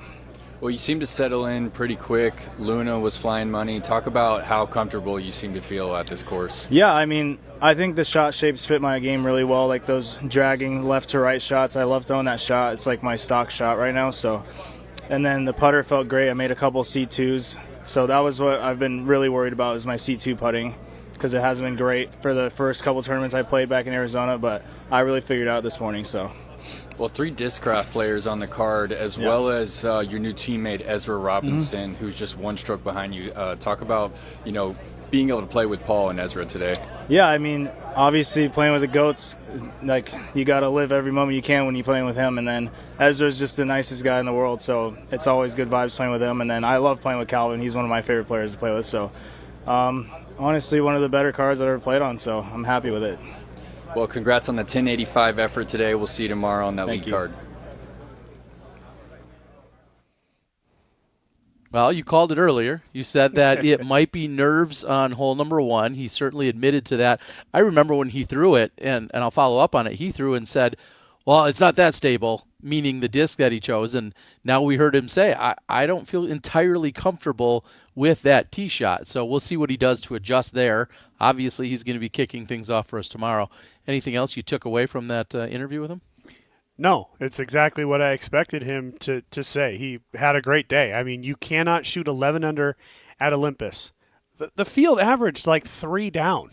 He shot an 11, and in his estimation, had one of the best cards of his life. So a great day. I'm not as surprised to hear him talk about number 1.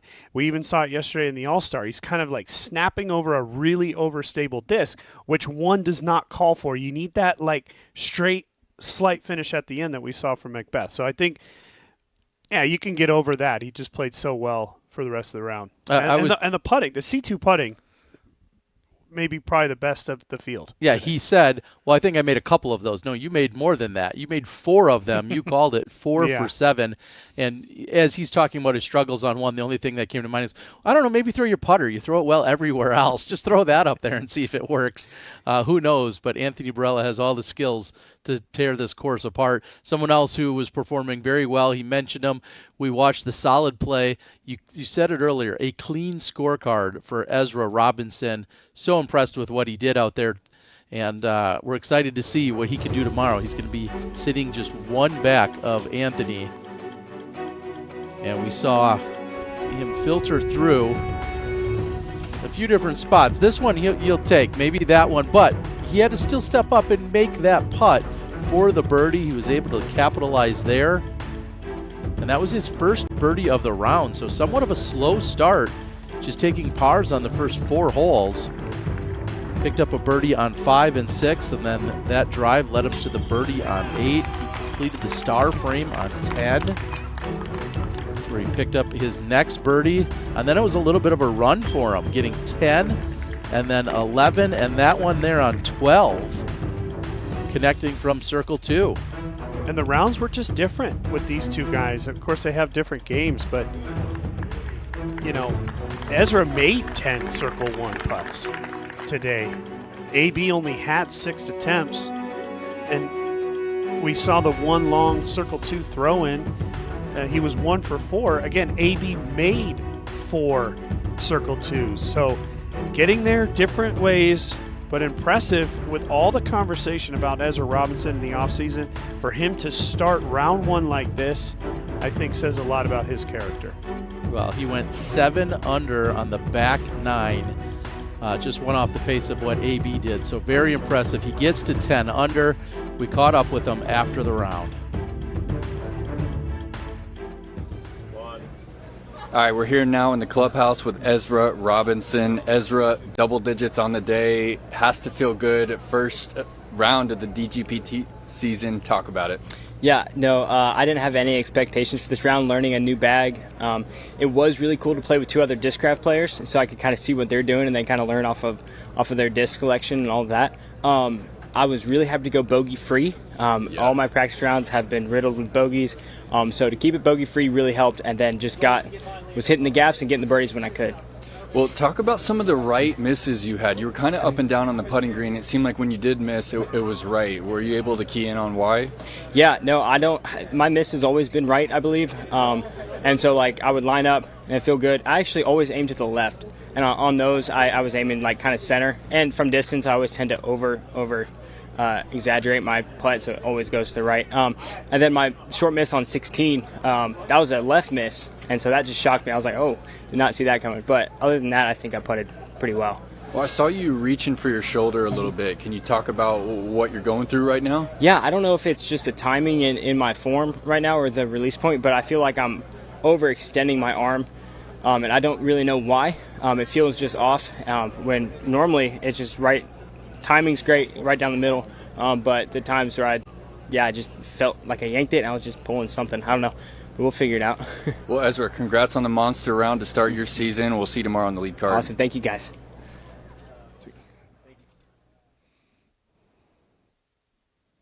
And certainly professional in every sense of it.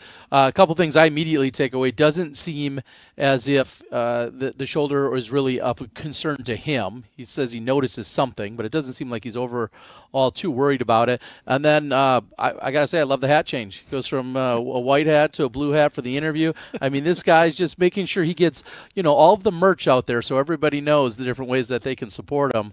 That's a professional move in my book. What'd you take away? Oh, absolutely. What I take away is how aware of his own game he is. Talking about the fact that he generally aims a little left and then he pulls it into the center and he aimed those. That's a very aware competitor. It's not as if he just he was so out of his mind that he didn't really know what happened. He was very aware of that. Seemed like he's under control.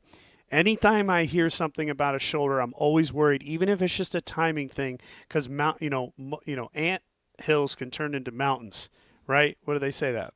Mole hills or ant hills, whatever. Whatever, I mean, yeah. they got biting ants You know out what there I'm on the property too. So we'll want to keep a very close eye on that. Want to make sure that he manages that because we don't want to see these long-term injuries. But either way, great start to the day. Look forward to seeing the battle continue tomorrow. And crazy to think, it feels like in the early goings, they're already 3 and 4 respectively ahead of their competitors. They played on another level out there today. AB shooting 11, Ezra shooting 10, and then rounding out the card, we're also going to see Adam Hammis and Chris Dickerson, and then Jake Mon had the 7 as well. But they're already 3 and 4 clear. So certainly impressive days out there, and that has to lead us into an impressive shot or two. But we got to think of candidates for OTB, only the best shot of the day. What do you got? Man, I mean, the one that I really remember the most is that second shot by Ezra on hole 6, where he threw that turnover completely blind, ends up hitting the basket. You could argue the second shot on 4 with Calvin Heimberg. Thought that one was pretty fantastic. The shot by McBeth on 17. Wow. And then, I mean, AB, the eagle putt on 15. So confident and just didn't even watch it go in as he was picking up his mini. Those are the top 4 for me. Yeah, that one sticks out the most because, like you said, the confidence halfway there. He didn't even watch it. He knew it. Exactly. And it would find the bottom of the basket, which was elevated. Didn't matter, though. Well, when it's all said and done, we'll see what the control room thinks. This is your only the best, your OTB shot of the day. Let's roll it.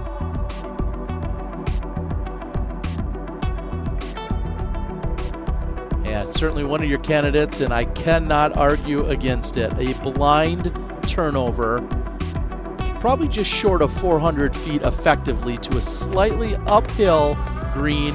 Comes in, hits up off the pole or the bottom of the basket, and sits down right there. That's going to be a tap-in. Ezra Robinson picked up birdies on 5 and then 6, and then kept things rolling. We'll be back tomorrow morning at 8:45 Eastern. Bring you the round 2 action on the FPO side. For Nate Perkins out on the ground, along with Nate Doss, I'm Terry Miller. We'll see you tomorrow morning in Brooksville, Florida.